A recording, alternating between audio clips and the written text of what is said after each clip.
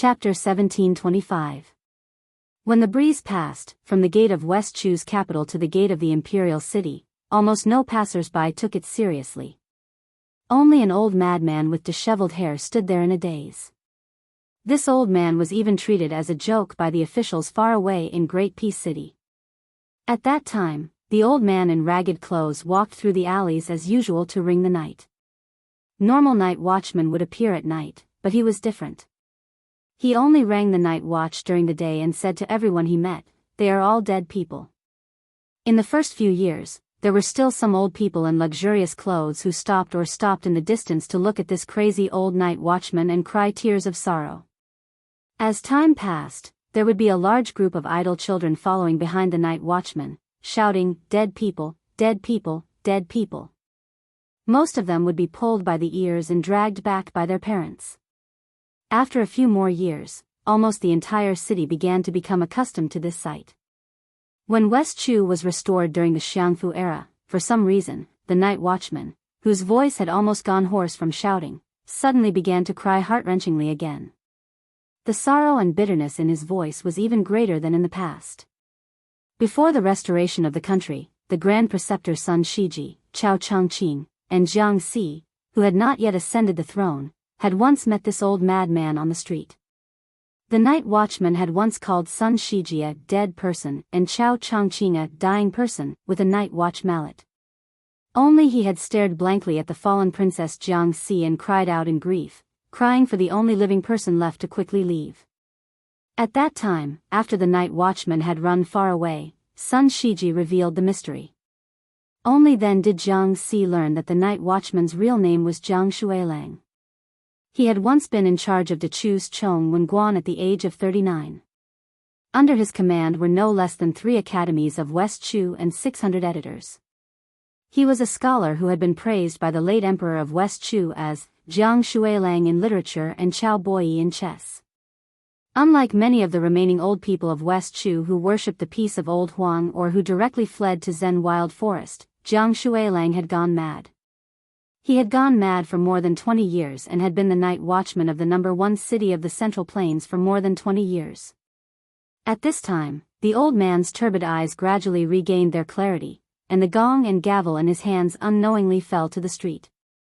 The old man suddenly turned around and started running. Even after falling down a few times, he didn't care about the pain and continued running. When the old man finally ran back to the lonely, dilapidated cottage, the old man's eyes began to look blank again. He scratched his head hard and finally squatted on the ground and whimpered hoarsely, like a dog covered in scars. Some of his cries were not from his mouth, but from his heart that was filled with the memories of the past. Clutching his head, the old man stood up with a face full of pain. He staggered into the cottage and rummaged through the chests and cabinets. Finally, he pulled out an arrow from a pile of junk under the bed with great difficulty. The python's skin had long since peeled off, and the strings had long since been snapped. The old man held the arrow in his hands, lost in thought. After an unknown amount of time, the old man slowly exhaled a mouthful of turbid air. After standing up, he moved a small broken stool and sat down in front of the cottage that had no stairs. The old man straightened his clothes and closed his eyes. Then, he extended a finger and dipped it in his saliva. There seemed to be a zither score placed in front of him, but it also seemed to have been flipped open by the old man. Only then did he begin to play the arrow. The song in the old man's heart was called Spring and Autumn. The great rivers of West Chu, the majestic mountains of East Yu, the frontier of northern Han, the lychees of southern Tang, the silk of western Shu, the giant trees of later Sui. When the old man was still called Jiang Shuilang, the people of West Chu were called Dechu. My Dechu had the world's #1 national chess player, Li Mi. There was the spring and autumn soldier, Yi Baikue. There was Li Chungang, who flew across the Guangling River on his sword. There was Zhao Dingxiu, who was the best scholar in the world. There was Wang Qin, who was the best poet in the capital. There was Chao Changqing, who was the pride of the Chao clan. There was Sun Shiji, who was dressed in purple and yellow when he was just 20 years old. There was the world's most polite person, Tsing Xianglin. There was Tang Jiahe, who was proficient in all kinds of knowledge, the old man's tears did not stop. Dechu had perished. He was now a lonely ghost in the wasteland of spring and autumn, with nowhere to go. The old man stopped and began to laugh loudly for no reason. Finally, the old man lowered his head and muttered to himself, "I am not crazy." Dechu perished. Some people pretended to be asleep, some pretended to be stupid, and some pretended to be dead. I, Jiang Shuilang, merely drank until I got drunk. The old man carelessly wiped away his tears. He raised his head and gazed into the distance, his fingers trembling. Thinking back to the past, when the old man was not old and the dead were not dead, he still remembered that there was a song that had once spread through the court and across the great river. That song had been written by great General Yi Baikue. He, Jiang Shuilang, had composed the music, Wang Qing had written the lyrics, and Zhao Dingxiu had written the lyrics. The name of the song was The General's Journey. Wherever there was water in a well, there would be people singing it. The old man sang loudly, but after just one line, he broke down in tears. The youth has not yet reached the age of 20, but he has left his home. Liyang, Great Peace City, Palace City, Imperial City, and Inner City. From the inside to the outside, there were people guarding the city. In the past, Teacher Lu Hao had been one of them. Now, the old ancestor of the Wu family sword tomb was the same.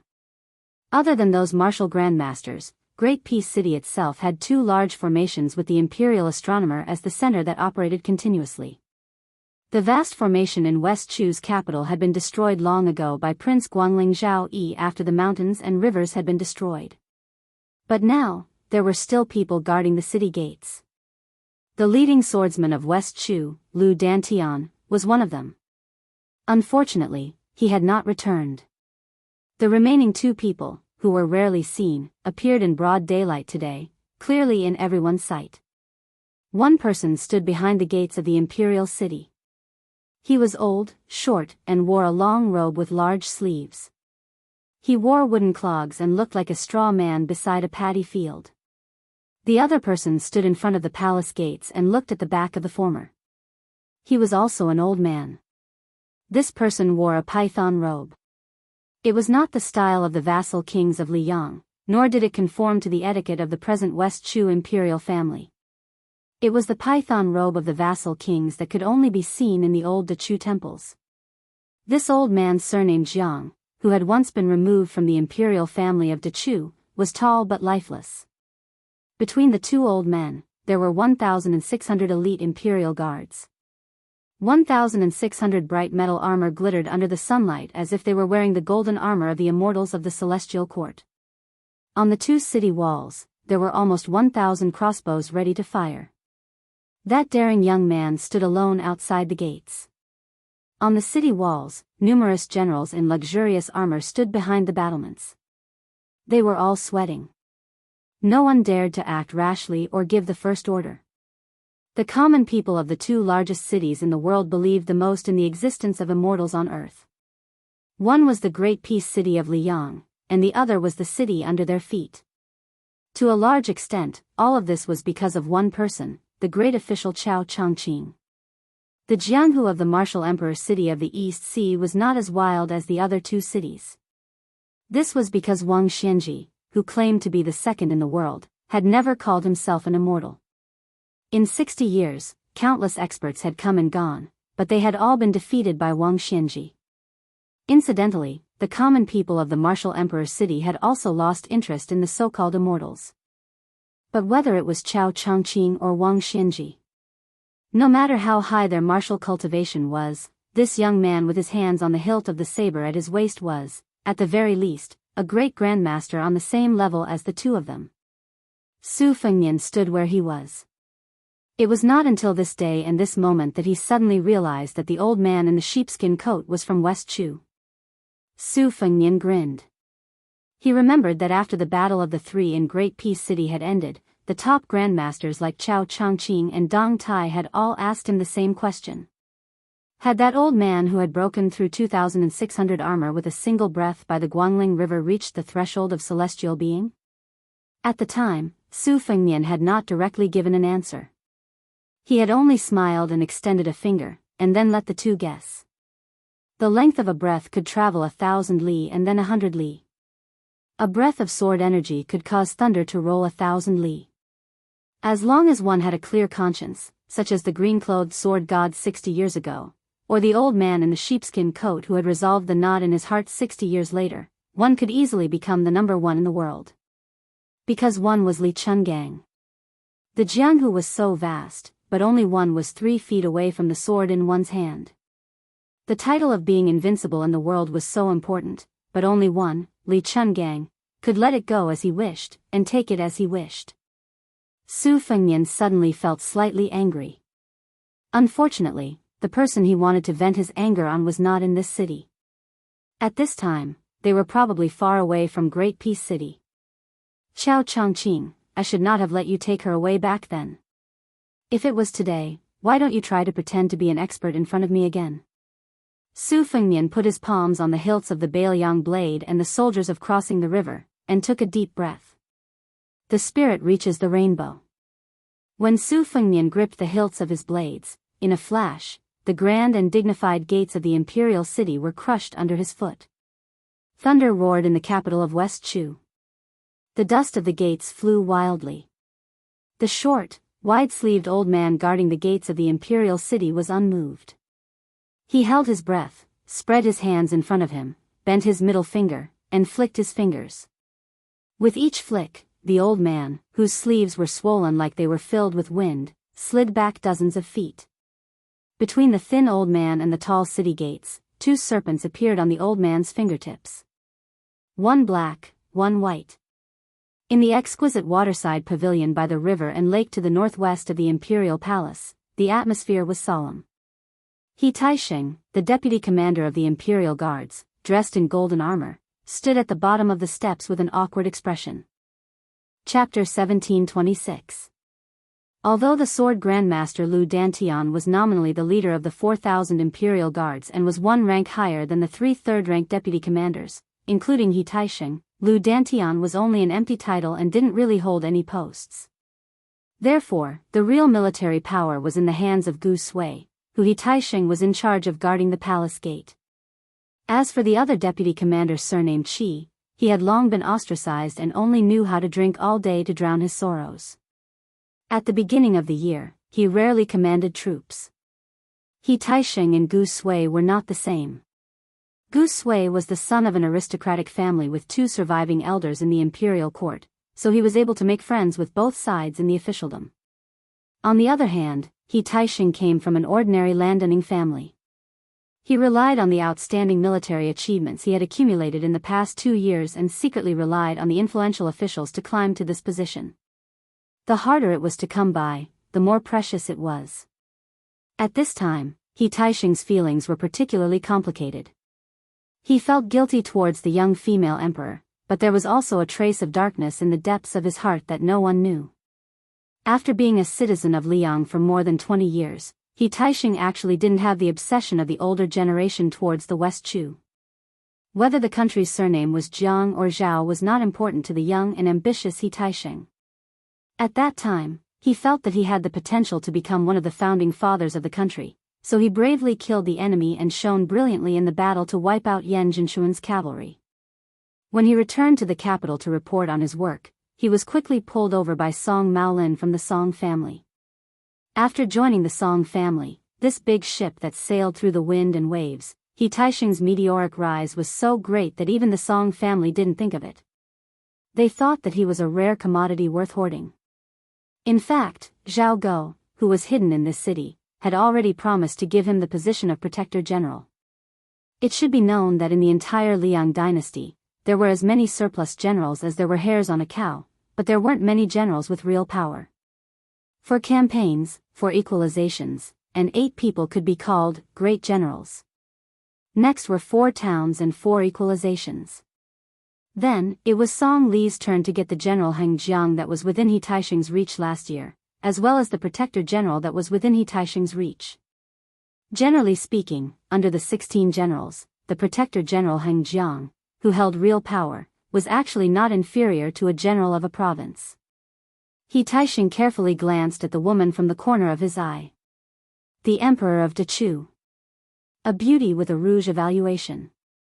Furthermore, she was a female sword immortal. The second in command of the Imperial Guards felt as if there was a furnace burning in his heart. Why is it that you, Song Maolin, a weak scholar, a good-for-nothing who doesn't even have the strength to truss a chicken, can openly express your love? Why do I, He Taisheng, have to bow and scrape before you? Why do I have to deliberately lower my wine cup to you every time I raise my wine cup to make a toast at a banquet? After hearing He Taisheng's urgent military situation, Song Wenfeng still looked confident and stood near a pillar.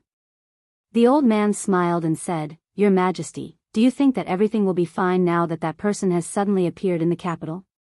The old man didn't get an answer and continued, His appearance is somewhat unexpected. Logically speaking, if he wanted to stand outside the capital, he should have waited for the 10,000 Bailiang barbarians to break through Wu Zhongshuan's army and are to choose several lines of defense. However, I can only say that this young vassal king's courage is commendable. Unfortunately, his luck is really bad. After I learned from the palace that Chao Chongqing had indeed left the capital to travel north, the three great clans led by the Song family began to make arrangements. Originally, it was to deal with the worst-case scenario if Chao Chongqing heard the news and rushed over. It wasn't to deal with that young man's surname Su. Your Majesty has just arrived and is still too young. There are many secrets that you don't know. Of course, Your Majesty has never been interested in court politics. Speaking of this, Song Wenfeng's tone revealed a hint of ridicule for the first time. After all, it is a woman who is in charge of the country's affairs. How can her thoughts truly be placed on the rise and fall? The pale Song Maolin was just about to speak when his father, Song Qingshan, grabbed his sleeve and glared angrily at him. Song Maolin wanted to say something but hesitated. However, under his father's warning gaze, this famous character finally lowered his head and clenched his fists with a pained expression. As the current clan lord of the Song clan, Song Wenfeng reached out to stroke the vermilion pillar. People's hearts are fickle. Back when Dechu was destroyed and Zhao Yi took over the city, he quickly revealed the details of the Great Formation. However, after we drove away that vassal king of Liang, someone else ran over to tell us the inside story of the Great Formation. They said that Zhao Yi had only destroyed half of the formation back then. Your Majesty, take a look. One thing was sold in two parts, and both parts were sold at sky-high prices. Isn't that amazing? This old subject used to be a pedantic scholar who only read books and wasn't much better off than Tang Jiahe, who had fled to the depths of the mountains and forests. However, after watching from the sidelines for 20 years, I finally understood that in the bustling world of fame and fortune, who isn't a merchant? Ordinary merchants seek profit, while we scholars seek fame. Even after death, we want to leave our names in the annals of history. In the end, it's all the same. The old man seemed to have sensed a cold intent and subconsciously tugged at his collar and cuffs. Your Majesty, this old subject asks you to raise your head and look around. Who in Dechu's imperial court isn't waiting for a good price? Who isn't looking for a way out? There are quite a few people who are truly loyal to Your Majesty, but unfortunately, they're no longer in the capital on the battlefield. They won't be able to escape death. Even if they're lucky enough to survive the battlefield, we won't let them live. I believe the Zhao clan of Liang will be happy to see this happen. Whether it's scholars killing scholars or scholars killing martial artists, they've never killed without spilling blood. The key is to kill them so that they won't be able to make a comeback in the annals of history. At some point, the Empress of Dechu was still sitting cross-legged. However, she was now facing the Jianghu with her back to the crowd. She had also put away the stacks of copper coins she had placed carefully before. Are you trying to scare me? She asked in a childish tone, Are you trying to scare me? Song Wenfeng didn't know whether to laugh or cry. This felt like a grass saint had painstakingly written a flamboyant masterpiece. Next to the table stood an illiterate boor who asked how it was written. The boor replied that he didn't understand a single word. She continued, Although I don't really understand what you're saying, I'm not scared. She actually had something she didn't say. I was bullied since I was young. Song Wenfeng, who felt like she was playing the lute to a cow, suddenly felt a violent anger. She suddenly raised her hand and was about to slap this young woman. At that moment, the old man had never been so heroic. But suddenly, the ground shook violently. The old man almost crashed into a pillar. At the gate of the imperial city, two aggressive dragons pounced forward. Su Fengnian didn't pull out a blade. Instead, he raised both hands and spread his fingers. He actually grabbed the two large dragons' ferocious heads in a death grip. There was an explosion of light between his fingers. The two gusts of astral wind were majestic and fierce. They blew Su Fengnian's hair backwards.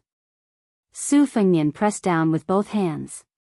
The black and white dragons were like coarse old oxen that had their heads forced down to drink water. Without any strength to struggle, they crashed into the water. Two enormous holes appeared on the left and right sides of Su Fengnian. The holes were as deep as the dragons were long. Su Fengnian looked at the expressionless short old man. "I didn't come to kill people, but don't push your luck." The old man 20 zhang away smiled coldly.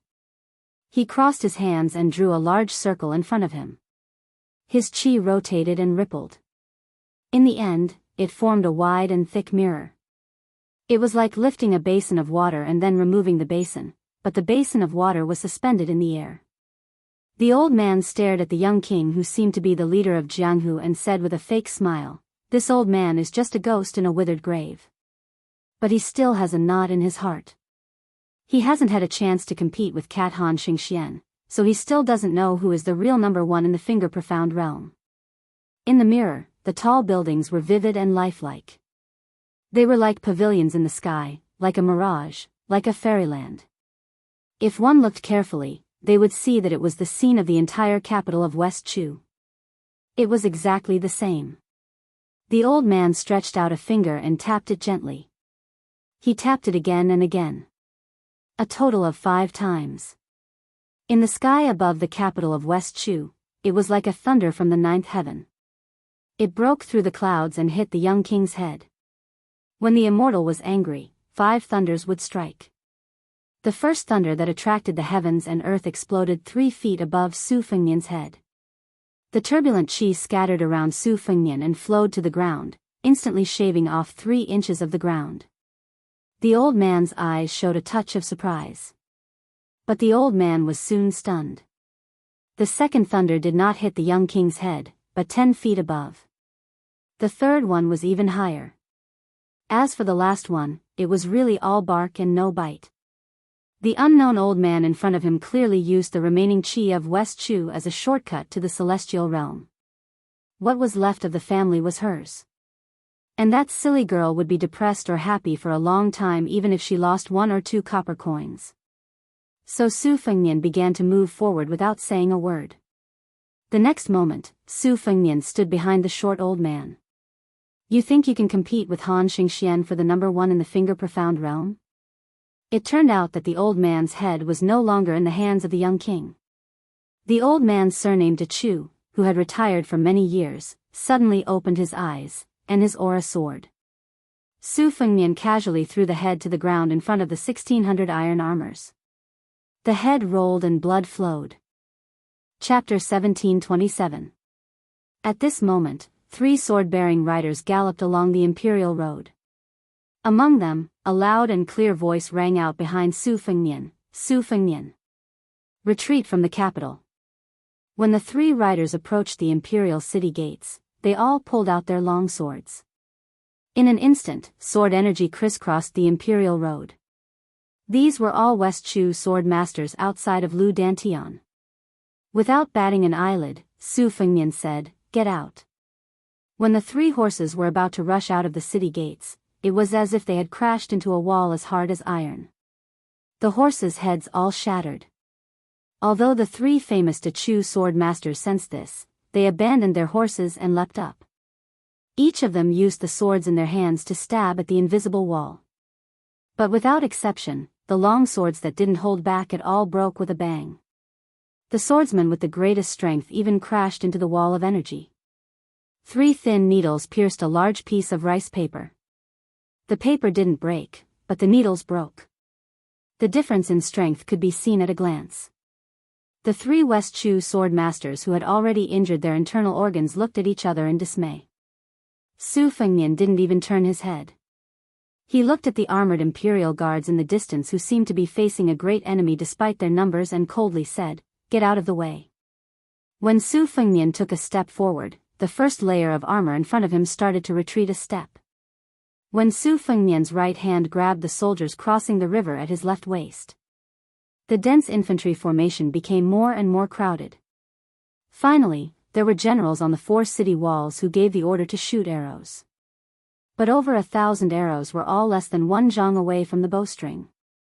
They strangely stopped, then slowly turned their arrowheads. Over 1,000 ice-cold sharp arrowheads were like over 1,000 spitting venomous snakes. Some people gulped. Some people broke out in cold sweat. Some people trembled. But no one made a sound. No one retreated. The old man from the Jiang dynasty took a step forward. He crushed an item in his hand, then raised his fist and heavily hammered his chest. His originally tall and sturdy figure suddenly grew to a height of 14 feet, which was not something a mortal body could grow to. Golden light flowed. Looking at this familiar scene, Su Fengnian felt as if he was standing in front of the Imperial College again. He said in a deep voice, "Damn you." The heavenly court war god raised his arms in front of his head. Su Fengnian's figure flashed past the armored infantry formation, and the river-crossing pawn in his right hand slashed at the golden giant's arm. The latter rammed open the gate of the palace. When Su Fengnian walked through the door, the golden giant who was kneeling in the dust stood up straight and said loudly, "Again." Su Fengnian disappeared in a flash. The golden giant retreated again, leaving a deep trench in the hard ground. This time, there was no need for the golden giant to remind him. Su Fengnian had already smashed the indestructible golden body condensed from West Chu's luck into the ground with his saber. Su Fengnian raised his saber and walked forward. Behind him, gravel sputtered from the pit, and golden light shot out. The giant ran towards the back of the young man with large strides. He was as fast as lightning, and every step he took shook the ground. Su Fengnian's left hand held the Bailiang saber on his right waist. In fact, this cold saber had already been broken in the battle with Chen Jibao at the Guangling River, and the river-crossing pawn had also shown slight cracks. In that battle, Su Fengnian had stabbed Chen Jibao. The price was his shoulder being hit by the plum wine spear that had turned purple. Su Fengnian turned around and slashed with his left hand. Half of the cold saber was like the crescent moon at night. The golden giant's head was not cut off. Instead, he was sent flying, and his entire body crashed into the city wall. This giant, who was comparable to the great Vajra realm of Buddhism, used both hands to pry open the city wall and was about to break out to continue the battle. Su Fengnian leaned forward, held his saber with both hands, and rushed forward. Near the Jianghu waterside pavilion, news kept coming in. He Taixing's expression became more and more serious. Song Wenfeng's expression was uncertain. The young empress did not seem to care about the fierce battle over there. She looked at the dead still water surface, and occasionally a water column splashed up. Perhaps no one noticed a detail, and that was that the water level of this small lake had risen by more than 10 feet in just half a month. However, because the eunuchs and palace maids were new to West Chu, they did not know about the past. They only thought that it was normal for a small lake to be like this after spring. She rested her chin on her hands and stared into the distance. The lush greenery was full of vitality. This time, it was her turn to sneer. "Why, are you afraid?" Song Wenfeng sneered. "Does your majesty really think that the king of Bailiang can escape unscathed? Do you really think that you can escape with him?"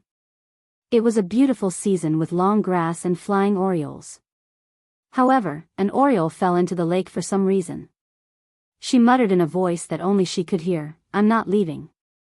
Song Wenfeng said sternly, "Jiang Si, don't forget that you were born as a member of the Jiang family of Dechu.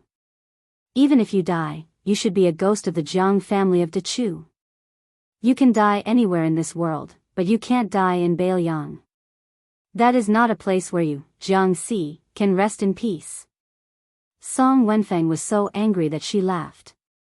She turned to stare at the young woman. Huh, this is the biggest joke in the world. The eldest son of Su Shao wants to rescue the emperor of the Jiang family of Dechu from this cage? Your Majesty, I, Song Wenfeng, ask you one last time as a subject of Dechu. Even if no one in Dechu stops you, do you dare to leave with him? How can you face the ancestors of the Jiang family? At this moment, an unfamiliar but warm voice sounded not far away. Old bastard, can you shut up? Song Wenfeng felt as if she had been struck by lightning. She didn't dare to turn around immediately. Song Qingshan and Song Maolin weren't much better. The deputy commander of the Imperial Guards, He Taisheng, was sweating profusely. The young man who had finally arrived was travel-worn. Some blood seeped out of his left shoulder. So he subconsciously wiped his left shoulder. He was like a farmer working in the fields. He wiped his sweat clean before knocking on the door so that his wife wouldn't see his tiredness. He Taisheng quietly took a step back. When he moved, his iron armor clanked. This made the deputy commander, who was originally very satisfied with his luxurious armor, hate it for the first time. The young man made a gesture of looking around. Then, he purposely didn't look at the elegant Song family playboy. Instead, he smiled at the middle-aged man, Song Qingshan, and said, "Oh, you must be that Song Maolin. You look like a dog." Song Qingshan and Song Maolin's faces turned ashen at the same time. Song Wenfeng narrowed her eyes. It was impossible to tell what she was thinking. As expected of an old fox who had experienced ups and downs in the officialdom for most of his life. Su Fengnian stretched out his finger and hooked it at the middle-aged Song Maolin in his eyes. Song Maolin, you brat. Stand up. I want to talk to you. Song Qingshan was extremely angry. He angrily rebuked, Su Fengnian, how dare you? This is my Dechu's capital. There was a slap. Song Qingshan, who had been slapped, flew out and landed heavily on the ground a few feet away. He twitched twice, and then it was unknown whether he was dead or alive. The real Song Maolin was just about to speak when he was slapped in the same way. A certain person even muttered, Motherf *Ker, his looks are worlds apart from mine. He dares to come out in broad daylight and pretend to be a ghost to scare people. In the waterside pavilion, her back was facing them. Her shoulders seemed to secretly move a little. Su Fengnian, whose gaze had been fixed on her, smiled knowingly. Seeing her, even if it was just her back, made him very happy. He Taisheng, who didn't dare to breathe loudly, looked down and turned a deaf ear to the tragedy in front of him. Unfortunately, he was still kicked by the unreasonable young man. He was kicked into the air like a shrimp and broke into a thick willow tree. He spat out a large bowl of blood before fainting. Su Fengnian walked up the stairs step by step. Song Wenfeng retreated step by step. Only when he leaned against the pillar did he realize that there was nowhere to go. Su Fengnian pushed his head hard against the pillar. This secondary first-rank official, who was in charge of the province under Dechu, suddenly rolled his eyes and fell limp to the ground. She faced Jianghu, and he had his back to Jianghu. He tried to be as calm as possible and said softly, "Have you seen enough? If you have, then come with me." She was silent. He continued, "If you haven't seen enough, I can wait." She still didn't speak. After reuniting, the two were speechless for a long time. Su Fengnian repeated his previous words, but raised his voice, "Come with me." But she still didn't speak. Su Fengnian lowered his voice, "Okay?" Jiang Si, who was no longer the pitiful servant girl in Bailiang Palace, raised her head slightly and said emotionlessly, "They don't know." "Don't you know?" The Jianghu in front of her. Why did the water level rise in the first half of the month after the beginning of spring?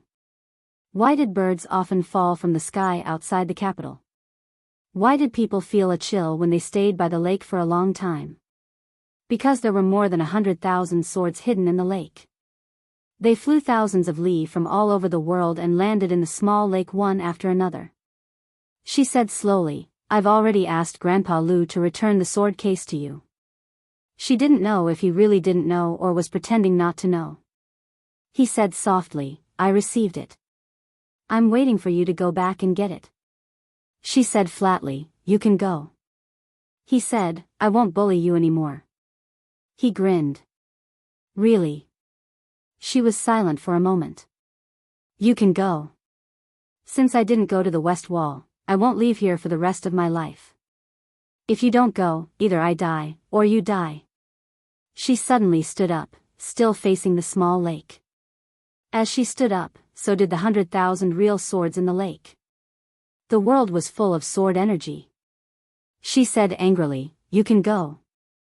Su Fengnian sat quietly by her side, looking at the pair of boots that she had placed in a crooked position. He bent down to arrange them neatly. When he bent down, he sniffled, his face full of tears. She couldn't see. Chapter 17:28. After the Lake of Swords came out of the water, they piled up into a mountain, just like the island of Tianma Mountain in the center of the Spring God Lake. The tip of the swords pointed to the waterside pavilion. He wondered if the young vassal king would feel uneasy. From the beginning to the end, the Empress of West Chu, who had never looked at him, looked up and stared blankly at the famous swords, long swords, ancient swords, and new swords that she had borrowed from all over the world. Su Fengnian bent down and put his hands on his knees. He looked down at the pair of boots and said softly, I went to the Wudong Mountains vegetable garden last time. If it isn't taken care of, it will really be abandoned. What a pity. Last year, on New Year's Eve, I had people put up a spring festival couplet in your house on Mount Qingliang. I kept the things inside for you, but I didn't let anyone touch it and locked the door. Think about it, it hasn't been cleaned for so long. How dirty would it be? When my father was dying, he told me that no matter what, no matter how chaotic the world was, he would bring you home in the future. In his heart, you, Jiang and I, have always been the first daughter-in-law of the Su family. My father was like this, and my mother even more so. Su Fengnian, who didn't get a response, talked to himself and seemed very lonely. During this time, he seemed to feel that Song Wenfeng, who was lying on the ground, was too annoying. He waved his sleeve and threw her out of the waterside pavilion.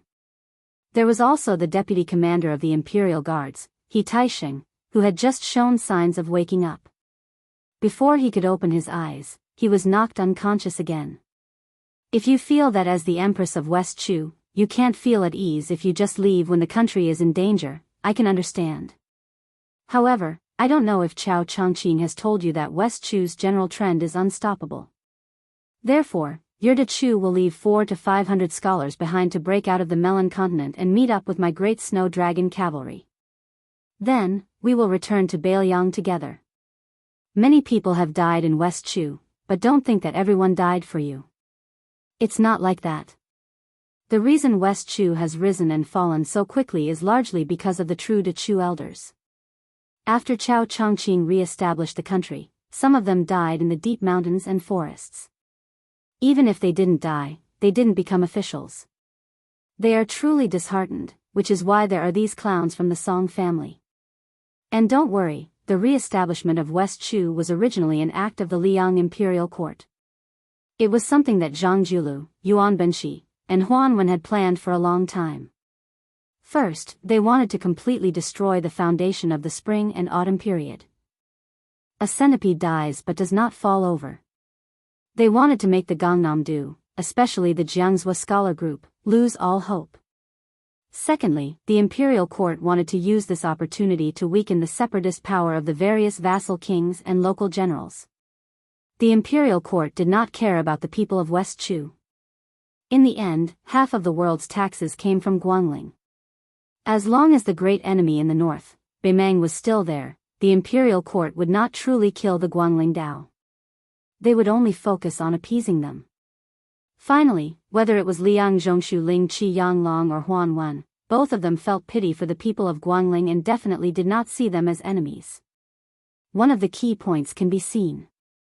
Su Gong of the Gumu Su family led his troops south, which was actually a gesture of goodwill by the imperial court.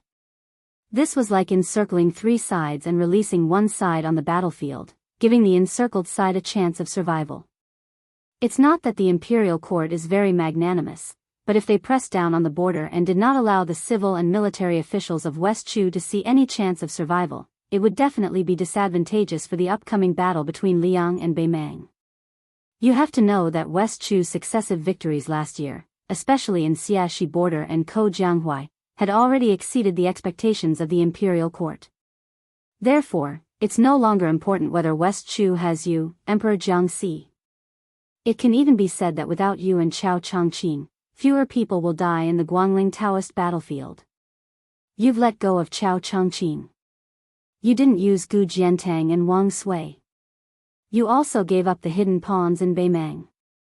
You didn't let the smoke of war rise in the Central Plains. Why can't you let go? Jiang and I suddenly stood up. He didn't put on boots, only socks. He walked to the waterside pavilion steps with his back facing the young man who didn't look like His Royal Highness at all. His cold voice didn't fluctuate at all. He pointed in the direction of Taiji Palace. I'm the last legitimate member of the Jiang family in Dechu. The former emperor died there. Why should I leave? Why should I leave?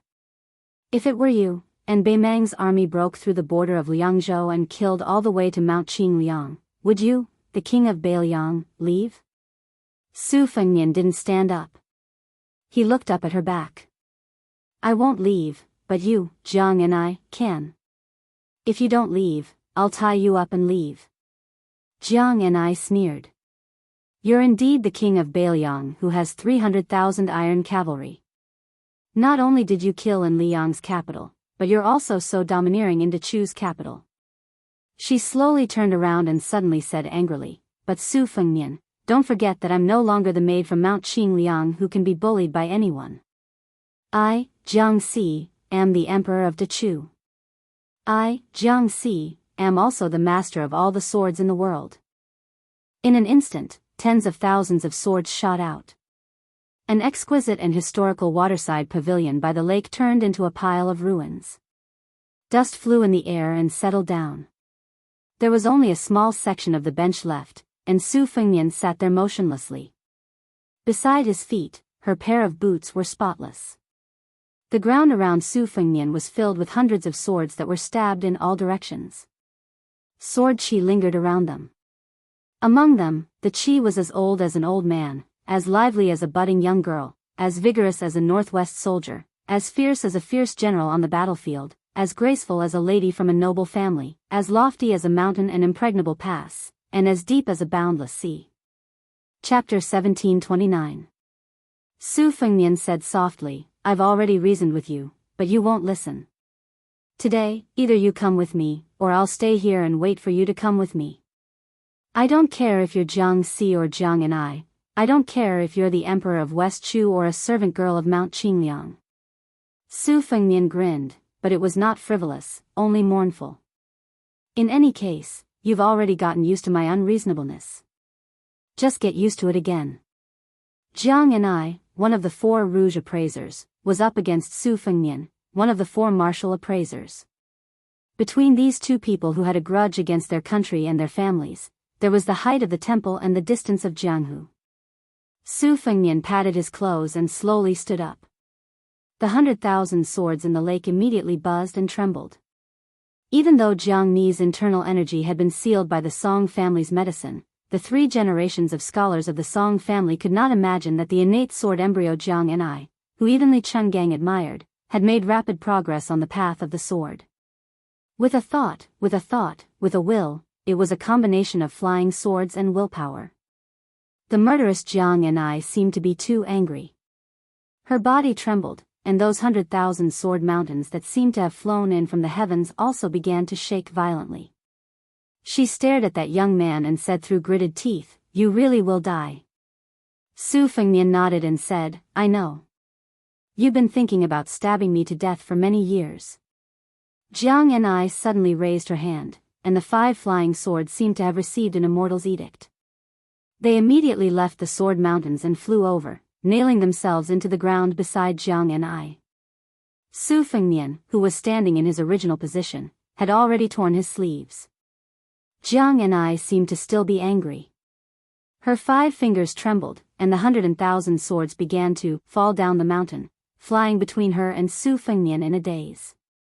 She said with a trembling voice, "You want to die and to choose capital that much?" The scoundrel opposite her actually smiled and said, "Guess?" It was as if all the grievances that she had accumulated for a lifetime had exploded in an instant. Her eyes were red, and she reached out an arm to the side, holding a flying sword that appeared in her hand with the force of a thunderbolt. At the same time, the sword mountains slowly moved, and finally hovered in the air above their heads, covering the sky and the sun. The light was dim, she finally could not see his face. Only heard her angrily shout, "Su Fengnian, are you going or not?" She heard his voice, "I'm not leaving." One sword mountain and 100,000 swords fell down like heavy snow, majestically and miserably on the ground, falling into the Jianghu. Jiang, TSS, Azes ATTTTS. He muttered to himself, and no one could hear him. "In the past, I always bullied you. I liked to go to your room in the middle of the night and play tricks. I liked to suddenly climb out when you were drawing water from the well. I liked to throw snowballs at you when it was snowing. I liked to hide in a tree and wait for you to pass by to scare you. I knew you felt wronged and angry, but, if I didn't bully you in those years, you wouldn't have bothered with me." Then he heard a sobbing voice. In that moment, he closed his eyes, his face full of pain.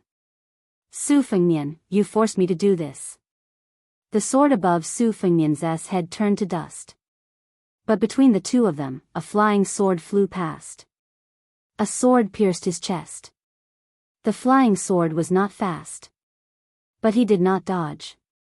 In those years, Han Xingxian wanted him dead, Lu Haoshi wanted him dead, Wang Xianji wanted him dead, and the imperial astronomer wanted him dead. No matter how arrogant those opponents were, he, Su Fengnian, would never resign himself to death.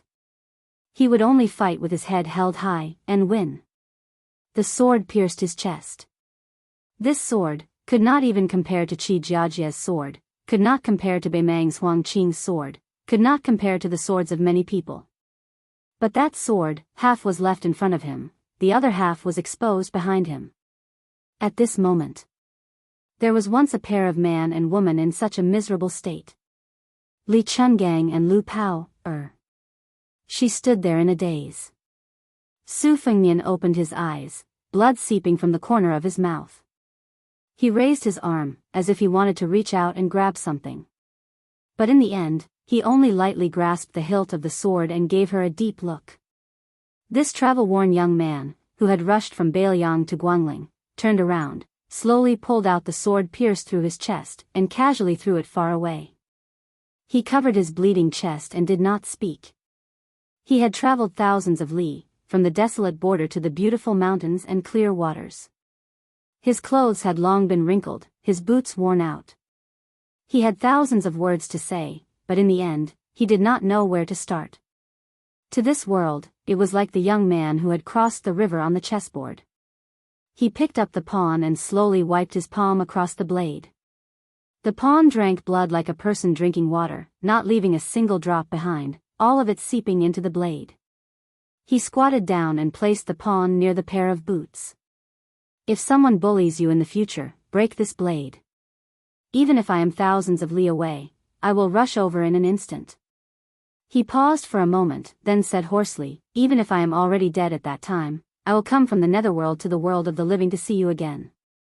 Then he stood up and shouted to the heavens and earth, "Whoever dares to kill Jiang and I, Su Fengnian, will kill him."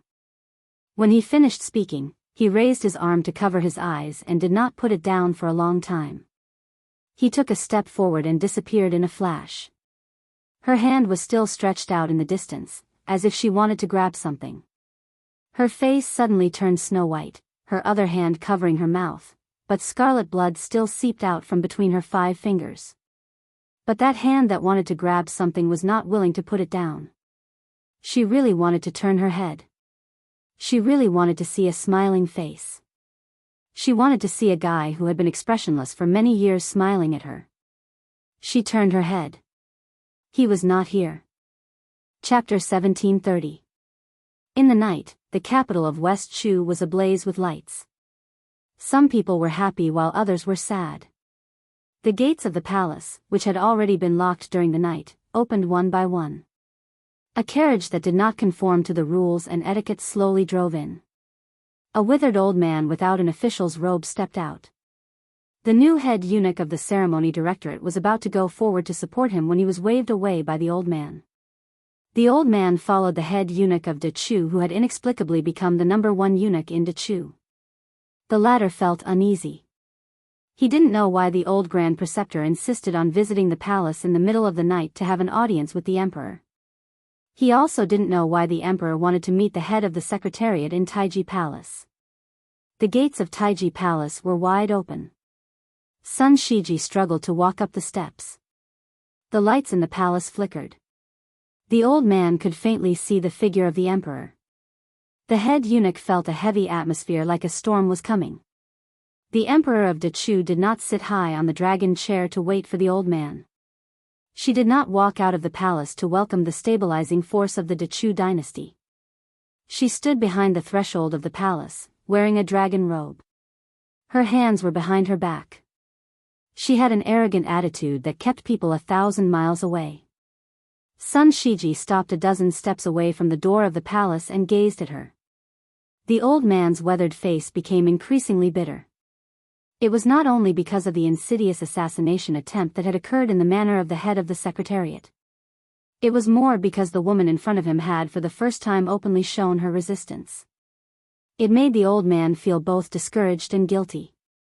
After the head eunuch bowed and retreated far away from the palace, Sun Shiji slowly said, "Your Majesty, the Song family has let down Dechu.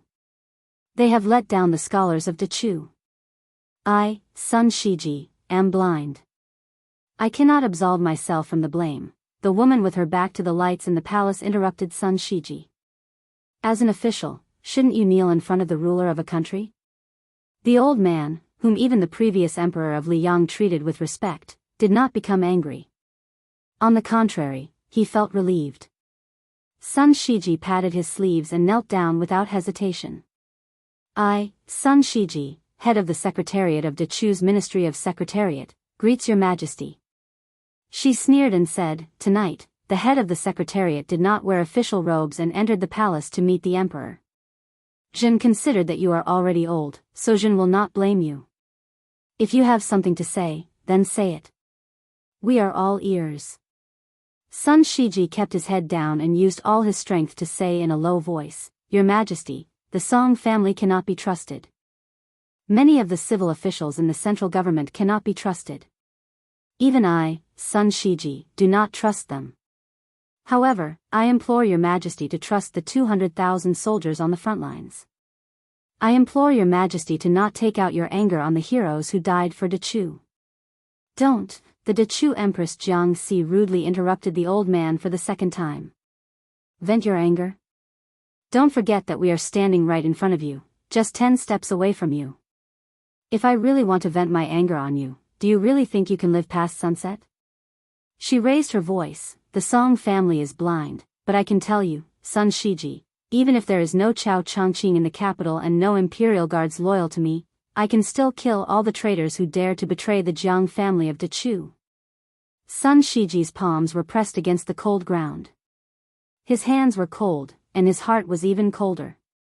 After a moment of silence, the old man could only hear the endless sorrow in her words.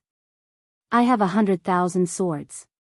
They were originally used to kill the Liang army, not the people of Dechu, and definitely not." The old man could no longer hear what she said after that. Sun Shiji knelt there, speechless. The door suddenly closed. Through the door, the Dechu Empress sneered and said, "You can leave. Sun Shiji, please rest assured. Dechu, please rest assured. Since I am the daughter of the previous emperor, I will die in the palace like the previous emperor." The old man stood up with difficulty and looked at the door. The head of the secretariat, who had been refused entry, turned and left. He walked down the steps of the Dan Emperor carved with golden dragons and auspicious clouds. The submissive eunuch of the ceremony directorate stood there quietly like a night owl, waiting for a long time.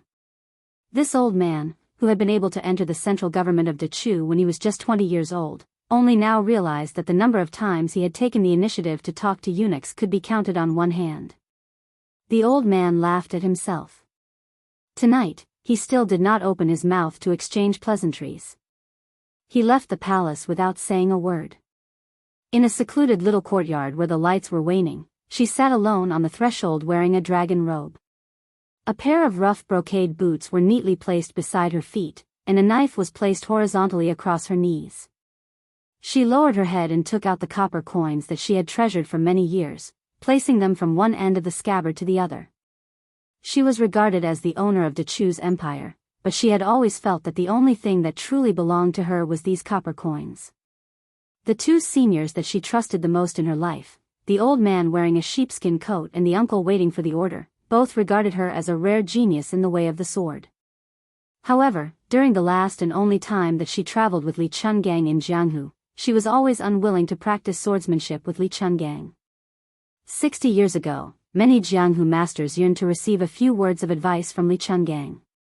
She did not know why, perhaps because she had seen that person practice the knife and felt that it was too difficult and too frightening, so she did not dare to practice swordsmanship.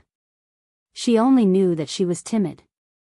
She had been timid for so many years and had been bullied for so many years. Why did she have to practice swordsmanship when she could easily study and earn money? In fact, there was one thing that she did not dare to admit at that time. What if one day she really became an immortal on Earth after practicing swordsmanship? Would she really stab him to death? No matter how rebellious the old bastard Song Wenfang was, there was one thing that he said that reflected the thoughts of many old people of Dachu. That was, even if Bailiang was the place where Jiang and I lived, it was definitely not a place where she could rest in peace. The Su family and the Jiang family were not ordinary neighbors who clashed with each other. Instead, the Su family's cavalry trampled Dachu's mountains and rivers. It was Su Shao who personally forced the Dachu's late emperor and Dachu's empress to death. It was Su Fengnian's father who personally killed the parents of the new Dachu's emperor, Jiang Si.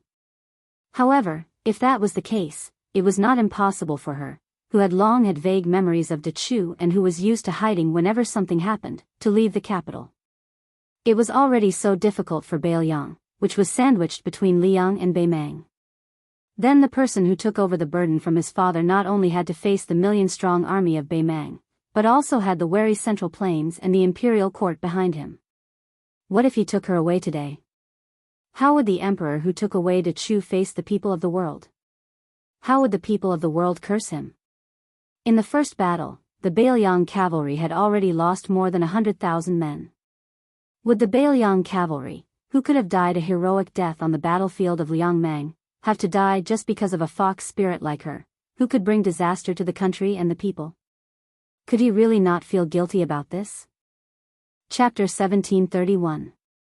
She was a coward who was very afraid of taking responsibility. In the past, she was just a servant girl who would secretly curse people when she was washing clothes. Even if she could be heartless and not care about anything, pretending to be at ease behind you, Su Fengnian, there would be no place for you to feel at ease. She knew that in the territory of Dachu, in the past 20 years, many common people had privately said that the reason for the destruction of Dachu was because of her mother, whose face she had long forgotten.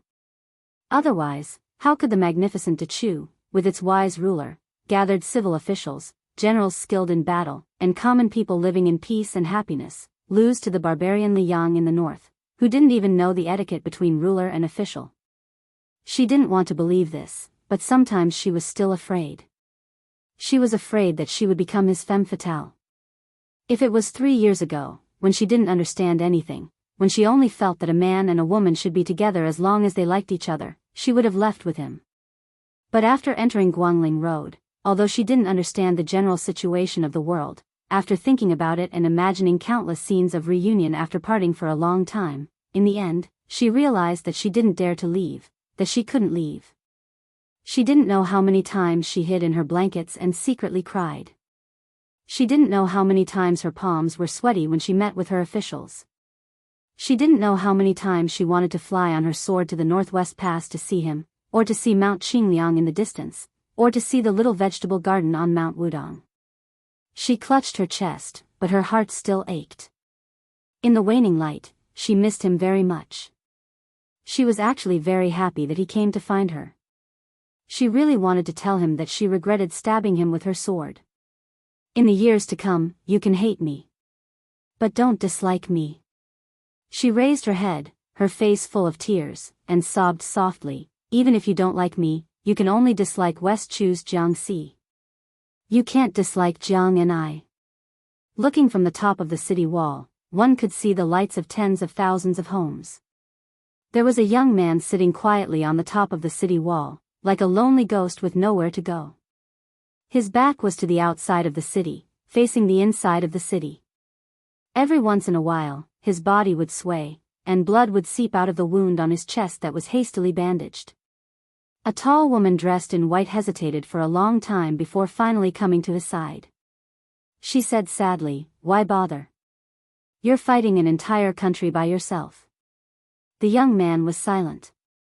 The tall and beautiful woman sighed and said, "Although West Chu doesn't have much fate left, it's still not something you can easily fight against alone.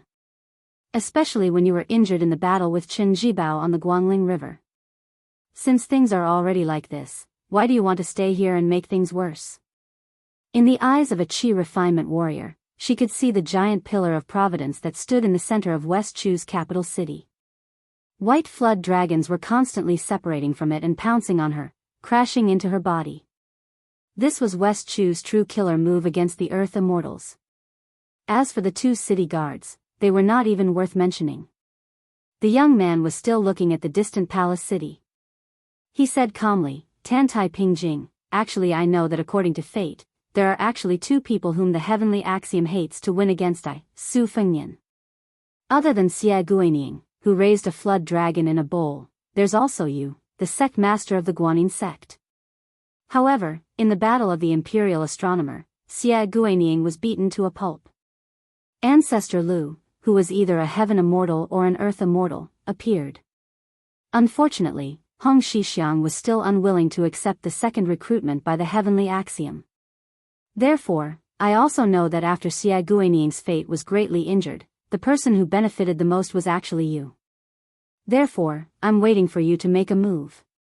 Instead of waiting for you and me to become enemies in the future, instead of worrying about you ruining my Bailiang's fate in the future, it's better to have a clean end between you and me now. Tantai Pingjing's expression was complicated. Su Fengnian coughed a few times and said slowly, "Before you decide to make a move, the two of us can be considered as friends. Why don't you have a chat with me?" Tantai Pingjing nodded and said, "Okay." Su Fengnian, whose feet were hanging outside the wall, smiled and said, "Guess who I envy the most among all the people of the pugilistic world?" Tantai Pingjing thought for a moment and asked, "Is it not Li Chungang?" Su Fengnian shook his head and said, "No." Tantai Pingjing hesitated for a moment and the corner of her mouth curled up slightly. "Mount Hui Xinyuan Jingcheng?" Su Fengnian suddenly turned his head and was a little flustered. He scolded jokingly, "You're courting death. Admiration is admiration, but I don't want to be Xinyuan Jingcheng." Tantai Pingjing smiled knowingly. Su Fengnian looked into the distance again. The city was full of lights, as if he was looking up at the bright stars of summer and autumn. "I envy Dong Tai the most. He doesn't care about the ups and downs of the pugilistic world, and he doesn't care about the treacherous clouds in the palace. After leaving the Wu family sword tomb, he has no more grievances and no more attachments.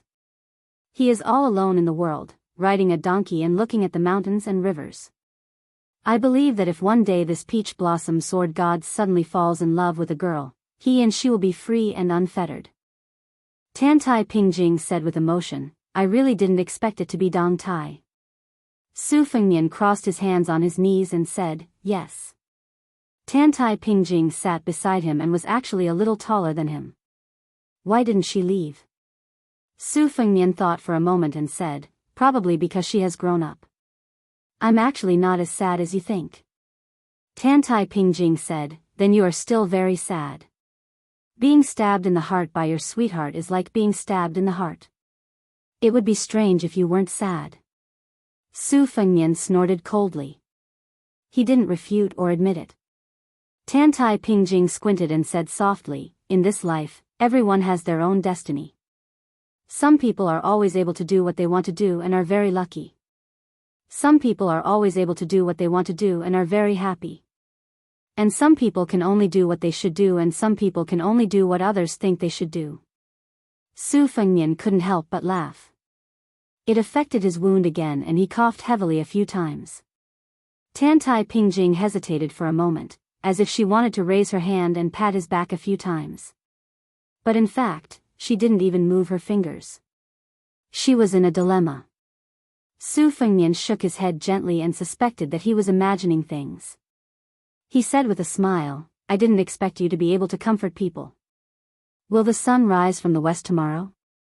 Tantai Pingjing was expressionless. But even if she wasn't angry, her mood wouldn't be much better. So not long after she sat down, she stood up again.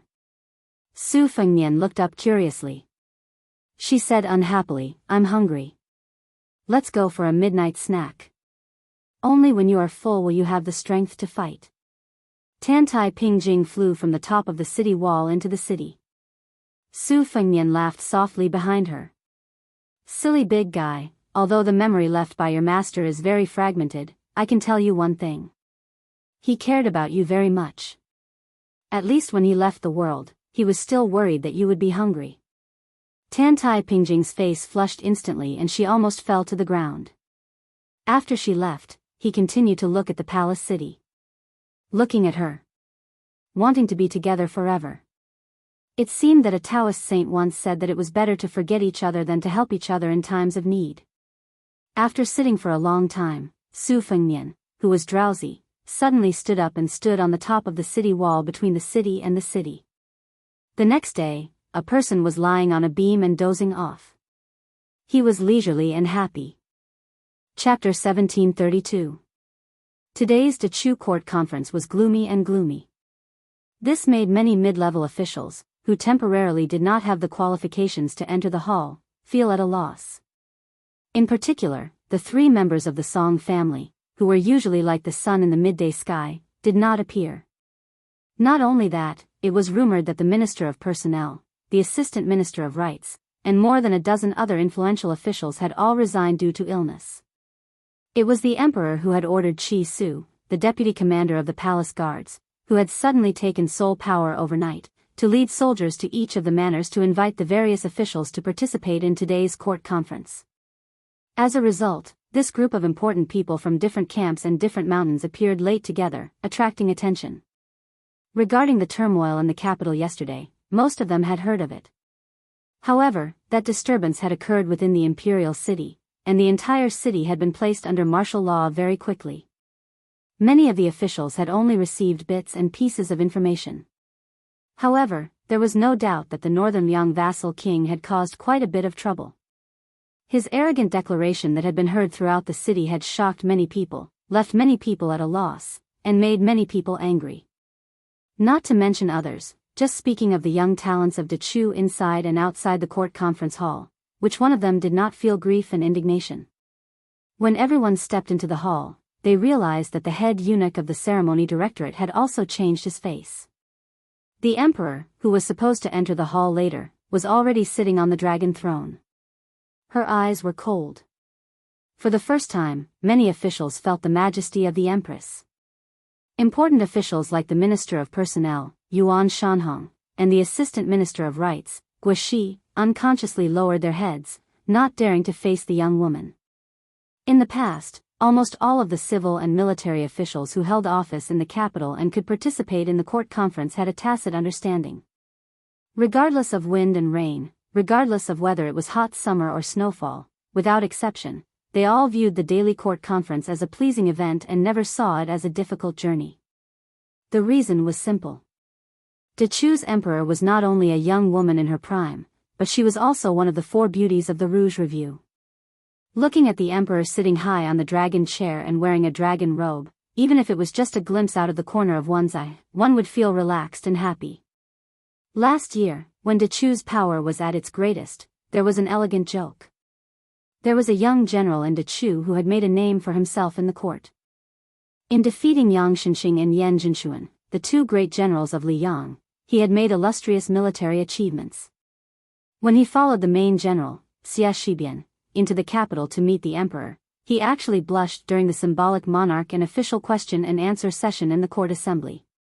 It was as if he was suffering from a mental illness. He couldn't say a single word, causing the entire hall to roar with laughter. If it weren't for the head of the secretariat, Sun Shiji, who was sitting on the chair, quickly shouting for them to stop, the laughter would probably have traveled far into the hall.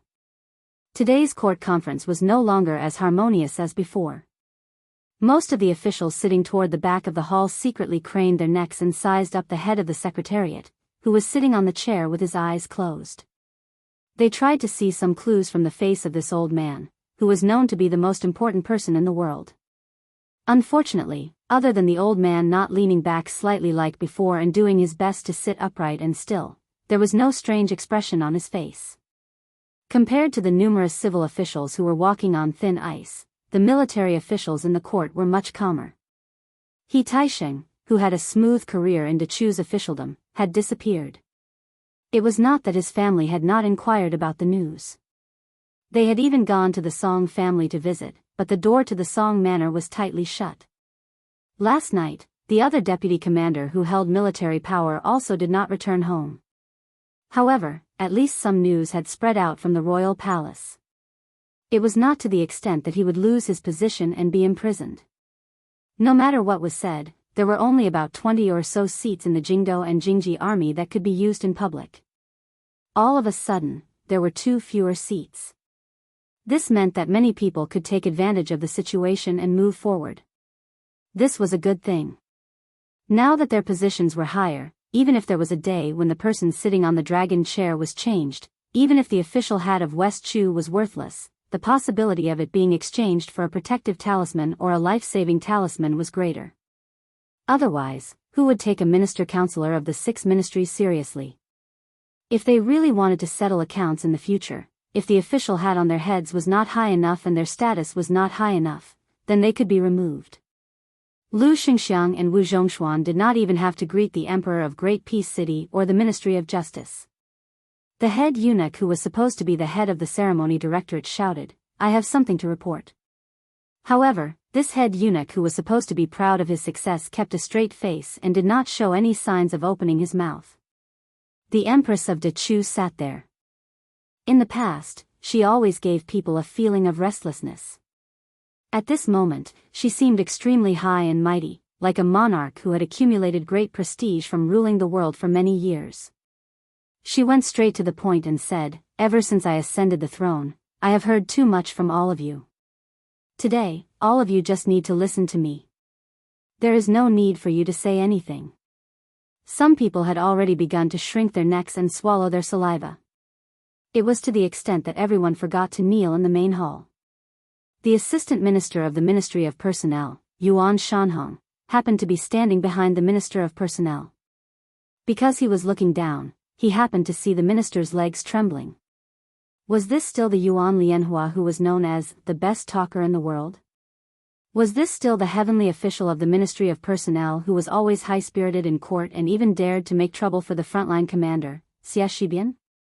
The first female emperor in the history of the Central Plains, Jiang Si, looked down at the group of civil and military officials. The room was full of purple and yellow crowns. Outside the door, there were a few officials who realized that they should have stood up after kneeling. They looked into the main hall with blank faces and looked at her. Then, they quickly lowered their heads under her gaze. She said in a low voice, "The deputy commander of the Imperial Guards, He Taisheng, has been sentenced to death. The former deputy commander, Gu Sui, has been transferred to the position of deputy general of the Southern Jingji Army." He Taisheng was dead. Although the high-ranking officials in the imperial court had already made some guesses based on the clues, when they actually heard the news, their faces were still full of shock and fear. It was inevitable that they felt some sympathy for the death of the rabbit. It was not that the life and death of the boorish man, He Taisheng, was important. Rather, it meant that the Song family, which dominated Dechu's court, had really collapsed. Since even the Song household, which had 3 ministers, had completely lost power, then who in the imperial court could live to 100 years old? The scariest thing was that the head of the Hall of Secretaries, who had always been on good terms with the Song family, did not seem surprised at all. He still did not open his eyes. The Gu family, which was slightly inferior to the Song family, was still a behemoth with deep roots in Dechu. The former deputy commander, Gu Sui, was the eldest grandson of the current provincial right servant, Gu Yang. However, the Gu family was criticized by Gu Sui's elders. In the Gu family's second branch, there were 3 people who had been in Liang for many years. It was just that their career in Gangnam-do was not smooth. Furthermore, when West Chu was reinstated this time, none of the 3 Gu family members, whose official positions were only the size of a sesame seed, were willing to return to their roots. They even quickly wrote a letter of severance to the family. Under Gu Yang's personal supervision, the 3 people's names were removed from the family tree. At that time, many officials treated the Gu family's dirty laundry as a joke. When the Liang army came to encircle them from 4 fronts, everyone suddenly realized. Hearing that the eldest grandson of the eldest son was only going to be a deputy general of the southern Jingji army, Gu Yang lowered his head and his expression could not be seen clearly. However, the young emperor's next words were no less shocking than thunder in his ears. The provincial right servant, Song Wenfeng, was ordered to die. Gu Yang, who had just been relieved of a heavy burden, was shocked. What if the word left was changed to right? While he was shocked, he could not help but ask himself. If he was really ordered to die, what would Gu Yang do? What would the entire family do? After looking at each other, a third-rank civil official, who was well known in the imperial court, immediately walked out of the ranks. He held a jade tablet in his hands and lowered his head, saying in a low voice, "I would like to ask your majesty, why did your majesty order Sir Song to die? I would also like to ask, why was Sir Song sentenced to death?" After 2 seemingly rude questions, this official, who was related to the Song household by marriage for several generations, simply raised his head and stared at His Majesty's face. He continued to ask, "I have one last question." The previous emperor had once bestowed the Song family with the red ink iron certificate, publicly promising that the Song family could share the world with the Jiang family of Dechu for generations to come. After this official publicly defied the emperor's edict, almost all the officials in the imperial court began to nod their heads vigorously. Their indignation was evident in their words and expressions. He took a step forward, not caring that he had just said, "One last question," and that there would soon be a 4th question. He said righteously, "I would like to ask your majesty, could it be that your majesty was not born of the Jiang family of Dechu? Otherwise, how could you dare to go against the previous emperor? If I remember correctly, with that red ink iron certificate, the descendants of the Song family could avoid death 4 times. At this time, no one was paying attention to whether the Secretary of State, Sun Shiji, had his eyes open or closed. Chapter 1733. The old man sitting on the chair gripped the edge of the chair with his withered hands, breathing with difficulty. Dechu's emperor, Jiang Si, did not panic at all. With a half-smile, he said, "The red ink iron certificate bestowed by the previous emperor? Of course, I remember, but you probably don't. Taizu once said that anyone who committed a great crime of rebellion would be executed." The official was stunned for a moment and then laughed out loud. He looked around, as if he had gone mad. How laughable, how laughable. In the long history of the Chu dynasty, there has never been an official who was given a certificate and executed. I didn't think that I would be so lucky to meet His Majesty, the Emperor who has opened up a new era. The Hanlon scholar, who was known for his elegance, suddenly raised the jade tablet high up and smashed it viciously on the floor of the hall. It instantly shattered. His voice was like the mournful cry of a dragon and phoenix. The Hanlon scholar, who had frightened everyone, said clearly, "I don't want to be an official like this." Then, just as he turned to leave the hall, the old Grand Tutor, Sun Shiji, who was already at the end of his life, slapped the edge of the chair and shouted angrily, "What a scandal! Li Zhangji, even if you want to hang up your seal and resign, you should wait until the court session ends before you can leave the hall." Otherwise, you should go straight to the imperial prison yourself. There's no need for the Ministry of Justice to interrogate you." The Hanlon scholar froze on the spot and snorted heavily.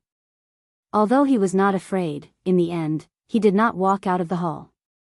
Instead, he swaggered back to the ranks of the officials.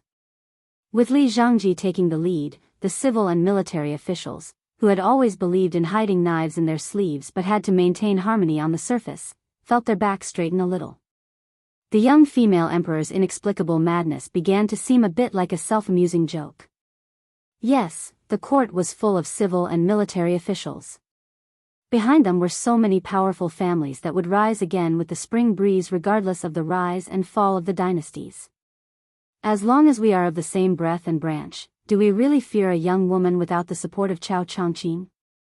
Furthermore, looking at the situation, the old Grand Tutor was only tolerating her crazy actions and did not support them.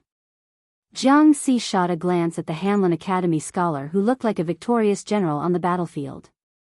He sneered and said, "Li Zhangji, I heard that you claim to be an ancient and modern scholar. You don't even need to look at them.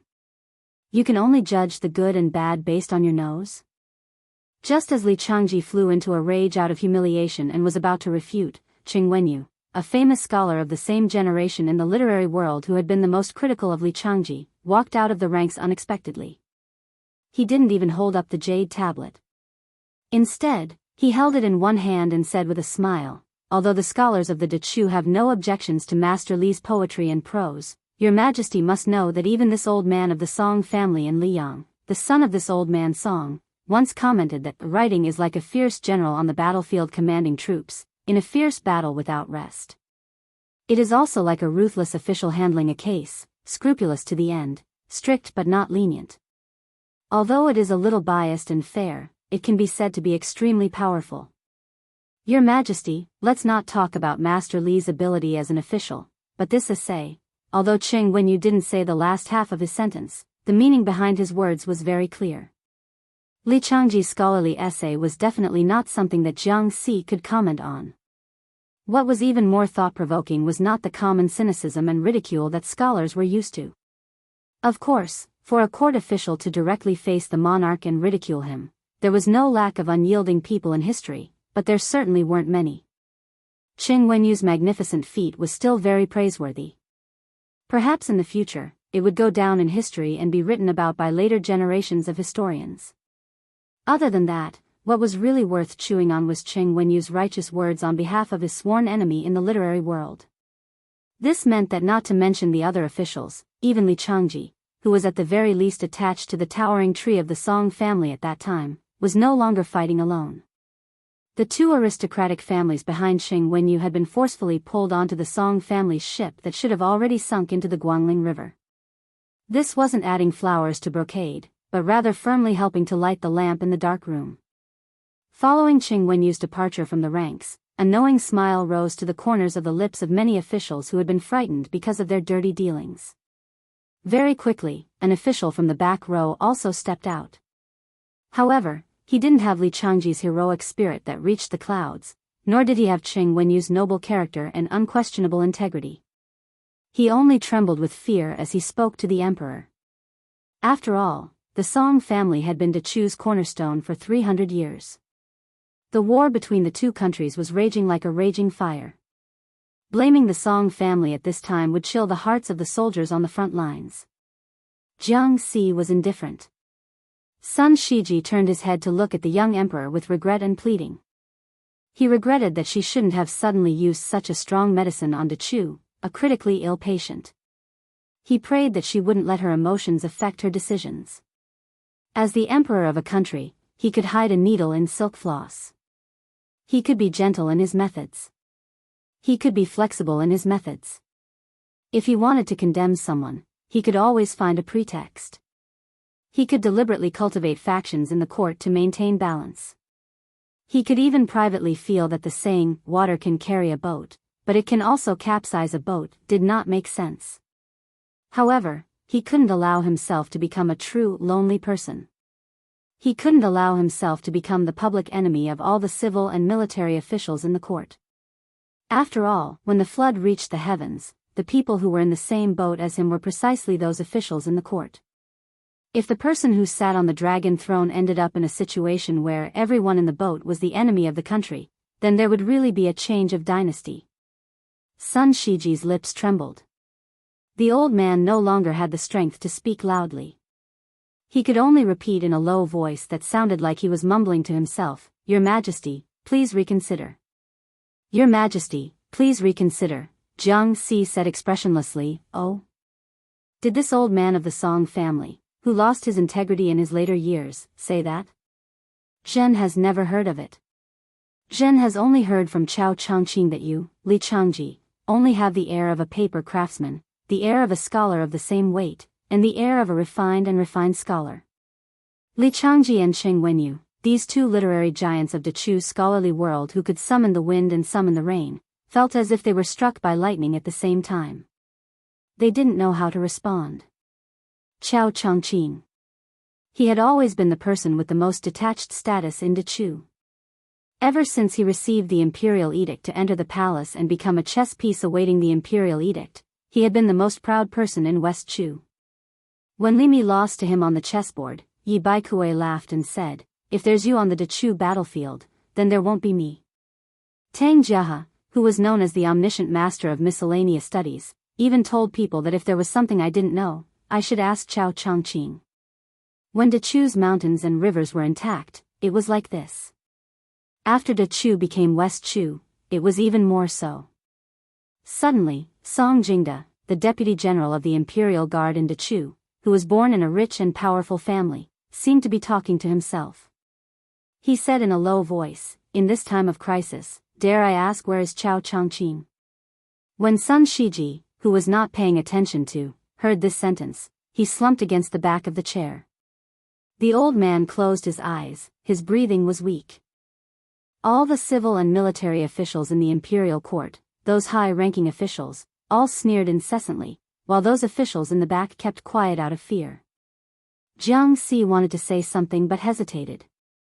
She was filled with anger, but she couldn't say anything. She suddenly walked down from the dragon chair, walked to the chair, squatted down, and gently held the old man's withered hand, which was trembling so powerlessly.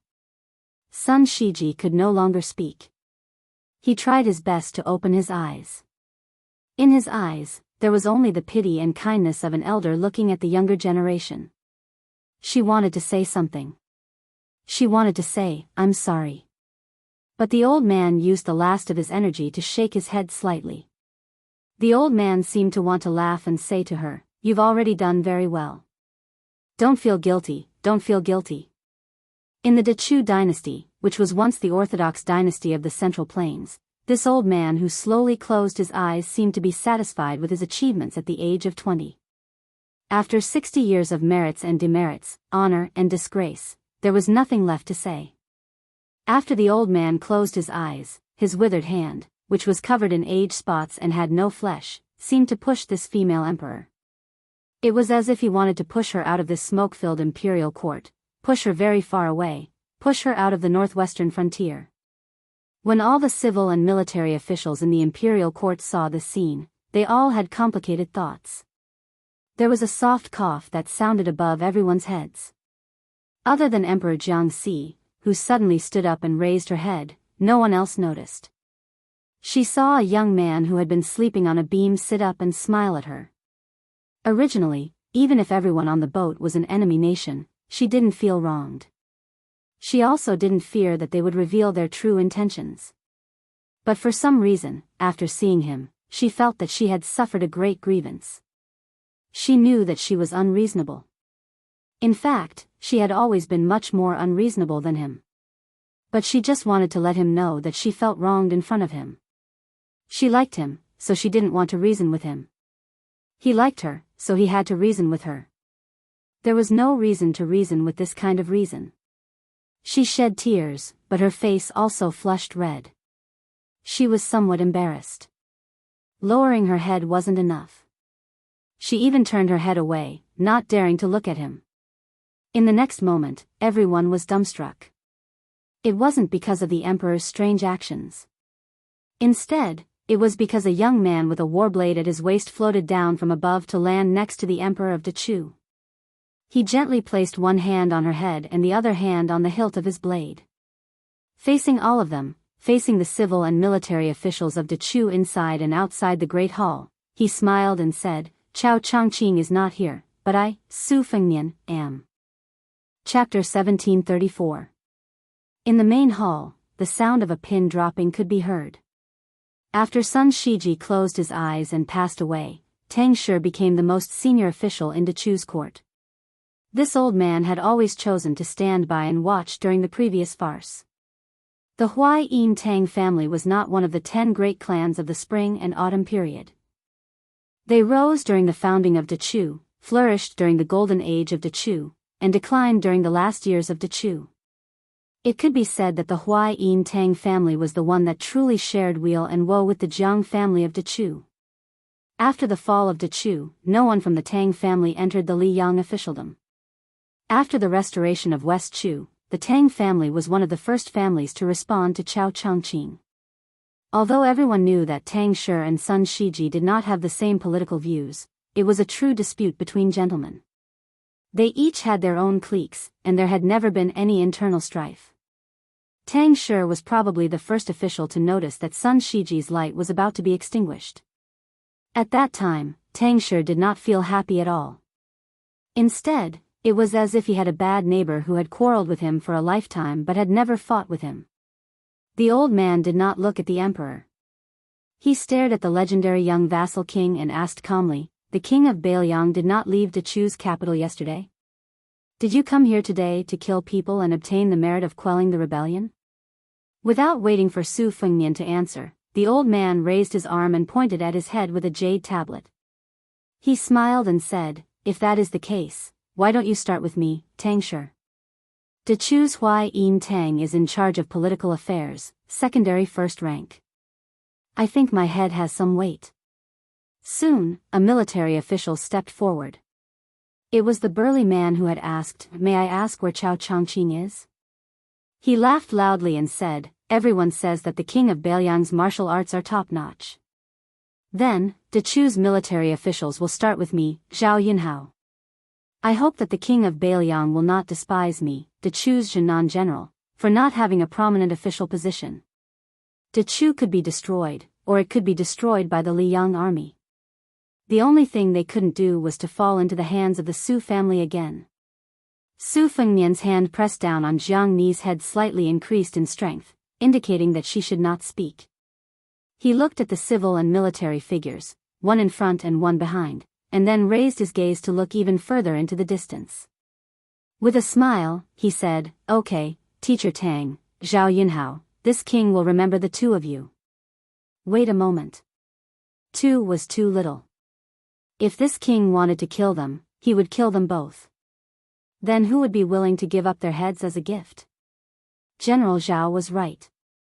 Chao Changqing wasn't in the capital, so they couldn't think of anyone who could stop this king from killing people. The Minister of Appointments, Gu Yang, Hanlin Academy scholar, Li Changji, Qing Wenyu, Assistant Minister of Rights, Su Yang, why aren't you all standing out? Or are you saying that you found a way out and can't bear to die? If this king didn't remember wrongly, your families all had people who died for the country after the Battle of the Western Wall. Among the 4, only the elderly Gu Yang walked out silently to Teacher Tang's side. The other 3 didn't move, especially Qing Wenyu and Li Changji, the 2 great literary figures of the time. They were so scared that their faces were pale.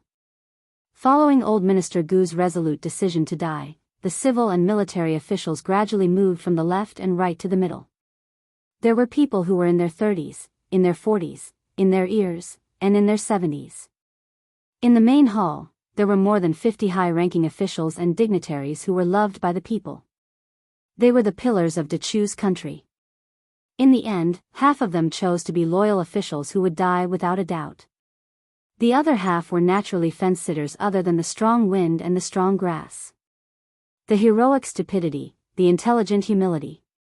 At this moment, there was a clear distinction. Jiang and I turned her head away and didn't let him put his hand on her head. Su Fengnian didn't argue with her and didn't seem to have any intention of killing people in the main hall. He smiled and said, "My Bailiang cavalry is going south to Guangling Road. Whether or not we're going to quell the rebellion depends on everyone's attitude.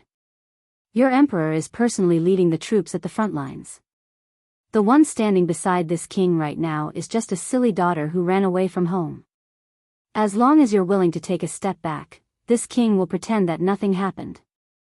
On the Western Wall battlefield, the West Chu emperor can continue to boost the morale of the army. You bunch of civil and military officials can continue to point out the country or find your own way out. How about it? If there's anyone who doesn't want to take a step back, this king will really go on a killing spree today and throw all your heads to Wu Zhongshuan or Su Gong. As for whether you believe me or not, that's up to you. I'll give you the time it takes to burn a stick of incense to weigh the pros and cons." "No, only the time it takes to burn a stick of incense." When he said the time it takes to burn a stick of incense, Su Fengnian casually glanced at the long imperial road outside the main hall. For some reason, he changed it to the time it takes to burn a stick of incense. Su Fengnian's thumb slowly pushed the knife out of its sheath an inch or so. The small bit of light was particularly dazzling. Su Fengnian continued, "It's not important whether De Chu has Jiang and I or not. As long as there's Jiang Si on the Western Front, it's enough. Isn't that right?" Su Fengnian looked at Hanlin Academy scholar Li Changji, who didn't have a jade tablet in his hands, and emphasized, "Scholarly, isn't that right?" Li Changji, who no longer had his previous strength of character, nodded and said, "Yes, yes, yes. Your Highness is right." In the main hall, some of the officials who hadn't walked out of their rank started to look at their colleagues. Some people started to softly persuade their family friends or relatives, using emotion and reason. Some people even secretly ran over and tried to pull back the officials standing in the middle of the main hall. At the same time, some people pretended not to see, some turned a deaf ear, and some even angrily rebuked. Only a few officials returned to their positions with faces full of shame. Seeing this scene, Su Fengnian, who had a calm expression, actually had mixed feelings. De Chu used to be the backbone of the Central Plains. Therefore, when De Chu fell, the Central Plains sank. One could only imagine how tragic the soul-stirring battle of the Western Wall was. When someone noticed that Su Fengnian's expression was becoming more and more serious, someone finally had a mental breakdown. Assistant Minister of Rights Su Yang, who had been secretly colluding with the Li Yang military, suddenly shivered. As if he suddenly had an epiphany, he quickly walked to the position behind Minister Tang and smiled flatteringly at Su Fengnian. "Your Highness, I am Su Yang from West Chu's Ministry of Rights. When will Your Highness cavalry from the border arrive outside the capital of West Chu?" Instead of being dragged to the grave by a group of idiots, he, Su Yang, might as well choose the lesser of two evils. Although relying on the northern Liang would definitely cause him to suffer in the future, and it was far from being able to directly connect with General Li Yang, it was still better than not being able to see the sun outside the hall.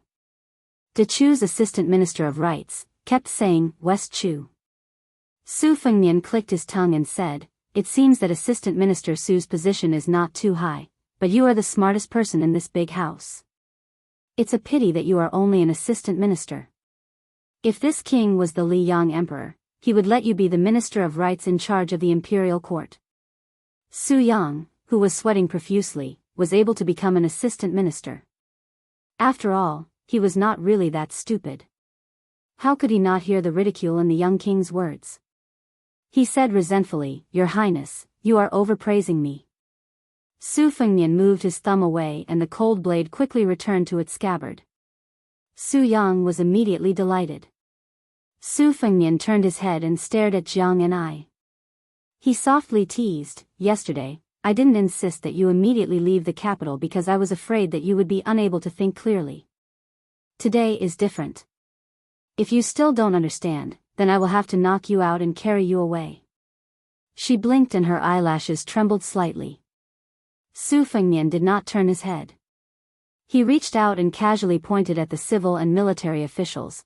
"There are people like Master Tang, Gu Yang, and Zhao Yunhao. It means that your trip to West Chu was not in vain.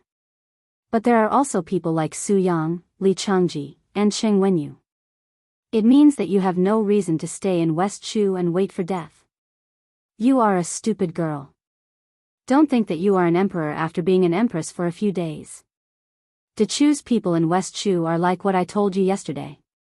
They have a choice. Most people are not destined to die. Now, they are in a situation where those who wish to die can die, and those who wish to live can live. Now, tell me, when will you leave with me? She subconsciously wanted to turn around. If something happened, she would hide first. Chapter 1735. As a result, he stretched out his hands and pressed on her shoulders. He laughed angrily, still hiding. Su Fengnian stared at her. He suddenly lowered his voice and whispered, "I'm not trying to scare you this time. If you don't leave now, I'll be in trouble, and it won't be small." Her expression changed dramatically. She said, "Wait for me." Then she ran to the side door of the main hall. However, she suddenly turned her head and smiled brightly at him. Two small dimples. Almost at the same time, Su Fengnian waved his sleeves. All the officials in the main hall felt a strong wind blowing in their faces. They retreated one after another and covered their faces with their sleeves. As a result, they were unable to witness the devastatingly beautiful scenery. Su Fengnian said to the figure who was running away with the dragon robe in his hands, "If it's just a pawn crossing the river, it doesn't matter if you take it or not. I can take it with me." She didn't even turn her head. She simply said two words, "Copper coins." Su Fengnian didn't know whether to laugh or cry. He reminded her, "I'll wait for you at the Imperial City Gate. Other than the copper coins, don't forget to tame the great Liang dragon sparrow. It might be useful." After saying this, Su Fengnian swept out of the main hall and stopped directly outside the Imperial City Gate. The eunuch of the ceremony directorate was stunned for a moment. He hurriedly followed, trying to catch up with His Majesty. If he was unlucky, if there was really a life and death battle, then he would have to fight to the death with that opponent before she could reach him. The degree of danger might not be less than the time when he faced the human cat Han Xingxian. The person who stopped him on the Imperial Road was Tantai Pingjing, who was talking happily at the city gate last night. After Hong Shixiang and Xia Guanyin gave up or lost their qualifications, she became the most qualified person in the world to enforce justice on behalf of the heavens. Last night, the only remaining Qi cultivator grandmaster in the world, the so-called supper she spoke of so casually, was the fate of West Chu. Originally, the remaining providence in West Chu's capital city could still keep out a martial Dao grandmaster who had ascended to the earth immortal realm. However, it could only stop one person.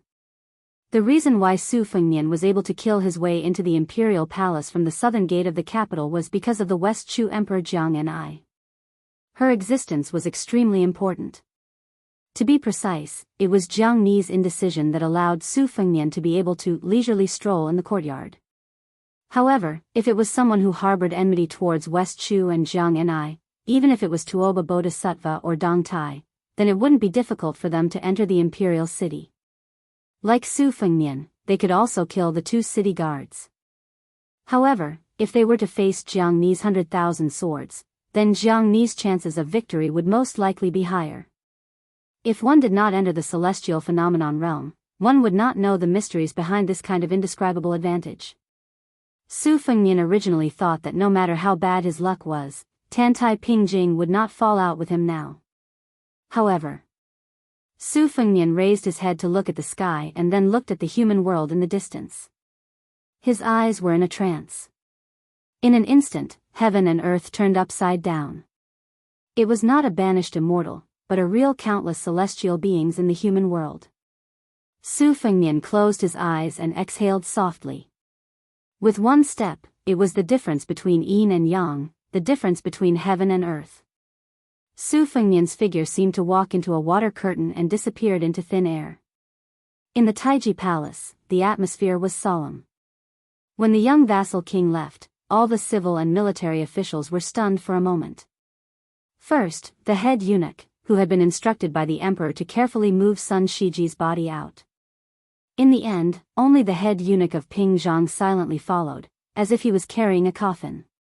The other officials stayed in the palace and did not move. Li Changji and Cheng Wenyu both cursed Bailiang in a low voice. The assistant minister of rights, Su Yang, who had unknowingly become the center of attention, was calm. Even when General Zhao Yunhao angrily reprimanded him for not having the dignity of a great Chu official, Su Yang only sneered. The Secretariat and Menxia provinces were like dragons without a head. Qiao Changqing, who was in charge of the 6 ministries, was also missing.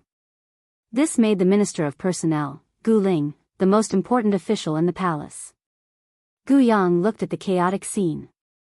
Although his heart was in a mess, the heavenly official of Dechu still said in a deep voice, "Regarding today's matter, I ask everyone to keep your mouths shut after you leave the court.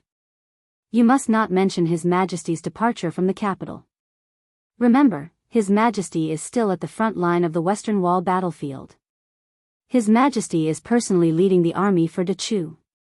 If anyone can't keep their mouths shut, I will do my best to punish them, even at the risk of being cursed. Don't say that I didn't warn you." General Zhenan Zhao Yunhao, who belonged to a different camp from Gu Yang's faction, said gloomily, "This time, I am willing to be Lord Gu's lackey." The Minister of Revenue was a good man in his 70s. He was once known as the master of making mistakes in Dechu's previous dynasty. This time, he also made an unprecedented firm statement: "Everyone, listen to me. In times of crisis, we should help each other in the same boat. Don't do something that will harm others and harm yourself. Dechu is beyond cure. We should be careful with our words and actions." Gu Yang suddenly stared at Su Yang. "What do you think, Assistant Minister Su?" Su Yang smiled and said, "If someone else had said this, Su Yang would have let it go. But since it's Minister Gu, it's different." What he meant was that he, Su Yang, was about to find his next home. If anyone tried to stop him from fishing in troubled waters, he wouldn't care about them. But since it was Gu Yang, the minister of the Ministry of Personnel, who was also flirting with the Liang Imperial Court, then they should all take it easy. Since everyone was going to sell themselves to Liang's Zhao family, let's not haggle over the price now. Otherwise, the price of jade would be reduced to the price of cabbage. Wouldn't that be benefiting Liang for nothing? Gu Ling nodded. Su Yang keenly caught the look of disdain in the minister's eyes. The assistant minister sneered in his heart. "At the end of the day, you and I are both prostitutes in a brothel. Your Gu family's price is just a little higher. I, Su Yang, am just a little less cultured than you in the main hall today. But Lord Gu, don't you find it embarrassing?" The only great general in West Chu's imperial court who was currently in the capital, General of Agile Cavalry Chen Kunshan, said in a deep voice, "From this moment on, the entire city is under martial law. Only those who enter the city are allowed to leave." This sentence was only slightly surprising, but the next sentence made some people's faces turn pale. If the imperial guards and spies in the capital find out that someone's family has a carrier pigeon flying, then they will be punished for treason. Their entire family will be executed immediately. Outside the palace, a palace eunuch wearing a python robe carried a corpse wrapped in silk and quickly walked towards the carriage outside the palace. The head of the Tang family in Huaiyin, Dechu's secondary first-rank official, Tang Shi, followed behind him and said sadly in a low voice, "Sun Shiji, people say that people should walk towards higher places. Why did you come from Liang's imperial court to this one?" Tang Shi's old tears flowed down his face. He suddenly quickened his steps and shouted to the eunuch, "I'll carry him." The eunuch looked at the old man in surprise. Tang Shi smiled sadly and said, "An old man carrying a dead person. What's the harm in being slower?" Tang Shi carried Sun Shiji on his back and slowly walked forward.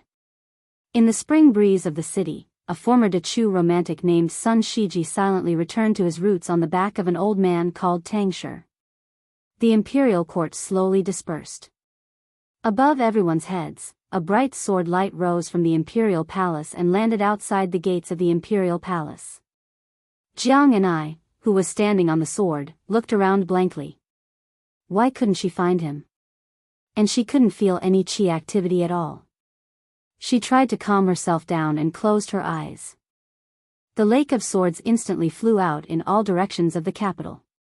The 100,000 flying swords were like a giant lotus flower blooming in Guangling Road. Jiang and I began to use the sword wills in the world to connect with heaven and earth to determine Su Fengnian's approximate whereabouts. She prayed silently in her heart. You must wait for me. She suddenly opened her eyes. There was shock, doubt, panic, and fear. Her sword heart was clear, telling her that Su Fengnian was actually nearby. She began to ride the thousands of flying swords back to the imperial palace. Then she found that several swords were obstructing her sword heart, as if they were taking a detour. She rode the swords and hovered in the air. She raised her head. If there was a powerful Qi cultivator grandmaster like Tantai Pingjing watching from the side, she would be able to see a giant white dragon occupying the capital spitting out a dragon pearl. And that dragon pearl was about to shatter. Chapter 1736. When Su Fengnian was dozing off on the beam in the hall, the tall woman in white should have attracted a lot of attention in the downtown area of the capital. But in fact, no one looked at her directly except for a few sideways glances. She was at a loss. If the Qi cultivators of the North sect were dependent on the Liang dynasty, they were a group of very different ministers who supported the dragon, then the Qi cultivators of the Guanyin sect of the South Sea were much purer. They walked quietly between heaven and earth like real immortals. As the suzerain of the Guanyin sect, Tantai Pingjing, a woman in her 30s, was already 100 years old. Otherwise, the ancestor of the sword-eating sect, Sui Xiagu, would not have been obsessed with her for half his life. Tantai Pingjing was certainly out of the world. She moved her sect to the north from the South Sea to Beiliang. The reason was that the Great War of Liangmang was imminent and they needed the Qi cultivators to bridge the river for the countless wandering souls in the world. It was also equivalent to accumulating merits for their own cultivation. Although Su Fengnian had some doubts at that time, in the territory of Beiliang, no matter Tantai Pingjing's personal cultivation or the strength of the entire Guanyin sect, they could not cause too much trouble. He just let it be. The Beiliang sect opened the door to this group of immortals in white. But Su Fengnian did not really ignore it. One should know that on the immortal noisy land map that sold Charcoal Girl, the person who ranked first was Xia Guining, and Su Fengnian followed closely behind. Presently, Xia Guining was already a stray dog, and was still being pursued endlessly by Deng Tea. Then, in Su Fengnian's eyes, amongst the opponents that he truly had to fear in the world, Tantai Pingjing was already the fully deserving number one person in his heart. Before last night's reunion on the city wall of West Chu, Su Fengnian had always thought that even if Tantai Pingjing wanted to do justice for heaven, she should do it after Chao Changqing's death. But he did not expect that even if Chao Changqing was still alive, she could already absorb the remaining fate of West Chu. Today, after Jiang and I decided to leave Guangling sect, she simply absorbed the fate of Dechu's Jiang family like a whale. Su Fengnian took a step out and left the vicinity of the imperial palace. Then, he took another step and arrived at a seemingly ordinary downtown area. There were all sorts of shops and stalls along the streets. The common people in the marketplace were weaving together, and there were all sorts of people. Yellow dogs were lying on the ground and dozing off, while birds were circling the eaves of the buildings. It was a scene of peace and prosperity. The sun was high in the sky. Su Fengnian stood on one side of the street. The woman in white stood on the other side. Even with Su Fengnian's terrifying eyesight, he could not see her face clearly. It was blurry. He could only see her standing alone in the downtown area. Su Fengnian hesitated for a moment. Finally, he took a step forward. In an instant, there was silence. But in an instant, there was noise again. Two old men in plain clothes brushed past Su Fengnian on the left and right. They seemed to be whispering, "Taibai's talent is too high. He showed off his talent too much. He lost his peaceful heart. What a pity. Old Du, you entered Shu after the fall of your country. You no longer have the talent, only the air of an old fool. Don't belittle me." Su Fengnian was shocked. He did not turn to look at the two old men. Out of the corner of his eye, he saw several vendors on the left. Some were selling jades, some were selling paintings, and some were selling hairpins. Someone held up a jade stone that looked like a seal. I have 3 seals. They are respectively engraved in Xiaozhuan, heaven's mandate Jiang, covering the heaven and earth, praising the gods, and upholding 10,000 directions. Who wants it? I'm only selling it for 5, 2, 3 coins today. Soon, a peer laughed and scolded loudly, who are you trying to fool? It's already worthless 20 years ago. It's already expensive for 3 coins. Someone spread out his hands in front of his chest. Between his hands, it was faintly discernible. It was as if a picture scroll was spread out. It was as if there were mountains standing tall and rivers flowing. This Defeng's landscape painting only costs 2 coins. Another brush holder waved his hand and looked at Su Fengnian with a smile. He said lazily, as long as it costs 1 coin, Wu Gusu will give you 500 characters. In Su Fengnian's line of sight, the simple and old-fashioned brush in the hands of the brush holder was surrounded by 2 iron trees. Soon, another brush holder smiled and said, 1 coin for 500 characters is a fair price. However, does this guest want to take a look at the brush in the hands of Han Songs Han? 1 coin for 5 is enough to write 20 years of brilliant literary talent. I remember that in the early years, a child of the Jiang clan once bought a brush from me. Wu Gusu, Northern Han's master of calligraphy. Han Songs Han, a world-renowned literary hero of the Southern Tang dynasty. Su Fengnian did not reply and continued walking. 2 people were sitting on small benches by the side of the road, playing chess. There was no chessboard or chess piece. However, in front of the 2, there was the faint sound of clanging hooves and flowing water. One of them angrily said, Li Sanhuang, you are so absent-minded. How can you negotiate with me? Do you really not want that paradise? Forget it, forget it. It's so boring. I won't take advantage of you when you are down. I'll first seal the market for 100 years. The person across from him sighed, his face full of pain. He turned his head to look at Su Fengnian, his expression complicated. Su Fengnian remained indifferent. De Chu's state preceptor, Li Mi, the 3rd emperor of calligraphy.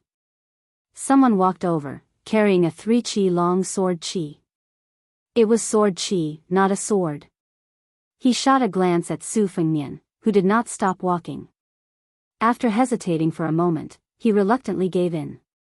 He chattered endlessly, why isn't that Bratly Chungang coming? Otherwise, I would definitely experience his 2-sleeved green snake. Humph, is slaying a flood dragon worth bragging about? What's so strange about that? When this old man was alive, there were as many flood dragons as there were hairs on an ox.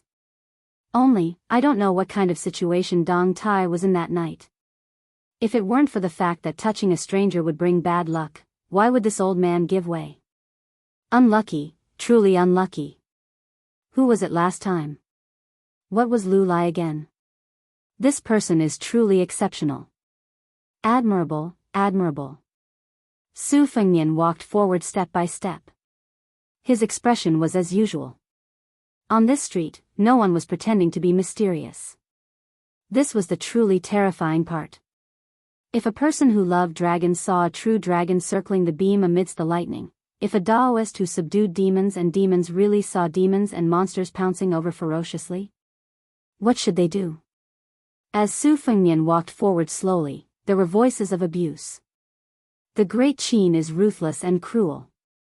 How can it occupy such a high position? However, as soon as these words were spoken, someone quickly stopped them in a low voice. Senior Immortal, please be careful with your words. In the mortal world, there are gods 3 qi above everyone's head. What's so different about us? In a short 200 years, the literary vein has been severely damaged. 300 years later, the Central Plains will face an unprecedented catastrophe. The Zhao and Su families are the main culprits. Fortunately, this place is not one of those places. Otherwise, you would have been destroyed long ago. How could this child dare to betray the heavenly Tao and join hands with the Wudang Daoist to sever the connection between heaven and earth? Mount Longhu should rise, Mount Wudang should fall. When that daring Lu Dongxian turned around and walked into the mortal world, Mount Wudang should have been extinguished. Amidst the curses of the crowd, the oriole chirped like a phoenix and the dog roared like a python. Su Fengnian held his breath and tried his best not to let his chaotic qi dissipate. Therefore, every step he took was extremely difficult and painful. He was like a weak child walking alone in a canyon. Gusts of strong wind blew past. Su Fengnian's lips curled into a cold smile. You want to use this to reduce the fate of Bailiang? The so-called tails and tails should be the copper and silver tails, unique to the immortals in the heavens. It's probably similar to the fortune-telling of people in the mortal world. If I can't resist the temptation and choose to stop and buy today, the Su family and Bailiang will definitely be poor. When Su Fengnian reached the middle of the street, two people finally showed him a kind smile. A monk and a monk sat cross-legged facing each other across the street. Unlike the peddlers and pedestrians, both of them sat on the steps as if they were sitting on lotus platforms. Although they were not acquaintances of Su Fengnian, they both smiled and nodded at him. One of them was compassionate, the other natural. Su Fengnian also nodded and returned the greeting. An angry shout was heard. It was directed at the old monk. Old bald donkey, how dare you destroy the fate of the Central Plains? How dare you come to the east? The old monk smiled but didn't say anything and disappeared. Three people who looked like soldiers in armor were patrolling the street. When they saw Su Fengnian, they hesitated for a moment, but still respectfully made way for him. At the end of the street, Tan Tai Ping still stood in the same place. Su Fengnian finally noticed the struggling and painful expression on her face. Her eyes slowly turned silver and became colder and more ruthless. A dazzling light bloomed in her heart like a bright moon hanging in the sea. Su Fengnian frowned. She saw through the body of the possessor and understood the state of the carefree. A round of the heart moon shone brightly. This was one of the signs of Taoism recorded in the rare ancient books of Taoism. He remembered that Miss Hehe had told him that Huang Sanjia had said before his death that since the beginning of the world, Buddhism had taken advantage of the ascension in the past 1,000 years. When a scholar proposed the idea of upholding justice and extinguishing human desires, in the future, it would be much easier for Confucianism to become a saint. It was like having a shortcut to the end of the world. It was just like the Buddhists becoming Buddha on the spot. They could reach the sky in one step, but the price was the imperceptible influence of the people's hearts. It was a stupid thing to lose a watermelon after picking up a sesame seed. It was the great sorrow of, the sun has set in the west, and the moon does not rise in the sea. Su Fengnian angrily scolded, Tan Tai Ping, after seeing such a ridiculous scene, why don't you wake up? How is this world different from our world? Why are people like Gao Shulu, Lu Songtao, and Li Chungang unwilling to ascend after Lu Dongxian? As soon as Su Fengnian's words were spoken, it was very strange. The previously clamorous street that was filled with curses was suddenly deathly silent. Afterwards, there were only a few scattered words of reprimand, such as, audacious mortal, and treacherous. Chapter 1737. Su Fengnian looked around and sneered, what do you mean by banished immortals? What do you mean by fate? In the end, when I come back to you, isn't it all about seniority? If you go to the mortal world, I guess there are two situations. If you are unlucky, you will be banished to a remote place in the mortal world, right? Then if you are lucky, you will be sent to the battlefield to fish for military exploits? Is the so-called immortals fishing for the fate of the mortal world different from the merchants in the mortal world who do business and accumulate copper coins? Of course, I guess immortals are still free and unfettered. They have a fairyland as their mansion and live forever to watch the liveliness of the mortal world. If they become a real superior in the immortal world, most of them will get it done once and for all. But I am very curious. Will those who have made great contributions to the Tao of Heaven and the mortal world also have unrewarded achievements here? Could it be that there were also official promotions and demotions in this place? Will there be immortals who pretend to be powerful? For a moment, no one answered. Su Fengnian's body began to shake, like a rootless duckweed in the strong wind in the sky. A voice that was neither light nor heavy but extremely majestic sounded. The voice was more like a woman's voice from the south. Su Fengnian turned his head and saw her sitting on the roof. She was wearing a phoenix coronet and a robe, solemn and glorious. On her shoulder stood a red sparrow, and in its mouth was a snow-white little, flood dragon. With her appearance, the whole street shook violently. The shaking became more and more intense and showed no signs of stopping. The movement came from a tall building. But Su Fengnian couldn't see the scene of the building at all, even if the window was open and he knew that someone was there. After the violent shaking that seemed to turn the world upside down, it instantly calmed down and stabilized. A middle-aged man in a yellow dragon robe stood beside Tantai Pingjing. Behind him, there was a magnificent scene of the rising sun. Su Fengnian walked all the way. The appearance and clothes of the people in his eyes were extremely ordinary. Only this person and the woman were different from ordinary people. The middle-aged man in the dragon robe should be the culprit who had dragged Su Fengnian into this heavenly earth. However, he looked at Su Fengnian and said with a smile, "There are indeed many unbearable things in the heavens that you speak of. However, the myriad of sceneries in the heavens is definitely not something that a mortal body like yours can use to know the autumn of the world with a single leaf. The cycle of the heavenly Tao is not as unscrupulous as you think. When you return." Su Fengnian wanted to open his mouth and curse, but he couldn't even open his mouth to speak.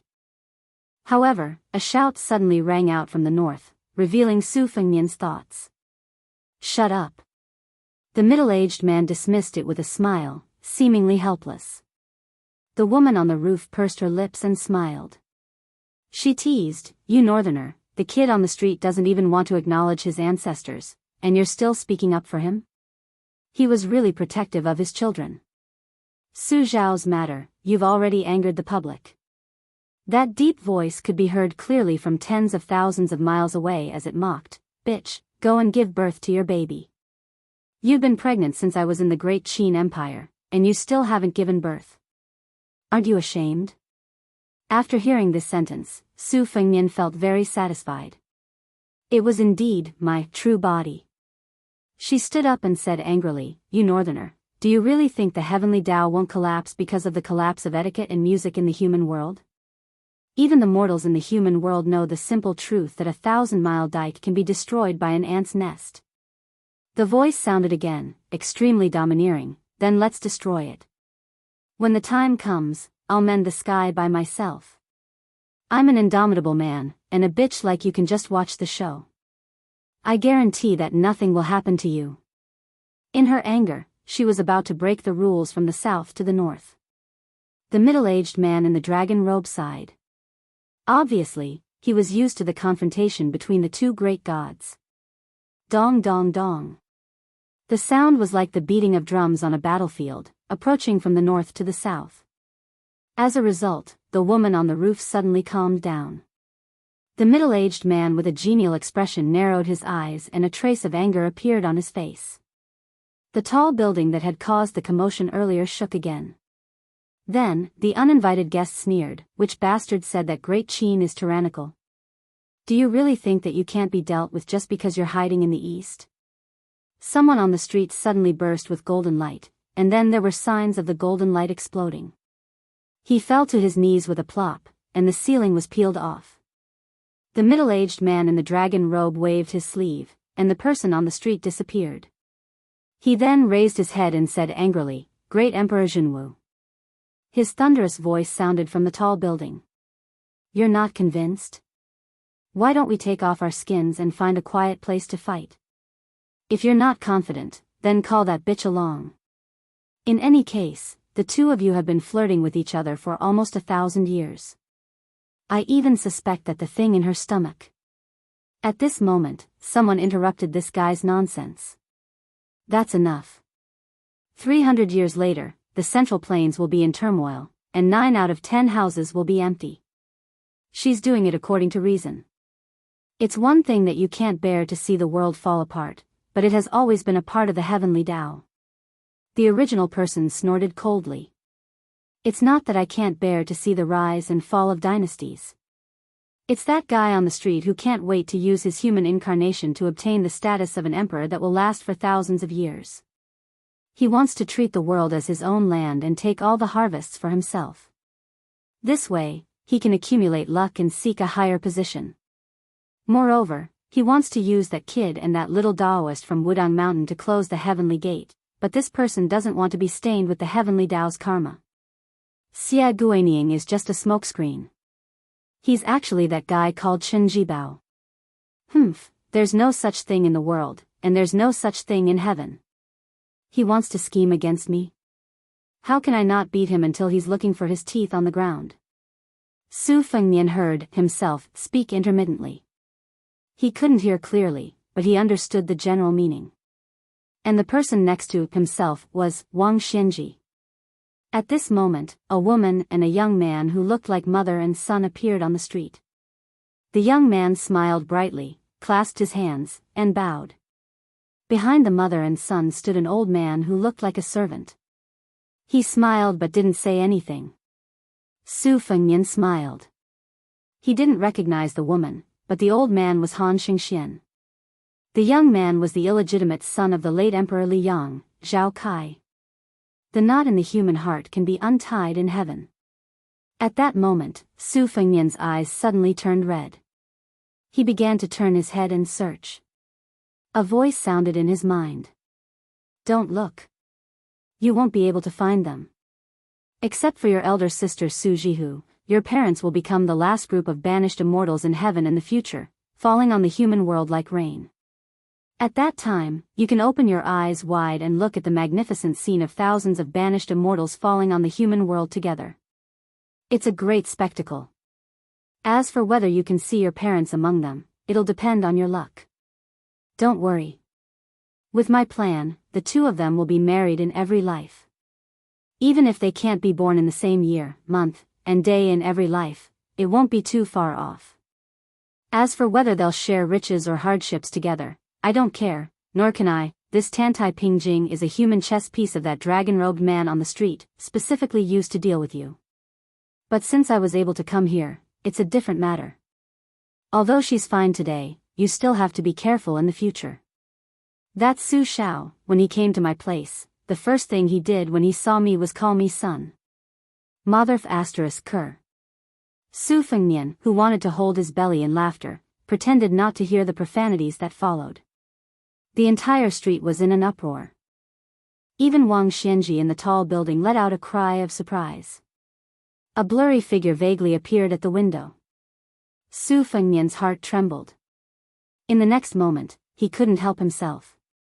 His eyes were suffused with an extremely pure golden color. Great Emperor Zhenwu. But Su Fengnian's mind was still very clear. When he turned around, he saw the tip of a sword piercing through the heaven and earth bit by bit. From high above, a voice leisurely sounded.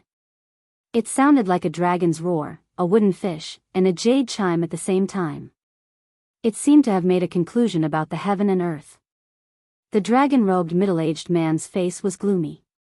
He exchanged glances with the woman on the roof, and then they both looked at the place where Wang Xianji stood. Finally, the three people disappeared at the same time. And Tantai Pingjing also disappeared. Great Emperor Zhenwu, or rather the Emperor of the Great Qin, looked at the young woman who seemed to have tripped over the threshold and stumbled into the house with a sword in her hand. His eyes were filled with grief. When he was alive, he called himself the Emperor of the Great Qin. After his death, he was honored as Great Emperor Zhenwu of the Heavens. Not only did he oversee the Northern Celestial Court, but he also controlled half of the soldiers. He only felt guilty towards that gentle and timid woman. Although he couldn't say whether he had let it go or not, he couldn't turn a blind eye to it. Using Su Fengnian's mouth, he said to the young woman who hurriedly ran over, "I'm sorry." Jiang and I, the little mud man, replied to him, with a cute and naive face, "Are you crazy?" The golden light in his eyes suddenly dissipated. Su Fengnian was stunned, and then he burst into laughter on the street. She was furious. He stretched out his hands and pulled her cheeks fiercely. "You're still the best." She, who had gone through thousands of hardships to break the dragon pearl and enter this place, was about to get angry. His body swayed and was about to fall. On the battlefield near the Melon Island, the great snow dragon cavalry had absorbed more than 500 West Chu scholars and began to return north. A sword light chilled 30 provinces under the sky. A young woman carrying a red sandalwood sword box supported the young lord and jumped down from the great Liang dragon sparrow together, standing on the side of the cavalry. The cavalry stopped abruptly. When the long sword returned to its sheath, a certain old soldier of the Su family who had experienced the war of the spring and autumn periods suddenly woke up after seeing this scene. He quickly turned over and dismounted, roaring loudly, "Great snow dragon cavalry! Greetings to the consort of the king of Bailiang." The few voices that greeted His Majesty the Emperor were completely drowned out by the loud voices that greeted the king of Bailiang's consort. Jiang Enai was so scared that she directly hid behind Su Fengnian. But perhaps even Su Fengnian himself didn't expect that the timid little mud man behind him would soon beat the drums on the city wall of North Jibei City, and personally send off the Bailiang cavalry. Chapter 1738. South of Liang, Jufeng town was a hub of the longitudinal canal. It was originally a remote village that no one cared about, but in a short 20 years, it became a bustling town. It had everything that one could wish for, and did not lose out to the famous towns of Jiangnan. A green-robed Confucian scholar entered Jufeng town with a small bag on his back. He did not stand out in the crowded town. Now, there was a saying in Jufeng town: the people returning to the north were cowards, the people going south were the nobles. Because recently, the sound of horse hooves could be heard near Jufeng town. There were large groups of cavalry going south to reinforce Guangling Road. It was said that the situation was about to be settled. The important people in the imperial court, especially the important people in the military, were all trying their best to send their children and grandchildren into the army going south. The most exaggerated thing was that a certain old general, who was one of the stabilizing forces of the Tu-Liaodong border, had just let his grandson get a position as a military officer. Very quickly, he chased his grandson out of the border army and threw him to the battlefield of Guangling Road. It was said that in a flash, he became the military advisor of the general of the southern expedition, Lu Xingxiang. Naturally, his future was bright. This Confucian scholar did not find an inn to rest at, but went straight to the famous book market of Jufeng town. On both sides of a 300 paces long street, there were large and small bookstores. Even though Jufeng town's history was not more than 20 years, but many of the bookstores dared to advertise themselves as century-old shops. It was just that most of the people who bought books laughed it off and did not care about it. The Confucian scholar did not choose those bookstores with golden signboards, but entered a small and dark bookstore at the back of the street. Even though it was small, it had all the essentials. The father and son of this bookstore engraved books, sold books, and edited books.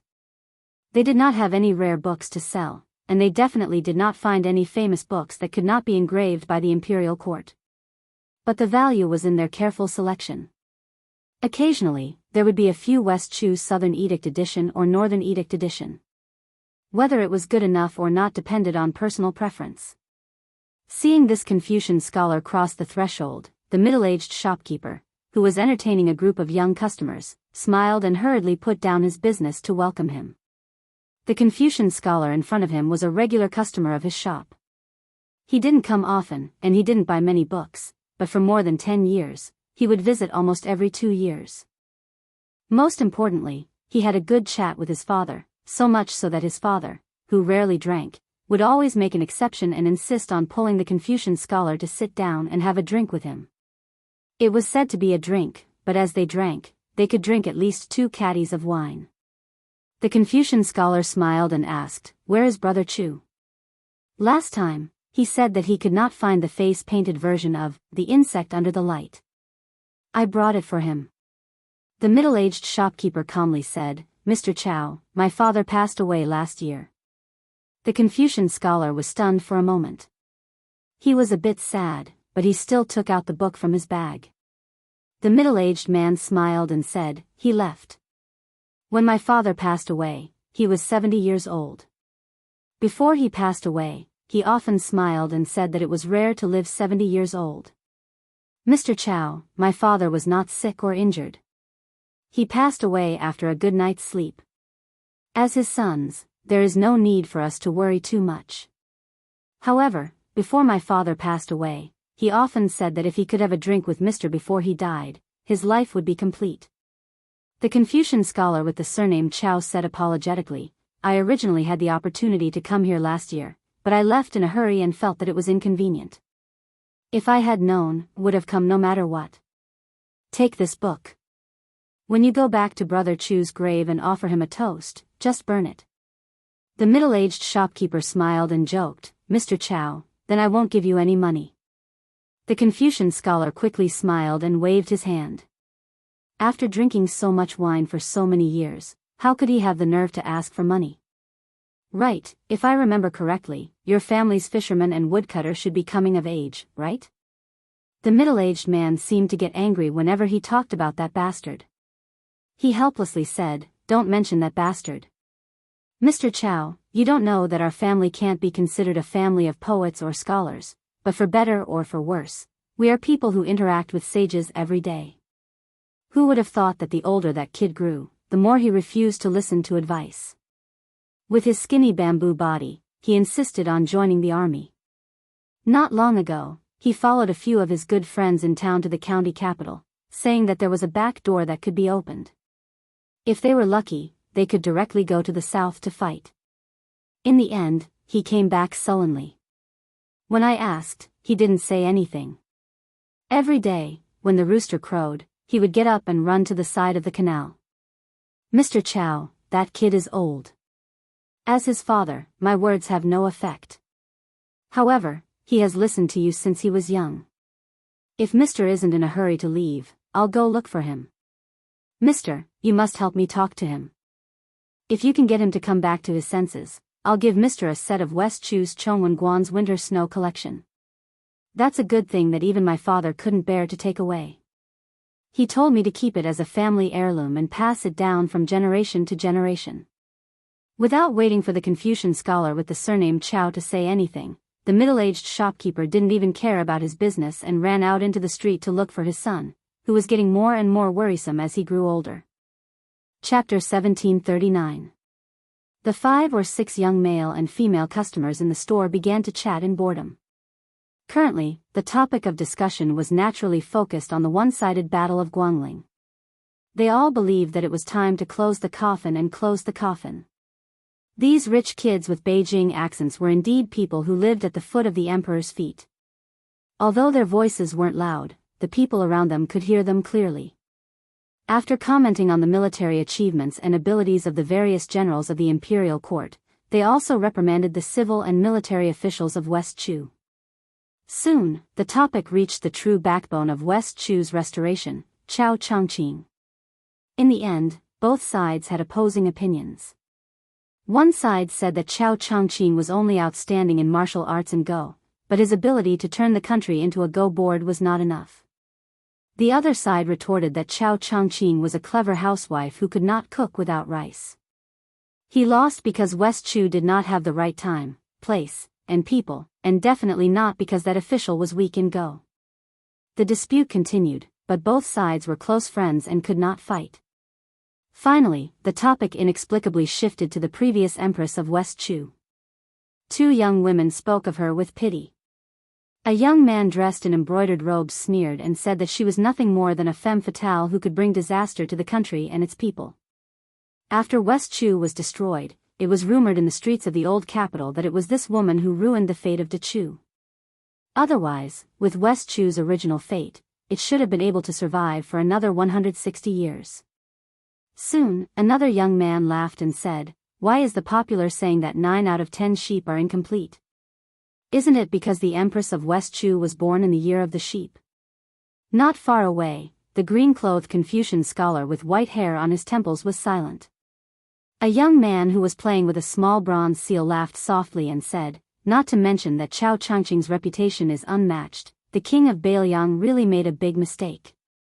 The imperial court has clearly relaxed the transportation of Guangling and actually led 10,000 cavalry south to Guangling under the banner of pacifying the rebellion. However, everyone knows that they are actually helping some remnants of West Chu to get out of trouble. However, Beiliang is domineering, but our imperial court can't do anything about it. After all, they control the northwest gate and claim to have 300,000 cavalry. My father has calculated with people in the Ministry of War and estimated that there should be around 120,000 to 30,000 cavalry. Sigh, we are really sullen. If it weren't for Bei Mang, the Bailiang Su family would have already handed over their military power. The Confucian scholar put down a yellowed ancient book and said with a smile, why else would I say that the world is afraid of the word if? In fact, the group of people had long noticed this scholar in green robes. Although he didn't look like an official, the Liang court was generally more polite to scholars. Moreover, most of the reclusive scholars in the world had such a high standard. These young people who had come because of their fame came from the capital's official families, so naturally, they wouldn't treat this person with hostility. The Confucian scholar smiled and asked, I've always been curious. Why did the young Northwest vassal king want to fight to the death at the border? Can you explain to me?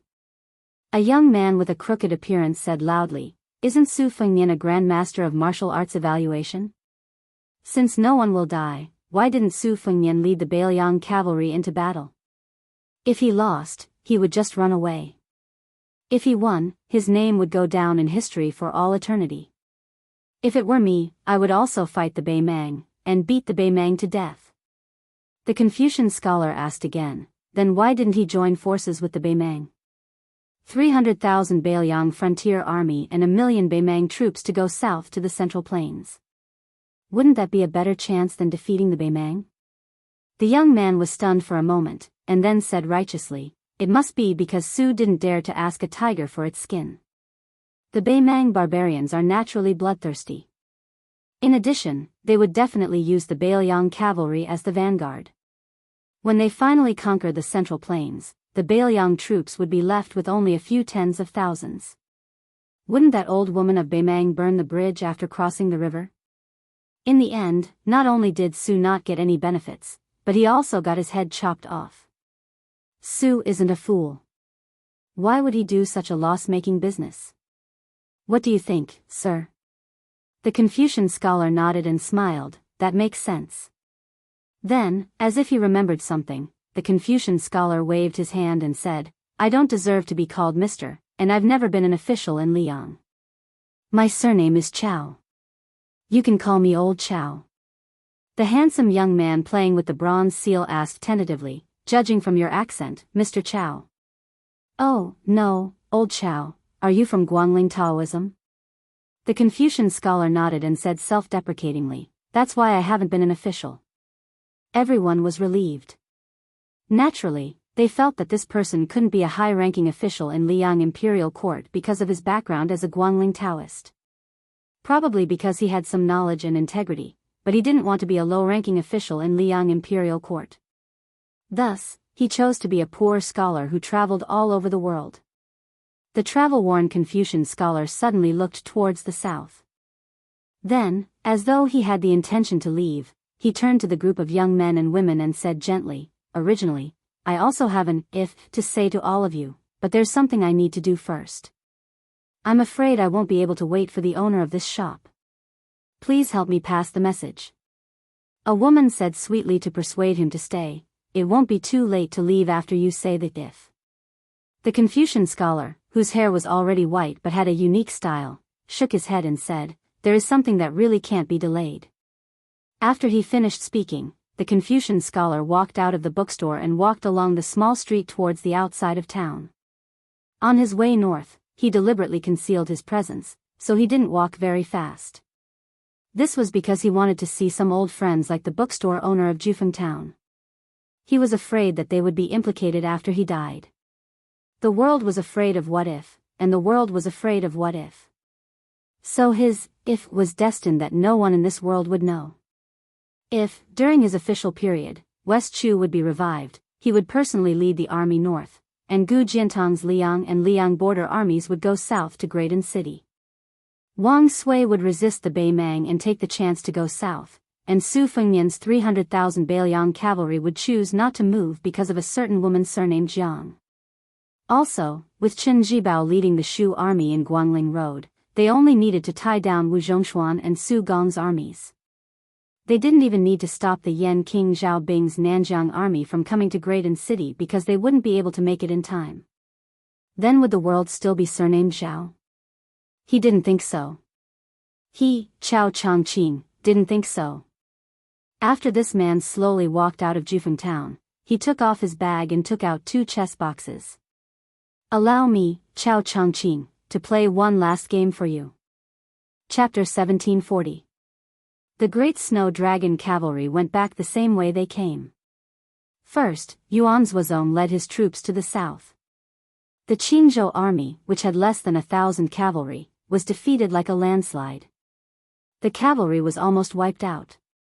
The Qingzhou army, which had no city to rely on, was driven 40 miles away. No matter how brave and skillful the Qingzhou army was, he could not stop the decline of the infantry army. On the other hand, the northern Liang Lieutenant Niu Qianzhu led 2,000 cavalry to intercept 20,000 Shu soldiers, but he did not succeed. This was because the Shu army's main general, Che Yi, unexpectedly chose to avoid the vanguard and led his army to take a detour to the north. His army's route directly drew a large arc. Niu Qianzhu's 2,000 cavalry under his command approached the Shu army several times. Amidst the flying dust, the Shu army was ready for battle, completely ignoring the Great Snow Dragon Cavalry's provocation. Not only that, this lone western Shu elite army that had penetrated deep into the Central Plains, in order to show weakness, they withdrew all their mounted scouts and were actually willing to be blind. Niu Qianzhu also did not dare to start a battle without permission and delay the military's plan. However, he was really sullen. Before he joined the Bailiang cavalry in the south, he led 20 retainers to the side of the Shu army. He stopped his horse and raised his spear. The Shu army still did not move. They just buried their heads in the east. In the end, Niu Qianzhu spat, turned his horse around and led the army back to the south. As the 4 armies collapsed and were afraid to fight, the defense line built by Li Yang's assistant minister Su Gong was full of holes. In addition, Ji Zhou's general, Yuan Tingshan, was not willing to send out troops alone to stop them. He could only watch the Great Snow Dragon Cavalry easily break into Guangling Road. This made the southern expedition general Wu Zhongshuan furious. Accompanied by his trusted aide Tang He personally rushed to Chaisang County to denounce Su Gong. The Minister of War and the left Assistant Minister of War met in this way for the first time and parted on bad terms. After that, Wu Zhongshuan and Yuan Tingshan led over 10,000 northern Ji cavalrymen to the front line, while Su Gong merged with 20,000 western Shu soldiers and gathered the defeated soldiers from Qing province. Together, they slowly made their way to the front line of Guangling. After this, the Great Snow Dragon Cavalry was like a hot knife through butter. According to the established strategy, at the front lines of Melon Island where the 2 armies intersected, they successfully received more than 500 West Chu scholars dressed in light armor. In order to secretly escort this group of weak scholars out of the border, the West Chu army crazily counterattacked in Melon Island, Old Du Mountain, and other battlefields. In a short day, nearly 10,000 people died in battle, and 500 young carps almost died of thirst. Only then did they finally jump into the pond of the Great Snow Dragon Cavalry and were able to take a breather. The Bailiang Cavalry, including Su Yanbing, still had a fresh memory of the 500 West Chu people. After being escorted by the main force of the Great Snow Dragon Cavalry, they did not have much joy of surviving a disaster. Instead, they all looked dejected and pained. The 500 people neatly dismounted from their horses and knelt to bid farewell to the east, crying silently. That scene was like a homeless dog that had no home to return to, lying under the roof of someone else's house and sobbing in pain. After Yuan Zhuozong took over the name list with sloppy handwriting, he had mixed feelings. This time, Bailiang had surrendered 496 people, and there were 416 young West Chu scholars. Excluding the 70 or so ladies from Guangling Daoist families, there were only a dozen West Chu generals. The name list in Yuan Zhuozong's hand was not recorded at the beginning. There were only a few lines of small characters written by someone. It was a shocking sight. De Chu has 500 people. Can't talk about reviving the country. The surname Chu stays in Bailiang and can't leave the northwest. The will of Chao Changqing, the sinner of Chu. The east wind thawed and turned into rain. They were just waiting for the sound of the spring thunder. At this time, it was raining continuously. The advance of the great snow dragon cavalry was more or less hindered.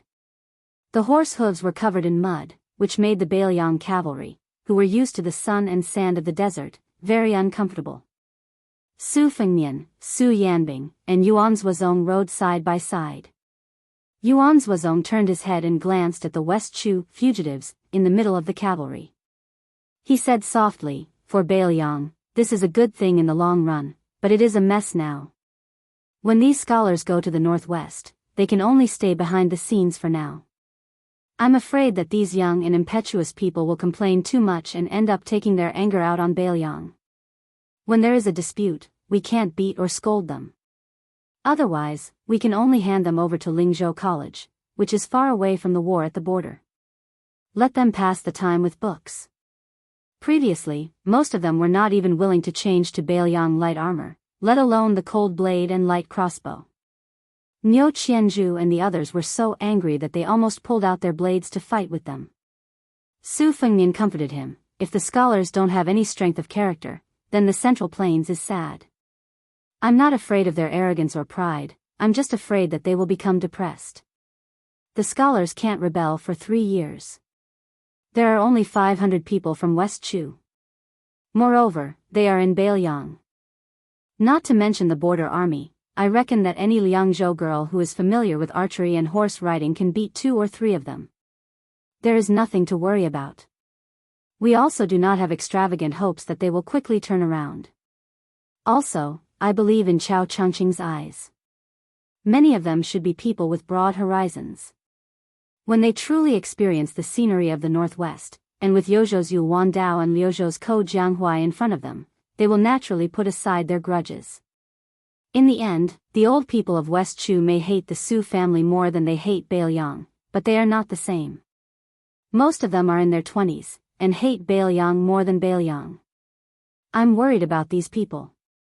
At this point, Su Fengnian smiled self-deprecatingly and did not continue, as though it was a taboo for the honored one. Yuan Zuozong smiled and said, "What, are you afraid that there will be 500 Zhao Changlings next to you? What day will you not be able to control yourself and really rebel against Bailiang?" Su Fengnian said in exasperation, "The second battle of Liangmang is near. Bailiang has not even solved the urgent situation, how can we have the extra thoughts?" Su Yanbing teased, "If it really is as the prince said before, that the world situation is advancing according to Chao Zhangqing's original plans, then our northern Liang would be the most comfortable side. As long as we join hands with Wang Sui to hold back northern Mang's southward advance, then everything will be over. Then, we can sit in the northwest and watch the storm in the Central Plains. Wang Yi, I find it strange. This Chao Changqing is willing to send West Chu's students to Bailiang. He clearly has a deep relationship with Wang Yi. Why did he go back on his word at the last moment? He caused West Chu's efforts to recover to nothing, and even Bailiang does not have a chance to get chestnuts out of the fire." Su Fengnian touched the northern cold saber on his waist and sighed with emotion. "My master once said that there are only 4 deaths for a scholar: death in the countryside, death in the province, death in the country, death in the world. That Chao Changqing originally wanted to die for 1 person and 1 country, but he changed his mind in the end. Of the martial grandmasters I have interacted with, the 11th in the world, Wang Mingyin, died for his brother. When he came out of the martial world, he had no regrets in life or death. Beimang's Tuoba Bodhisattva lives the most ambitious. He wants to be the best in the world, and the best in the world. Dong Tai lives the most carefree.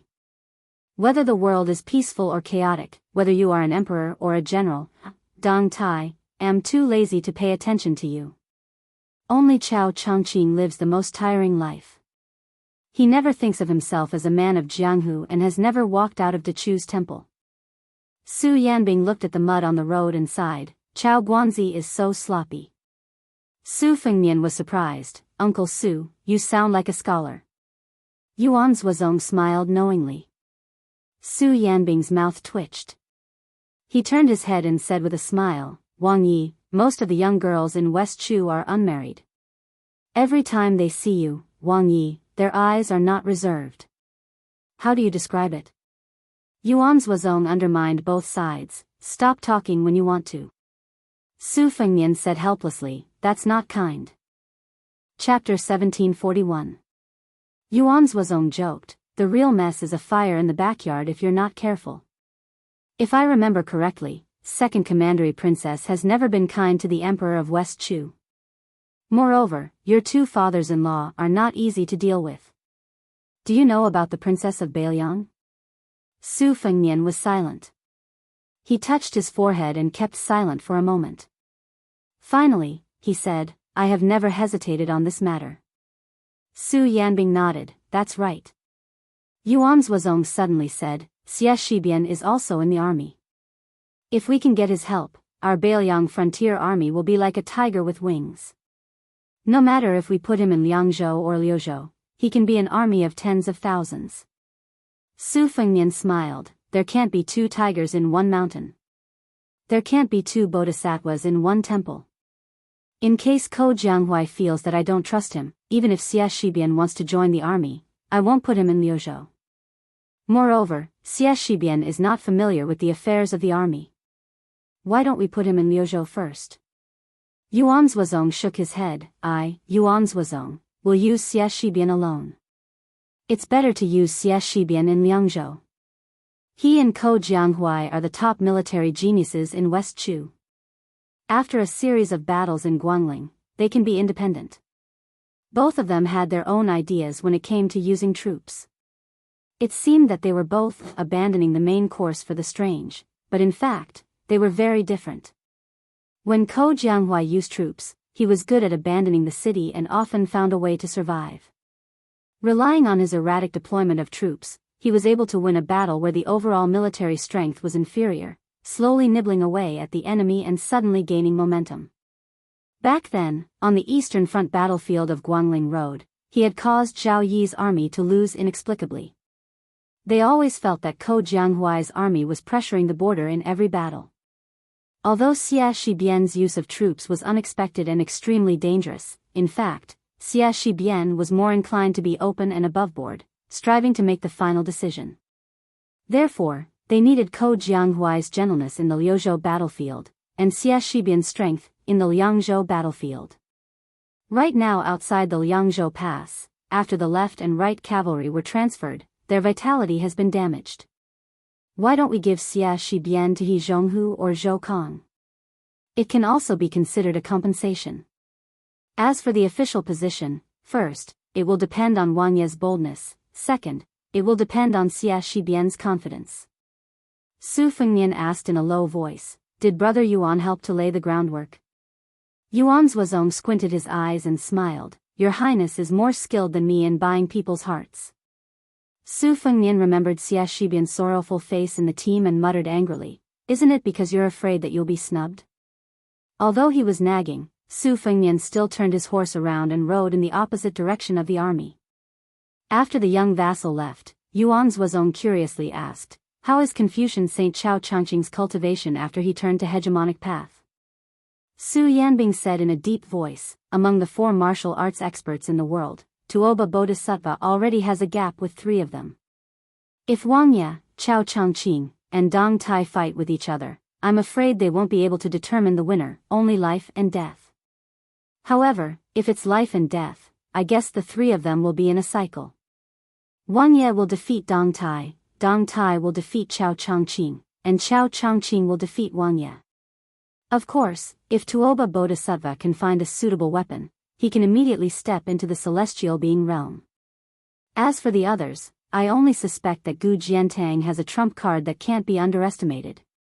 Well, there are 2 others who also have a chance. One is the one called White Fox Face by Wang Ye, and the other is the missing Guanyin Sect's Tantai Pingjing. Yuan Zhuozong smiled and asked, what about you and Chen Jibao? Su Yanbing said indifferently, it's not worth mentioning. Yuan Zhuozong, who knew Su Yanbing's terrifying strength, frowned and asked, why is that? Su Yanbing smiled and said, after fighting to the death, those who survive will be ordinary celestial being experts at most. What more do you need to say? Yuan Zhuozong was speechless. Among the mighty great snow dragon cavalry, the 500 riders of West Chu seemed out of place. It was not only the difference in physique between the north and the south, but also the difference in momentum. Su Fengnian dismounted and led the horse to the vicinity of the 500 people. Facing the northwest vassal king who was entangled with the fate of Dechu, some looked unfriendly, some looked apathetic, and some looked hateful. As for those who looked curious and longing, they were a negligible minority. Su Fengnian came to the side of Jiang Enai, who was carrying a sword and wearing armor. She had been avoiding him recently. She was not even close to the officials of West Chu who continued to call her Her Majesty. Today, Jiang Enai and more than a dozen women of West Chu families were together. They followed the Bailiang cavalry all the way to the north. All the women looked after each other. Most of them thought that entering the Bailiang army was tantamount to entering the tiger's mouth. They were not without all kinds of worries, especially those who were used to seeing all kinds of banquets in Guangling since childhood. They were used to seeing romantic and talkative scholars. Suddenly seeing so many armored and silent Bailiang cavalry, as weak women, how could they not be worried about their future? Only when Her Majesty arrived on her sword and saw the young vassal king whose name shook the world with their own eyes did they relax slightly. They followed the army north for half a day and found that the valiant Bailiang cavalry did not make any trouble, especially when the king of Bailiang took extra care of the 500 people of Dechu. They began to smile intermittently. Occasionally, when the army stopped by the river, they could not help but laugh and play. They also did a good job of washing the horses' noses, brushing their backs, and feeding them fine grain. Su Fengnian walked to the willow tree beside the official road. He did not walk directly into the shade of the tree. He was still 7 or 8 steps away from Jiang Enai and the young women of the wealthy families. Without waiting for Su Fengnian to speak, 4 or 5 young men with blades and swords at their waists quickly walked over. Their boots were covered in yellow mud. They were no longer as handsome as they were in the past. These young men did not speak. They only stared at Su Fengnian with dark expressions. Su Fengnian looked at Jiang Enai and said softly, "Chao Changqing will arrive outside Great Peace City soon. Do you want to take one last look? I can accompany him." One of them pressed down on the sword that he was still unwilling to take off. With a face full of grief and anger, he said, "Su Fengnian, are you going to stop the minister from entering the city? Are you going to be a guard dog for the Zhao family of Liang?" Su Fengnian shook his head and said, "I am not going to go that far." In the distance, a group of cavalry from the Phoenix Battalion glared at them. The madman Hong Shuwen stood with his blade in his arms, his eyes fierce. Another person said angrily, "I, Dechu Minister Ling, do not need you, Su Fengnian, to send him off." Su Fengnian said warmly, "There are some things that you do not have the right to say." Jiang Enai finally lowered her head and said, "Chess waiting for the imperial decree. Uncle said that the farewell in the capital was a farewell. He did not allow me to go north." Su Fengnian said calmly, "Don't listen to him. Since you have already left Guangling path, follow your heart. If you want to see Chao Changqing, then go see him. I will accompany you." She raised her head. Her eyes were hazy with tears. "Can I?" Su Fengnian's eyes were determined. He smiled slightly and said, "With me here, there is nothing in the world that is impossible." Before the students of West Chu under the willow tree could stop them, the women who had heard those words blushed. Their eyes lit up and they all spoke up. All of them tried to persuade the emperor and the king of Bailiang to go north to Greaton City. Not far away, Xie Shibian was helpless. He did not know whether to laugh or cry. Fine, they had not even reached Bailiang and there was already internal conflict. Jiang Enai took a deep breath and nodded vigorously. Then she flew away on her sword, seeing the young king's defeated face. Almost all the women nearby covered their mouths and laughed.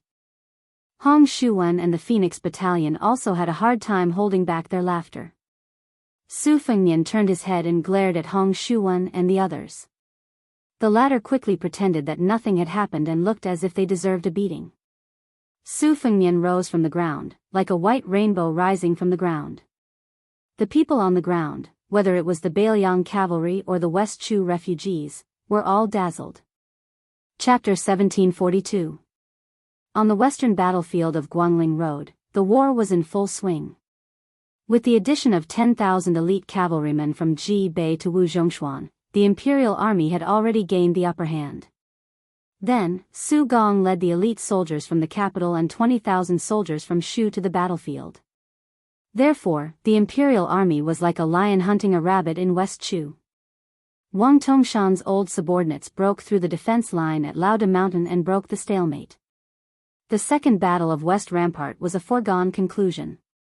At this moment, Wu Zhongshuan, as the Minister of War, held a military meeting in a small place called Wudong Town.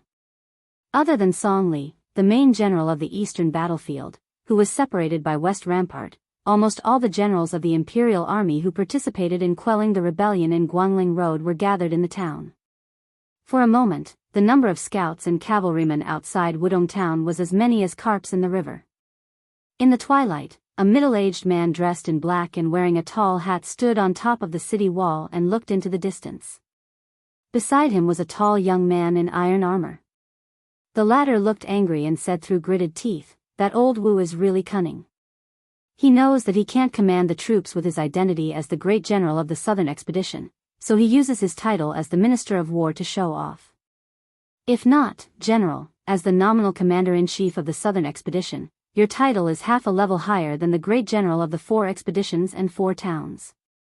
Although you are not a permanent general of the imperial army, it is wartime now. Old Wu shamelessly asked you to come to this godforsaken place. Old Wu is detestable, and that Yang Jian is even more shameless. He is also one of the few veteran generals of the spring and autumn period. Not to mention old General Yan Jinshuan, in my opinion, he is even worse than Yang Shenxing, who was demoted to northern Liang to drink the northwest wind." At this point, the young man was a little puzzled. He lowered his voice and asked carefully, "General, why didn't you say anything today? Do you think what I said is reasonable?" The middle-aged man who did not wear any armor or official uniform turned a deaf ear. He put his hand on the rough arrow pile on the wall and looked solemn. He looked into the distance. The greenery in the city was thick and the spring breeze was gentle. From time to time, small teams of elite riders belonging to the Nanjiang border army in the past would gallop in and out of the small town. Their horsemanship was exquisite, not at all inferior to the Liao border army. It was hard to imagine that they were soldiers from a place overflowing with miasma. This guest from Wudong Town who had come from afar was Lu Xingxiang. In the middle and later stages of the spring and autumn period, he was as famous as Chu Lushan, who had taken over Shu with thousands of cavalry.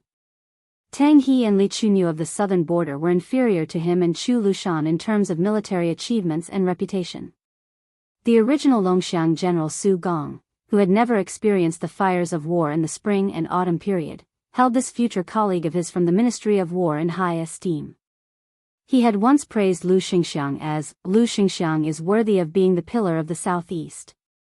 The young general beside Lu Xingxiang was Guo Dongfeng, who had been feeding horses at Yolu Pass for a long time. He had been the vanguard general during the attack to the south at the beginning of the year. His military achievements were notable and it was said that he was already in the emperor's heart. Regardless of whether Lu Xingxiang was promoted or demoted in the future, Guo Dongfeng's future would not be hindered. The rebellious Guo Dongfeng was used to speaking without thinking and was even more used to being scolded and beaten by Lu Xingxiang. This time, Lu Xingxiang surprisingly did not stop him from speaking rudely. On the contrary, this made this young general, who was aiming to be made a marquis at the border, feel somewhat uncomfortable. He originally had a bellyful of complaints, but he could not say them. Lu Xingxiang's unusual silence brought great pressure to Guo Dongfeng. His temperament was jumpy and he could only take down the sword at his waist and knock it against the wall. Guo Dongfeng's gloominess was not completely without reason. The Battle of Guangling Road was nearing its end, but the main general, Lu Xingxiang, as the number 1 person on the southern expedition in name, had first been ordered not to go out at Yolu Pass. Then, with great difficulty, he had put aside the deputy general of the southern expedition, Yang Jian, who was not willing to take the risk and insisted on seeking victory through stability. Lu Xingxiang had personally led the army to attack, but this had caused much criticism in the Great Peace Imperial Court. There were even court officials who had delivered heart-wrenching words. Their choice of words and sentences could be said to be extremely sinister. They did not dare to say that General Piao Yi was unbearable. On the contrary, they only said that Lu Xingxiang was worthy of being called a talented general. He was a talented general and not a talented commander. This clearly meant that Lu Xingxiang was not a problem as a general who led an army on his own. However, if one were to say that he was the commander of a southern expedition that needed generals, then he was not as capable as he wished. Guo Dongfeng hated the old general Yang Cheng because Yang Cheng was truly old and did not have the ambition to expand his territory. He only wanted to make no mistakes and make no contributions. He only had 20 to 30,000 men under his command, yet he had stuffed 200 or so children of officials from Great Peace City into his ranks. This was even more exaggerated than Yang Xinxing's original actions. After all, the latter only accepted children of generals. Yang Cheng's table manners were even worse. It could be said that he did not reject anyone who came. Mixed in with so many embroidered pillows who ran to Guangling Road to fish for military merit, Yang Cheng did not dare to have the slightest desire to advance. Thus, after the old general led his army south, he wanted nothing more than to hug Lu Xingxiang's thigh and make him unable to move. He only wanted to wait until West Chu's power was gone before he could safely take a share of the spoils. It was clear that after Yang Xinxing's example, the experienced and prudent Yang Cheng had no choice but to be even more cautious. Earlier, Guo Dongfeng had seen Yang Cheng's main army advance at a tortoise's pace. The frequent use of scouts and mounted scouts was at the peak of perfection. Guo Dongfeng felt that it could be recorded in the annals of history. Almost every 3 li, there would be a scout that filled the sky. When he heard that the Bailiang cavalry headed straight for Guangling Road, Yang Cheng's army, which was located to the west of Lu Xingxiang, even though there was still a path of the Ji province cavalry and a path of Su Gong's army, Yang Cheng had already given the order to stop advancing. Guo Dongfeng heard that almost half of the 200 or so children of officials had retreated in the name of escorting the provisions of the capital. Because of this, Guo Dongfeng almost laughed his teeth out. A scholarly man wearing the robes of a military official did not have any retinue following him and walked up the city wall alone. Guo Dongfeng turned his head to look. Although it was an unfamiliar face, he was a third-rank official. His prominent identity was clear. Assistant Minister of the Ministry of War Su Gong, the pillar of the Gangnam-do Gumu Su family. After the Minister of War Liu Baijie, who had originally been the leader of the Jiangnan scholars, was defeated in Graydon City, Su Gong had undoubtedly become the successor of the Gangnam-do officials in Jingdo. Guo Dongfeng did not have any ill feelings toward this person. Su Gong and his benefactor, Lu Xingxiang, were in the same boat. Su Gong had entered the capital to work in the Ministry of War. Before he could even warm the chair of the Assistant Minister of the Ministry of War, he had been thrown to patrol the borders of the 2 Liao provinces. With great difficulty, he had relied on the string of successful reports from the Great Pillar State Gu Jiantang on the Liaodong border to gain control of military power. This time, he had gone south with a face full of dust. It could be said that if it were not for the fact that Su Gong had attracted most of the attention of the imperial censors in Jingdo, Lu Xingxiang's days would probably be even more difficult. Thus, there was already the joke of the Assistant Minister of War in the Graydon City officialdom. Lu Xingxiang's personality was cold. Whether it was in the spring snow building of Guangling Road or in the officialdom of Graydon City, he had always had the good reputation of being resolute and virtuous. However, when he saw Su Gong climb up the city wall, he smiled slightly and took a few steps forward. He cupped his fists and said, "Greetings, Assistant Minister Su." Su Gong had a dignified appearance. He had the heroic aura of a warrior on the battlefield, as well as the elegance of a scion of an aristocratic family. Compared to Lu Xingxiang, who did not have a prominent background, Su Gong was more in line with the image of a scholarly general in the minds of scholars. He saw Lu Xingxiang take the initiative to express his goodwill and also smiled sincerely. Su Gong has admired General Lu for a long time. Finally, I can see you in person. Seeing you once is better than hearing 100 times. Lu Xingxiang smiled and said, Ancestor Gu of the Southern Tang dynasty created the theory of the military situation and collection of ashes. I originally thought that the great words of the military had already been said in this book, and that it would be difficult to find a higher view in the world. Only the military book of Chen Jibao, the king of Shu, could compare. There were no details, big or small, tens of thousands of words, and it taught the generals in the army that everyone should follow the prescribed order and perform their duties. When Assistant Minister Su entered the capital, I was no longer in the capital. However, coincidentally, there was a military book that Assistant Minister Su wrote in his early years. At the time, I had nothing to do at Yulu Pass, so I focused on studying it. I benefited greatly and did not feel that time was wasted. Assistant Minister Su said in his early years that I, Lu Xingxiang, was the cornerstone of the Southeast. Previously, I had a deep prejudice against the scholars of Gangnam-do and mistakenly thought that Assistant Minister Su was one of those rotten scholars who only knew how to talk about war on paper but had little ability. If I had read that military book a few years earlier, I would have said, Su Longxiang is the cornerstone of the Southeast. Even if the world mistakenly thought that you and I were inviting each other, it was fine. Su Gong laughed heartily and said, to be able to hear the words of Lu Xingxiang in front of me, it is better than thousands of words from afar. The from afar that Su Gong spoke of was naturally the uproar in the court of Great Peace City.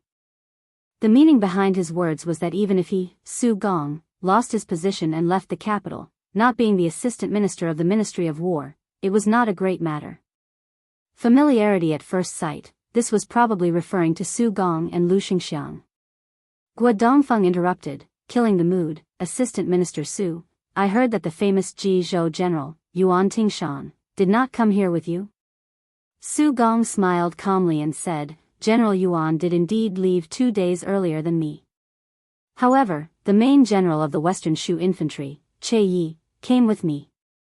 Guo Dongfeng chuckled and said, no wonder when our old general Yang Kuei entered the city yesterday, the young and highly accomplished General Yuan was standing next to the minister. What? Assistant Minister Su came to the city wall today to pay respects to the king of Jing'an. Su Gong did not mind this young and brave general's words. He shook his head and said, the minister will welcome the king of Jing'an. I heard that the king of Shu might arrive today, so I came to take a closer look. Lu Xingxiang said calmly, previously, the king of Shu and I worked together to defeat the enemy on the northern battlefield of the Guangling Road. We only saw each other from afar before we parted ways. It was a pity. Today, I am the same as Assistant Minister Su. Gu Jiantang, Chen Jibao, Lu Baijia, Wu Zhongshuan, Lu Xingxiang, Su Gong, Tang Taizuang. Chapter 1743. These 7 people were, without a doubt, the most influential figures in the Lianyang Ministry of War in the past 5 years. Other than Lu Baijia, who had to resign because of the Guangling War, Gu Jiantang led the military and politics of the 2 Liao provinces. Chen Jibao was given the title of King of Western Shu. They were all well-deserved promotions. Wu Zhongshuan was like the sun in the sky. Among the assistant ministers, Tang Taizuang was the latest to enter the capital. However, compared to Su Gong and Lu Xingxiang, who were at the top of the city walls, he was more of a late bloomer. Everyone in the court gradually viewed Tang Taizuang as the best candidate for the next Minister of War. It was clear that Su Gong had lost a lot of people's hearts when he led his troops south to stop the Bailiang cavalry. At this time, there was a large group of people galloping out of Wudong town. There was no lack of high-spirited young people sitting high on their horses. Guo Dongfeng lay lazily on the arrow mound and looked at their figures. He twisted his mouth and his face was full of disdain. Su Gong stood beside Lu Xingxiang and smiled. It seems that the king of Jing'an is quite popular. Lu Xingxiang smiled playfully and said, who in the world doesn't know that the king of Jing'an is loyal to the court? Everyone says that he is the role model of the vassal kings. In the past 4 to 5 years, the court had not given him the title of king. Among the vassal kings, Su Fengnian of Bailiang was famous for being a playboy. Zhao Zhu of Nanjiang was famous for his bravery. Zhao Yu of Guangling was known for his ruthlessness. Zhao Yi of Liaodong was relatively unknown. At that time, Zhao Sun was only a little famous in the literary circles of Jiangzhou, but no one thought that he could inherit the title of vassal king. No one thought that in a short 2 to 3 years, he would first shake the capital with his 13 strategies. Then, he would save the Duke of Huainan Zhao Ying and fight to the death. He was praised for being both intelligent and brave. The group of young nobles who followed General Yang Chang to Wudong town probably came because they admired their peer, the king of Jing and Guo Dongfeng. What's the saying? Guo Dongfeng, who suddenly heard Lu Xingxiang's question, was stunned for a moment. He was at a loss. Su Gong softly said, along the way to the south, I have indeed heard of the saying, the northwest has Su, Chu, and Song, it's a pity that our central plains has Sun. Guo Dongfeng, who heard this for the first time, flew into a rage. He is just a suicidal vassal king, who knows nothing about military affairs. How can he deserve to be called Zhongyuan Yuan Sun? That guy surnamed Su at least blocked the iron hooves of Beimang's million-strong army. I, Guo Dongfeng, am somewhat convinced. As for that Song Maolin, who is brilliant in literary talent, is only famous for his beauty. I, Guo Dongfeng, disdain to compare myself with him. But who is this Zhao Sun? There were no soldiers near the city wall where the three of them were standing, so Guo Dongfeng's arrogant words did not matter. Su Gong smiled faintly. What a pity. Almost at the same time, Lu Xingxiang said, what are my central plains? The two famous generals who had been friends for a long time and met for the first time in the small town looked at each other and smiled. Not long after, the king of Jing'an, Zhao Sun, dressed in the official robes of a vassal king, withdrew from the Guangling River Navy and headed north. He only brought a small group of elite riders to Wudong town. Next to him were the children of the eunuchs in Jing who had come out of the city on their own to welcome him. After they met, Zhao Sun was gentle and courteous. All of them felt regret that they had not met sooner. The large group of people and horses surged into the small town. When Zhao Sun saw the two people on the city wall, he quickly smiled and cupped his fists in greeting. Su Gong and Lu Xingxiang also cupped their fists in greeting. Zhao Sun did not feel that the two generals of Liyang, who had been assistant ministers of the Ministry of War, were lacking in manners. However, the group of young people who had been able to call the wind and summon the rain in Graydon City when they were young felt injustice for the king of Jing'an. They felt that Lu and Su were only people of high status but little power, and should not be so restrained. Not to mention coming out of the city to welcome him, at the very least, they should have come down the city wall to greet this vassal king. However, something that made these people even angrier appeared. On the street, 3 riders suddenly appeared. Facing their cavalry army, almost all of whom were of noble status, they were not willing to give way. If not for the king of Jing'an and Zhao Sun taking the lead to give way, the two sides would have collided. The domineering 3 riders directly exited the city in the middle of the road and did not even look at the people. When someone was about to get angry, someone would quickly remind them in a small voice and then everything would be calm. The 3 riders of Shishu were Che Yi, Dian Xiongzhao, and Wei Fucheng. Dian Xiongzhao and Wei Fucheng had been the 4 fangs of Bailiang, outside the Northwest Pass. Later on, the 2 of them followed Chen Zhibao into Shu without bringing a single soldier. This was like thunder in the ears of the Liyang court. Su Gong looked at the backs of the 3 riders with a calm expression. In reality, if it were not for the 20,000 Shu soldiers retreating at the last minute, the Bailiang cavalry would not have been able to enter Guangling Road so easily. However, the assistant minister of the Ministry of War, who had lost the support of the people in court because of this, did not seem to hold a grudge. Lu Xingxiang calmly glanced at Su Gong. About 15 minutes later, the 3 riders exiting the city turned into 4 riders entering the city. The leading rider was a man dressed in white. He held a long spear at an angle and was as handsome as a god. Lu Xingxiang and Su Gong moved their feet at the same time. They no longer stood in their original position and looked down. After walking down the city wall, the 2 of them stood near the inconspicuous city wall. The 4 riders did not stop, but the man in white nodded slightly at the two of them.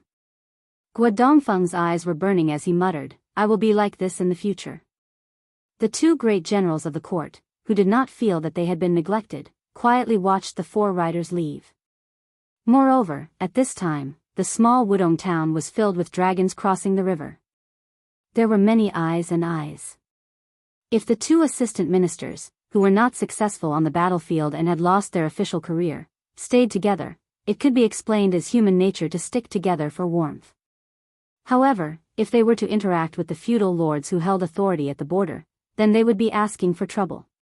However, toward this person called Chen Jibao, whether it was Lu Xingxiang, who had long been famous throughout the spring and autumn period, or Su Gong, who had risen to prominence in the Liang army, they both felt a sense of admiration and longing from the bottom of their hearts.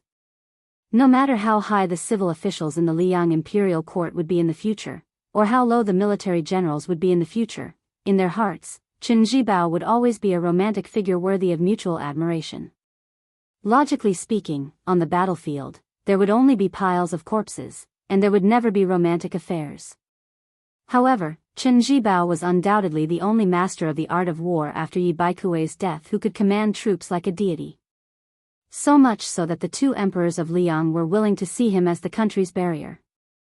The previous emperor, Zhao Dun, even wished that Chen Jibao could become the spring lake and stone mountain in his Zhao family's backyard. Not only could it be pleasing to the eye, it could also set the feng shui. Su Gong and Lu Xingxiang stood in the shadows of the city wall. Su Gong laughed in a low voice and said, "I think that General Lu need not worry about temporary gains and losses. General Lu's wind rises outside the Great Wall, not in Guangling, and certainly not in the capital." Lu Xingxiang smiled but did not speak. Su Gong took the lead and left. Guo Dongfeng was surprised to find that the commanding general, Lu Xingxiang, had a faint murderous aura.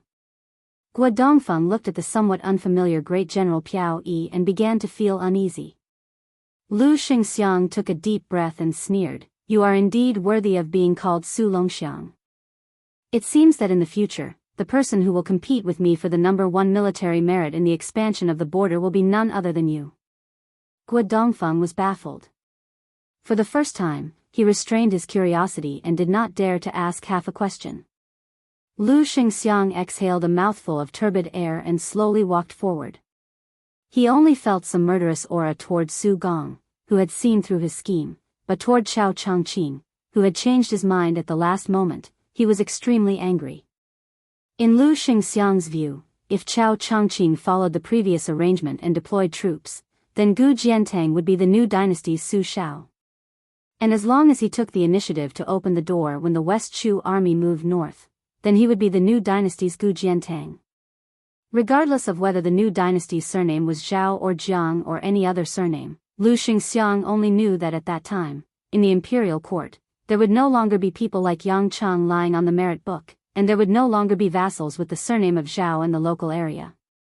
Xia Shi, Pei Sui, and the others were still young, and had the natural flaw of not being familiar with the geography of the north. Once the vast territory of Beimang became a place to deploy troops, then it meant that countless military merits would be easily obtained.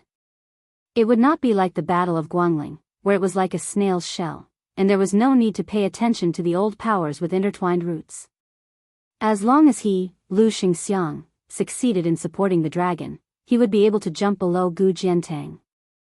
Later on, he might be able to rely on a series of battles in Beimang to rise above him.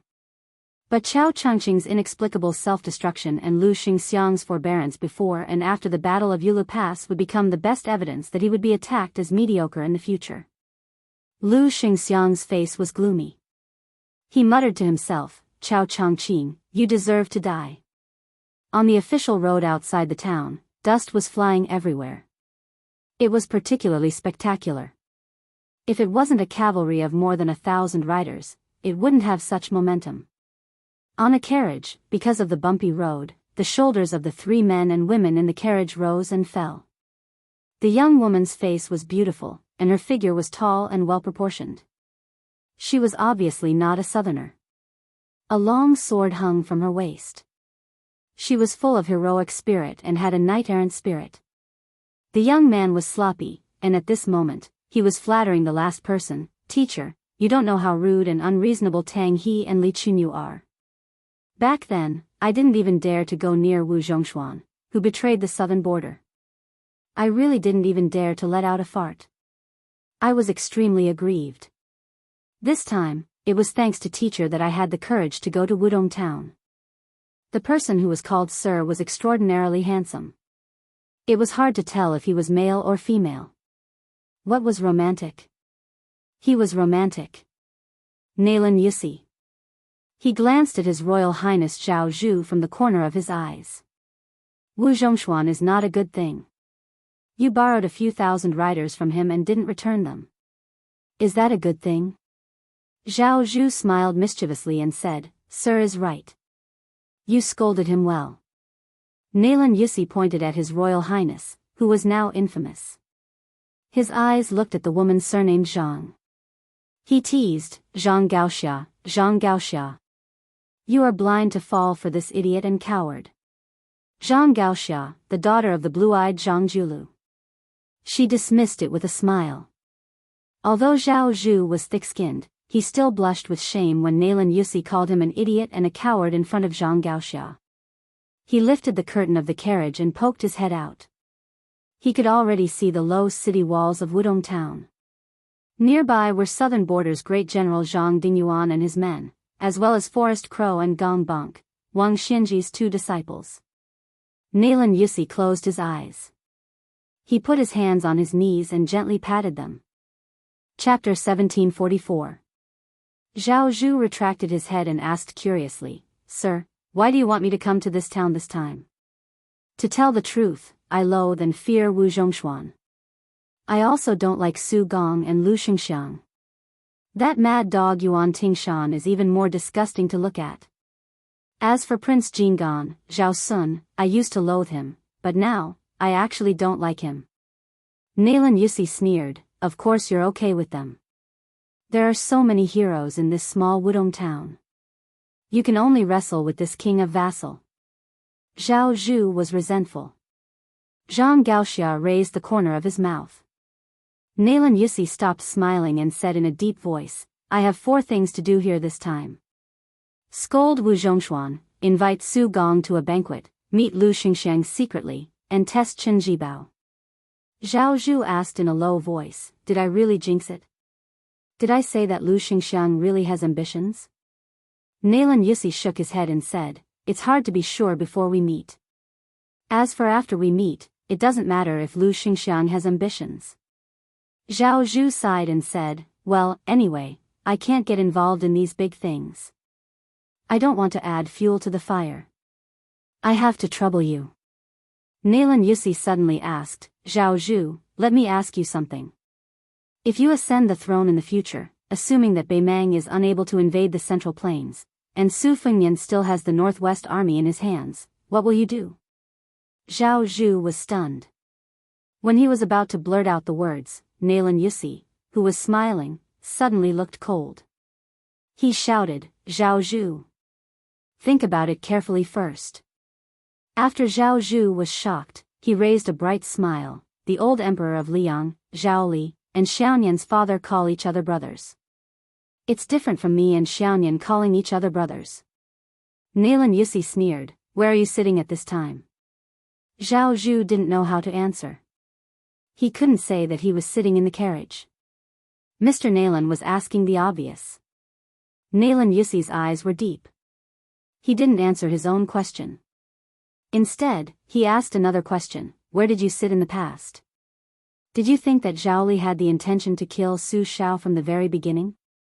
He wanted to kill Su Shao, and his son, Zhao Dun, wanted to kill Zhang Gaoxia's father. Were these the true intentions of the father and son? Isn't it because of one's position and politics? Isn't it because one has to face the general trend behind that chair? Zhao Zhu, who had never thought about these problems, paled slightly. He was in pain and unease. Nalan Yusi lowered his eyes. Huang Sanjia unwillingly chose you, Zhao Zhu, before he died. He gave all his accumulated wealth to me, Nalan Yusi. Now Jiang Fuding is on Wu Zhongshuan's side. Although Wang Tongshan, the idiot who thinks he is smart, died early, Wu Zhongshuan, a fence-sitter, is not worth mentioning. Even if he is wary of Jiang Fuding, it is easy for me to kill him. If you feel bored, you might as well guess which one of Tang He, Li Chunyu, and the others is the real spy. Zhao Zhu, if a person doesn't think about the future, there will be immediate worries. Now that the wind has risen, there will definitely be people who will soar to the top, and there will definitely be people who will fall from the top. You already have half the destiny. Other than Chen Jibao, who is shrewd and tries to accumulate power before acting, you are actually invincible. Therefore, there are some things that you should think about carefully. The family assets that Zhao Bing left for you, such as Zhang Dingyuan, Gu Ying, Yi Xiufeng, and Liang Yu, as well as those aides who are unwilling to stay in a corner of the southern border, you have to think about who is Wu Zhongshuan's man and who is the imperial court's man. Who will follow you to the central plains and gain power, and who will take the opportunity to wantonly start a war between the north and the south? Who would be Zhao Zhu's Zhang Julu? Of course, the most important thing is who will ask you to kill Su Fengnian in the future, or who will ask you to kill me, Nailan Yusi. Zhao Zhu said in a trembling voice, Sir, Zhao Zhu doesn't know. I don't know. Zhao Zhu held his head with both hands, as if he didn't dare to think about those questions. Grand hegemony was the most difficult to think about. Zhang Gaoxia's eyes were sad. She hesitated for a moment, then reached out and gently held his arm. Nailan Yusi was expressionless, and his eyes were complicated. It was unknown whether it was pity or sarcasm. His eyes instantly became dull, and he said in a mischievous tone, I have long been annoyed by your sloppy attitude. How is it? Have you suffered? Zhao Zhu raised his head and held Zhang Gaoxia's hand tightly. At the same time, he looked at Mr. Nailan, the only remaining strategist after Li Yishan, Huang Longsher, and Yuan Benshi died one after another. He looked at Mr. Nailan, the king behind the scenes of Nanjiang. Zhao Zhu suddenly changed his sitting position to a kneeling position. He faced Nailan Yusi and slowly bowed his head. Zhao Zhu knows that what Sir wants is different from any other strategist. Zhao Zhu only wants Sir to be my Yuan Benshi. If Zhao Zhu really sits on the dragon chair and wears the dragon robe one day, I can promise Sir that I will kill anyone who dares to kill Sir. If Zhao Zhu dies before Sir, when I die, I will ask Sir to choose a minister on my sickbed and let Sir choose a minister. Zhao Zhu will not let his descendant be the current emperor, Zhao Zhuan. Nailan Yusi laughed, but he never spoke. Zhao Zhu was sweating, but he was relieved. He intuitively found that Nailan Yusi might not be satisfied with his words, and it might not be what he really wanted, but this Mr. Nailan was somewhat happy. Chapter 1745. Nailan Yusi closed his eyes to rest and smiled faintly. He didn't care about the embarrassment and heaviness of His Royal Highness of King Yen at all. Nailan Yusi suddenly whispered, if you feel stuffy in the carriage, you can go out. Zhao Zhu hurriedly got up and left with Zhang Gaoxia, who was wearing a hat. Ishan, back then, the two of us heard Huang Longsher say that thousands of years later, many scholars at that time would not only be able to calmly sit on equal footing with emperors, kings, generals, and ministers, they would even lose their backbone in front of officials as small as sesame seeds and mung beans. They would truly regard officials as their parents. I laughed. You were angry. You used 20 years to teach your closed-door disciple to be a hero instead of a mighty lord. In the end, you died just like that, and your ashes were scattered outside the Northwest Pass. You laughed. I was angry. I could guess Huang Longsher's selfishness. He, Huang Sanjia, calculated people's hearts. There was a paladin who made him lose once. He felt that he could turn the tables after his death. He firmly believed that Zhao Zhu and Su Fengnian would turn against each other. Then I, Nailan Yusi, will make you and Huang Longsher lose once. Nailan Yusi opened his eyes and looked up at the top of the carriage. He softly hummed a song from his hometown. There was a young man who went to the mountains with a broken book box. There was a little girl who came from the mountains with the fragrance of orchids. Nailan Yusi lifted the curtain, and the spring breeze brushed his face. He narrowed his eyes and looked at the northeast. Chao Chongqing, you and I are bitter, but you are still luckier than me. Nalan Yusi suddenly put down the curtain and suddenly reached out to cover his mouth. After spreading out his palm, he looked down at his bloody hand and muttered to himself, but we are all young men. Outside the southern gate of Liang capital, the wide official road that connected to the imperial road in the city had been empty since 4 hours ago. The whole city was waiting for one person. Waiting for one person to attack the city. The city was full of iron armor. On this day, the elites of the 4 armies of the capital were all gathered here. Facing that green-robed man, they were still facing a great enemy. There was a green-robed Confucian who was walking slowly on the official road less than half a li away from the capital. He was alone, holding a go box in his hand. He stopped and sat down. He didn't face the number 1 city in the north. Instead, he sat cross-legged with his back to the east. The black box contained the white stones, and the white box contained the black stones. He placed the 2 boxes of old court objects that he had found in West Chu's chessboard waiting for the imperial edict in front of him. They were separated by a chessboard, and the boxes were already open. Thinking back to those days, the state preceptor Li Mi once said after getting drunk, "There is only one outstanding rock in the world, and I, De Chu, alone have 8 parts, and Chao Dei alone has 8 parts." How could such a person not be proud of himself? He sat upright and still, with 2 fingers together, reaching out to the go box in front of him, but he didn't play a go piece. He just smiled and looked across, as if someone was playing go with him. The green-robed Confucian scholar with white sideburns had a gentle look in his eyes as he said softly, "You go first, Black." The clear sky that had been clear for thousands of miles immediately turned into a storm. Apparitions appeared in the sky above Great Peace City. As the 4 words left the mouth of this Confucian scholar, a black stone jumped out of the snow-white go box slightly further away. It drew out an ethereal trajectory and lightly landed in the center of the invisible chessboard. First move was Tianyuan. A very unreasonable first move. But an even more unreasonable scene was that a brilliant pillar of light came down from the sky above Great Peace City and landed on the ground. An earthquake that hadn't occurred in 100 years seemed to occur in a grand city. The world shook. Countless tiles on the eaves of all the halls and pavilions, including the Martial Hall of Great Peace City, started to move. The green-robed Confucian scholar picked up the glowing white go piece with 2 fingers. His eyes were full of mirth as he lightly placed it on the chessboard. At the same time, the second pillar of light came as expected. Great Peace City shook again. There were tens of thousands of Liang armor in front of the city, but it was still that person who attacked the city first. All the arqueballistae on the city walls finally fired in unison. There seemed to be wind and thunder in the air. The middle-aged Confucian scholar completely ignored it. The second black go piece jumped out of the go box and landed on the chessboard.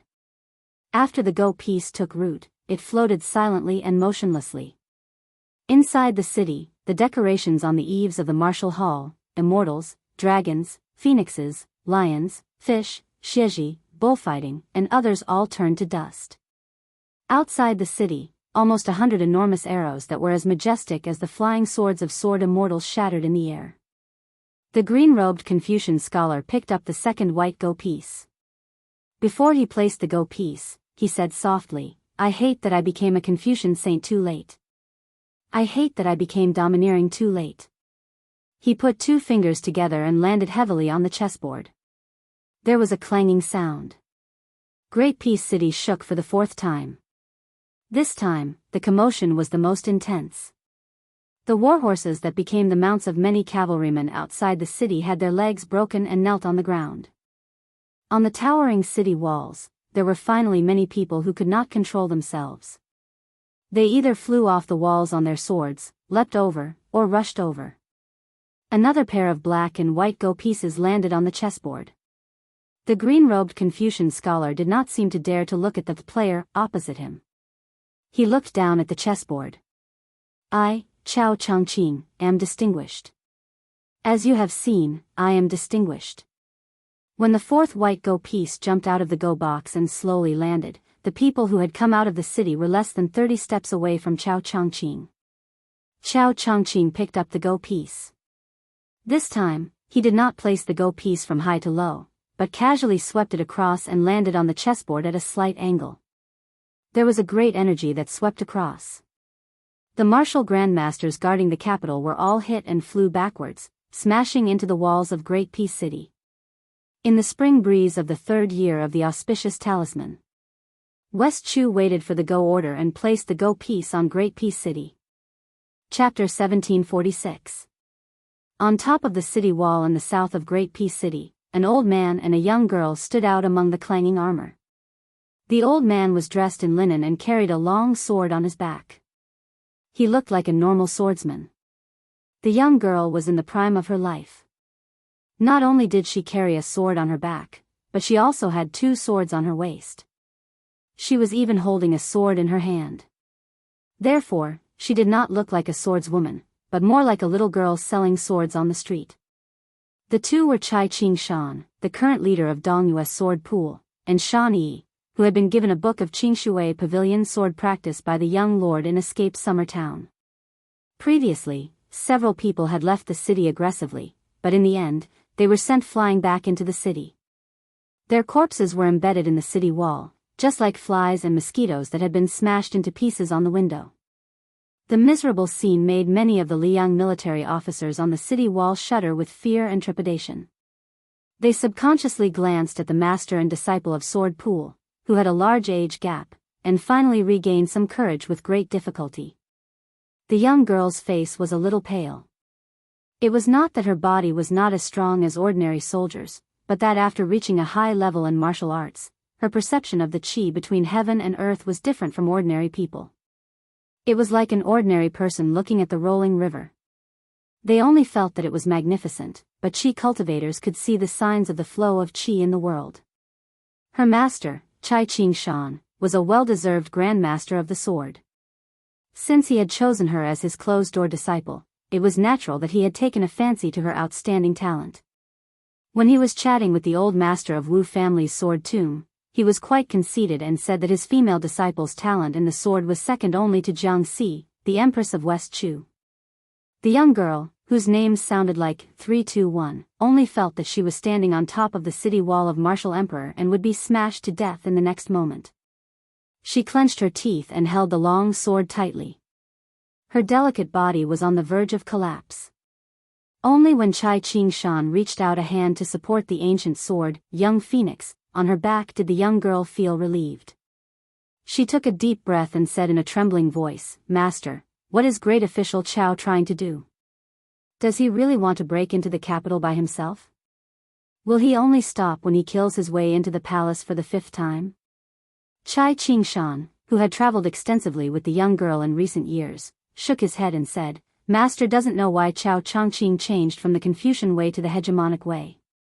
The young girl looked at the lonely figure outside the city and felt inexplicably sorrowful. It was rumored that he had once served as a high-ranking official in West Chu and was waiting for the imperial decree. He had feelings for the Empress of West Chu, but he had never shown it his entire life.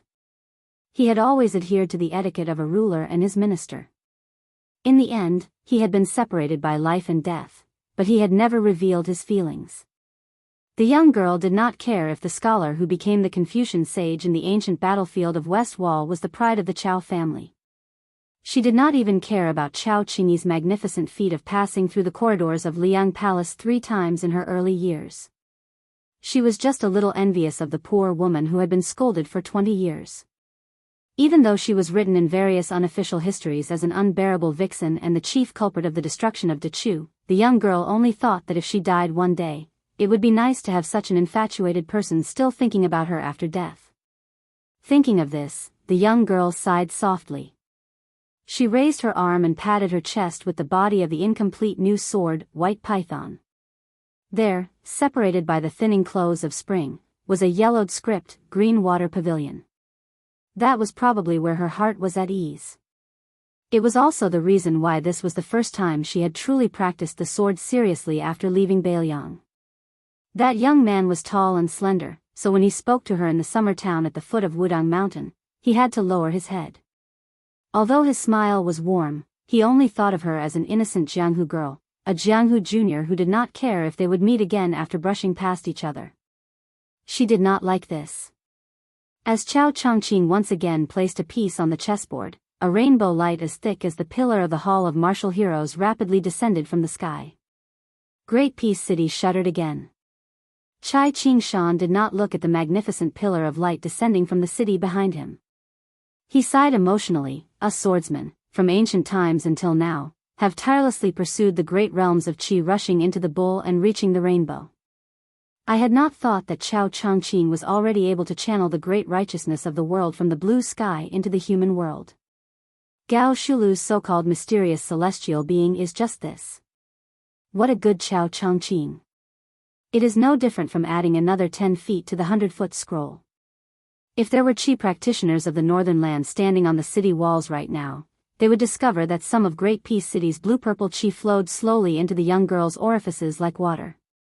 The young girl was completely unaware. Even Chai Ching-shan, who had long reached the ethereal passage, tiny finger profound realm, did not sense it. Different professions were like different mountains. Celestial phenomenon and land immortal were only separated by one level, but they were two completely different worlds. The young girl suddenly asked curiously, of the people of the three sects outside of pure martial arts, Buddhism's eminent monks are Vajra when they enter the first grade, Taoist immortals are profound when they enter the first grade, and Confucian immortals reach celestial phenomenon in one step. Master, you have always been vague in the past. Why do you only say that there is no difference between the three? And why is it so difficult for Confucian people to become saints? Chapter 1747. The old man hesitated for a moment, as if he did not want to reveal the secret of heaven, or as if he did not want his proud disciple to come into contact with that level too early. In the end, Chai Ching-shan could not stand the girl's pitiful eyes. He said helplessly, Master, you can forget about what I'm about to say. Don't take it seriously, and don't put it in your heart. Otherwise, your sword heart will be unstable, and it will affect the way of the sword that you should be walking. Master often went to the snowfield of Mount Hui in his early years, and had many long conversations with a scholar named Xianyuan Jingqing. He had a unique opinion on the matter of the saints of the three religions, and his words were always shocking. For example, he talked about the cliché of lay down the butcher's knife and become a Buddha on the spot. You must have heard this saying countless times. Xianyuan Jingqing's view on this was not quite the same. What he said was very good, and it had the merit of advising people to abandon evil and turn to good. However, at the same time, it also caused a lot of harm to people. One must know that to become a Buddha, one could only rely on gradual ascetic practice, and it required hard work. Just like the saying, the writings of the heavens are miraculous. This saying was naturally very reasonable, but to many others, it was very unreasonable. Xianyuan Jingqing had said that many pioneers, especially those scholars who had turned from nomads to tycoons in the past 1,000 years, all of them pursued the three immortals advocated by the saints of the Zhang family. Xianyuan Jingqing opened up a new perspective on this, not because he disagreed with the teachings of the saints, but because he lamented that the later generations had gone astray. He gave an example of burying a child and worshipping his mother. This action was undoubtedly in line with the virtues of filial piety, and was praised by countless people. However, Xianyuan Jingqing asserted that this person was destined to have a hard time achieving good results. If there was really an afterlife, and if there was really heaven's will in the underworld, then this person was destined to suffer the wrath of heaven and not be able to transcend. All living things in the world nurtured humans. According to common sense, an eye for an eye. Humans should repay the heavens and earth. The Taoist saints had long left behind 3,000 words to warn the later generations. Heaven and earth are not benevolent, they treat all living things as straw dogs. This was to say that the heavenly axiom was selfless, and not the so-called shallow, unbenevolent and unjust, that some people mistakenly thought. Xianyuan Jingqing very much agreed with the 4 words heaven and earth are not benevolent, but at the same time he also said that they were scholars, and it was precisely because they knew that they could not go against the will of heaven and earth that they had to go against the current, and set rules for heaven and earth so that everyone could be content with it. Therefore, using the 5 words of benevolence, righteousness, propriety, wisdom and trust as a framework, it finally extended to the incomparably soul-stirring sentence, set your heart for heaven and earth, set your life for the people, inherit the lost knowledge for the past saints, and establish peace for all ages. However, my disciple, think about it carefully. If there are gods in this world, do they need us to tell them what to do? Taking a step back, is the peace of the world really in accordance with the rules of the cycle of the heavenly axiom? Therefore, the truly wise people of the Confucian school, especially those who have ascended to the ranks of the Confucian saints, do not worry about themselves or their future generations. All of them have an impassioned heart, and do not hesitate to burn jade and stone with the heavenly axiom. All of them are generously going to their deaths. The young girl made an "oh" sound. After the old man finished speaking, he repeatedly sighed, and all sorts of feelings welled up in his heart. Chai Ching-shan smiled and asked, "Do you understand?" The young girl grinned and said confidently, "I don't understand at all." The old man could not help but laugh, and rubbed her head. "I don't need you to understand. It's good to be muddle-headed. Life lasts for 100 years, and it's easy and carefree. Otherwise, it's too tiring to live with a heart full of depression. For us swordsmen, it's enough for us to be able to cry out against injustice." Chai Ching-shan said softly, "After going to Bailiang and seeing the desolate scenery of the border with your own eyes, you'll know that the carefree and happy life of the people of Jianghu is too weak to stand up to scrutiny. However, my disciple, you don't need to be so disgusted with Bailiang because you want to fight for justice. Let me tell you, if there really is a day when the Beimang army breaks through the border of the two Liao provinces, the countless people in this city who are cursing Bailiang today will also disregard their own safety and die as they wish. Even if the Beimang barbarians fight all the way to Guangling River, they won't be able to walk as if there's no one there. Instead, they'll only be flanked by the cavalry's hooves and the people of Liang who have died in battle." The people of Liang revered martial arts and chivalry. Since ancient times, there had been a saying, "The scholars of the Central Plains travel north to study, while the wanderers of Liang go south to uphold justice." The latter often relied on martial prowess to violate prohibitions. This was why the countries of the Central Plains led by De Chu had always viewed the people of Liang as uncivilized northern barbarians. However, in the past 20 years, especially after Gu Jiantang resigned from his post as Minister of War and entered the Liao Kingdom, along with Su Zhao's Bailiang cavalry guarding the border with Beimang, Beimang was unable to take even half a step south. The entire Central Plains was filled with singing and dancing, while the smoke in the south only reported peace and no worries. In addition, countless scholars entered Liang, and the imperial court promoted the imperial examination, opening the Dragon Gate for the poor scholars of the Shu clan. Just the imperial college in the capital alone accommodated nearly 30,000 scholars from all over the world. Scholars flooded in like carps crossing the river, as well as the gathering of tycoons from all over the world. In a short 20 years, Tai'an City was no less prosperous than De Chu's capital in the early years. The late Emperor Zhao Dun spared no effort in promoting scholars in the imperial court. At that time, other than Zhang Lu and Gu Lu, where the two peaks faced each other, almost all of the Green Party officials in the capital were scholars.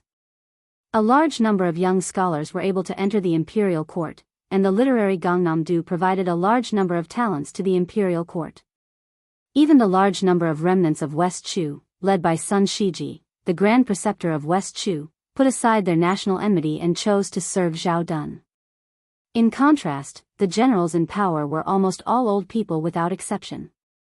The Liang imperial court, after 20 years of recuperation and following the example of their superiors and subordinates, had already displayed a pattern of having more scholars than warriors.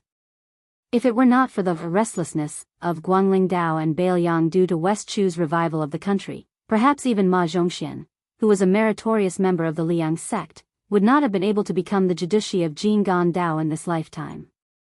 It was true that the current Liang sect was flourishing on the surface, and even the rebellion of West Chu had been suppressed. However, even Chai Ching-shan could see that the situation was delicate. The young girl had never been interested in the general situation of the world. She pouted and said, "But I still feel that Bailiang is more pitiful." The old man smiled and said, "Master did not say that Bailiang is not worthy of your protest. I just hope that you will not be too vicious in the future and will not casually vent your anger on the innocent. Do you know why Master admires that young vassal king more and more?" Upon hearing that the young vassal king was young, the originally absent-minded girl's eyes immediately lit up. She immediately had an inexhaustible spirit, and her face was full of vigor. "Master, quickly say it." "I'm listening." The old man was quite helpless. He laughed and said, "I won't say it." The old man really did not say anything. Other than being a bit angry, it was more because outside the city, Chao Changqing's chess pieces were moving faster and faster. He had no choice but to concentrate and store his momentum. Today, he, Chai Qingshan, stood here with a long sword on his back, not to enjoy the scenery. The young girl curled her lips. Knowing her master's temper, she did not ask. Chai Qingshan squinted and looked into the distance. The old man's line of sight followed the waves of arrow rain from the top of the city wall and threw it at the figure in green. There were ballistae on the top of the city wall, and there were 6,000 elite archers below the city wall. There were 2 waves of arrows covering the sky and the earth. The old man had a strange thought for no reason. If the Bailiang Su family did not have any grievances with the Zhao family of Liang, that young vassal king would not have any complaints and would wholeheartedly be a loyal official, and the Zhao family's son would also have no doubts about him and would provide reinforcements to Bailiang. With the Central Plains as a shield, he would support the Bailiang cavalry and the 2 Liao border armies to fight against Beimang. How good would that be? If that Chao Changqing outside the city could be like Sun Shiji and many other West Chu survivors and enter the court as an official, perhaps he would be the Grand Secretary of Liang right now. In that case, there would be no need for Qi Yanglong of Shangyin Academy to come out and turn the tide. Inside, there would be Chao Changqing leading the Eternal Hui Old Spring and Xiangfu New Spring to strategize together. Outside, there would be 300,000 Bailiang cavalry and 200,000 Liao border armies. How could the world not be peaceful? Even if they gave Beimang hundreds of thousands of soldiers and armor, so what? On a small road in the northern region of the capital, a rider leisurely headed south toward Graydon City. There was a stall by the road that seemed to sell everything, including dumplings and tea and wine. A young man and woman sat there, each with their head buried in the 2 large bowls of dumplings. The rider dismounted and led the horse near the table, asking, "Can I sit?" The young man glanced at him. "Since you didn't bring a knife, you can sit." Thus, Gu Jiantang sat on the long bench next to Su Fengmian and Jiang and I. After this pillar of the country that could overturn the world sat down, he smiled and asked, "Su Fengmian, you treat me to a bowl of dumplings, and I help you become the emperor. Do you want to do this deal?"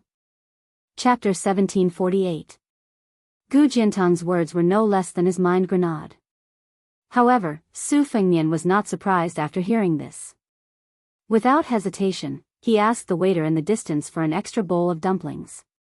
He then asked with a smile, "A big bowl of dumplings is only 20 dumplings. The entire Liang is only 30 prefectures.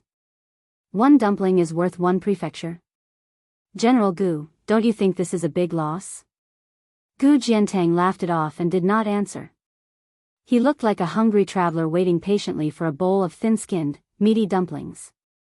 Su Fengmian had been wolfing down his food, so the ginger paste naturally ate slowly. Su Fengmian was the first to put down his chopsticks and exhaled contentedly.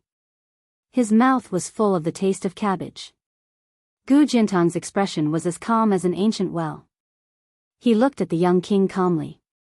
There was a seniority difference between the 2, but in the end, there was still a difference of spring and autumn.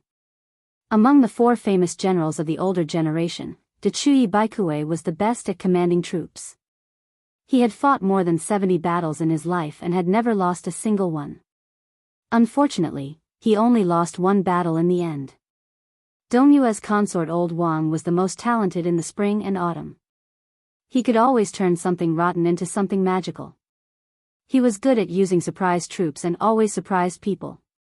He could win battles that he could not win, but he could also lose battles that he could not lose. Moreover, he lost in a way that baffled his opponents.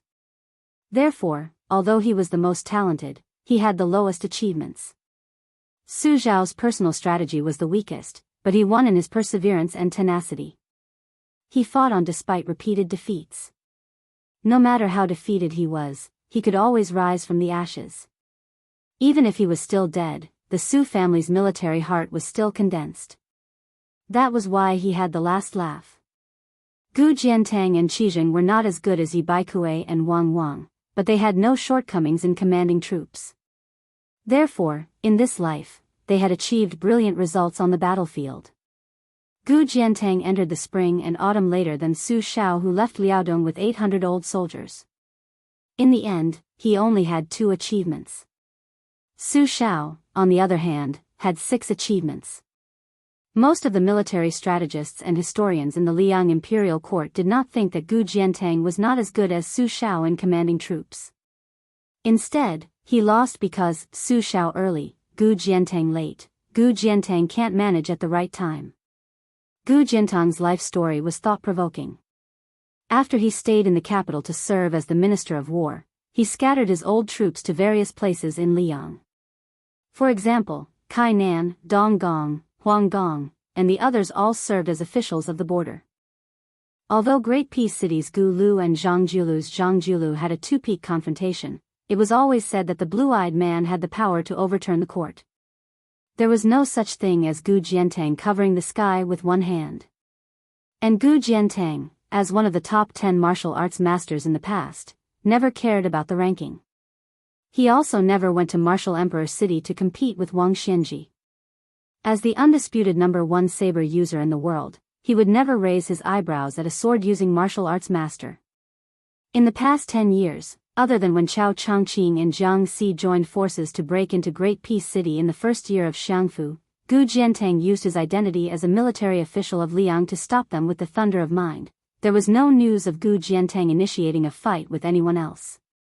In the past 20 years, Gu Jiantang stood tall in the imperial court of Liang. No one doubted the loyalty of this meritorious general. Not the late Emperor Zhao Dun, not the new Emperor Zhao Zhuan, not the other civil and military officials. In the eyes of Liang, this old minister of war was not only the best candidate to resist the Bailiang cavalry, he was also the greatest backbone of Liang. The silent Gu Jiantang was like a family heirloom. If he did not take it out to show it to others, it meant that the family was still there and that they were still confident. Therefore, even when the Guangling Road War last year was so chaotic, Gu Jiantang, who was in charge of the border defense between the 2 Liao provinces, did not lead his troops south. Because of this, the people of Liang did not believe that the rebel army in West Chu could succeed. But today, at the critical moment when West Chu was destined to collapse, it was this only pillar of the Liang dynasty that said that he wanted a young man not surnamed Zhao to be the emperor. Su Fengnian looked at Gu Jiantang, who was sitting across from him, picking up his chopsticks and gently poking at the greasy table. He watched as Gu Jiantang picked up a dumpling and began to slowly chew it. Su Fengnian's expression was as usual. This was the calmness that had been honed through countless battles, but it did not hinder the stormy waves in his heart. Gu Jiantang ate 7 or 8 dumplings in one go. He paused for a moment and raised his head to look at the young vassal king that he had only met once.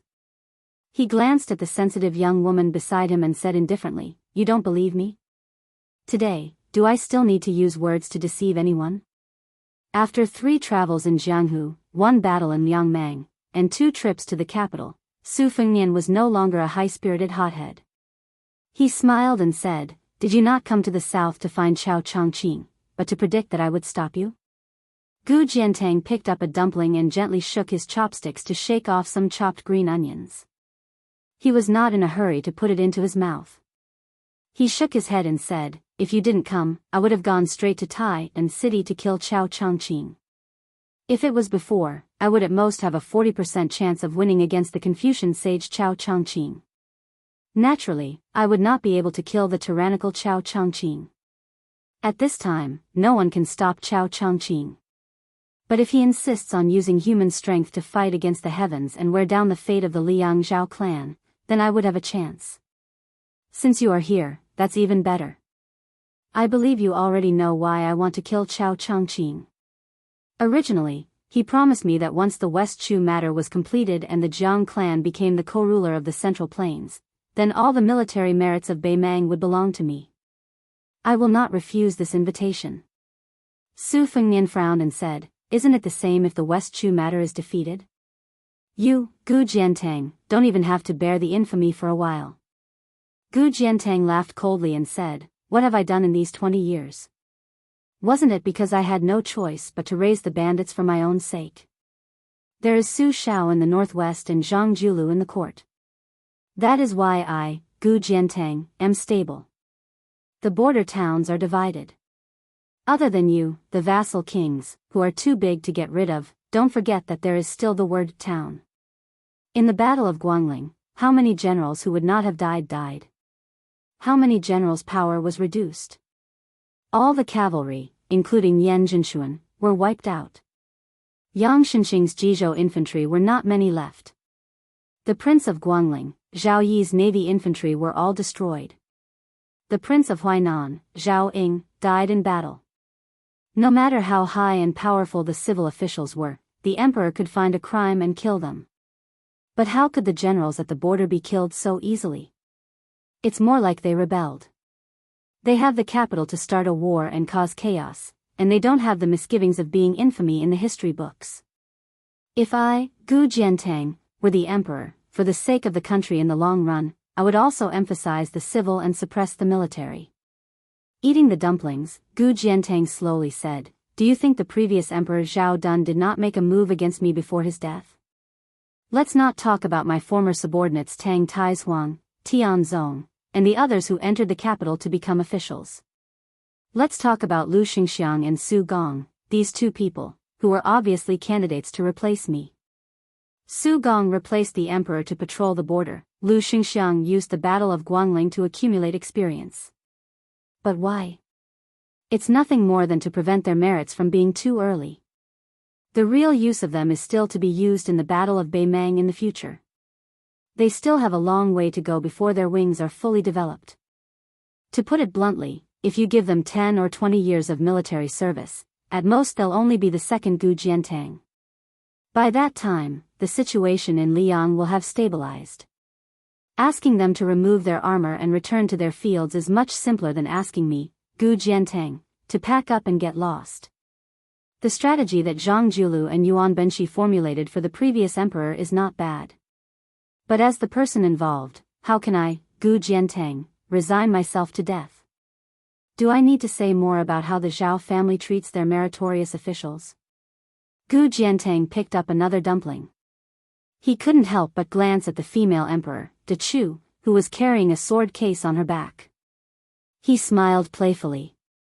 Su Fengnian, do you know what kind of reasons Chao Changqing and her used to convince me when they found me? Su Fengnian's face was suddenly filled with anger. He gritted his teeth and said, Motherf *Ker. Did Chao Changqing agree to one of your sons becoming empress? If that's really the case, I won't stop you. I'll be Gu Jiantang's assistant. See if I don't beat Chao Changqing until he can't be domineering anymore. Under the table, one of Su Fengnian's feet was ruthlessly stepped on and crushed repeatedly. Perhaps he felt that one foot wasn't strong enough, so he lowered his body and stepped on Su Fengnian's feet with both feet. Gu Jiantang couldn't help but laugh. Chao Changqing wouldn't be so boring. Chao Changqing only said that he could let me flatten Beimang and that he dared to let me lead an army to complete a feat that even Su Shao couldn't accomplish. The reason was very simple. When Chao Changqing was alive, no matter how great my military achievements were, I couldn't rebel because Chao Changqing could die together with me.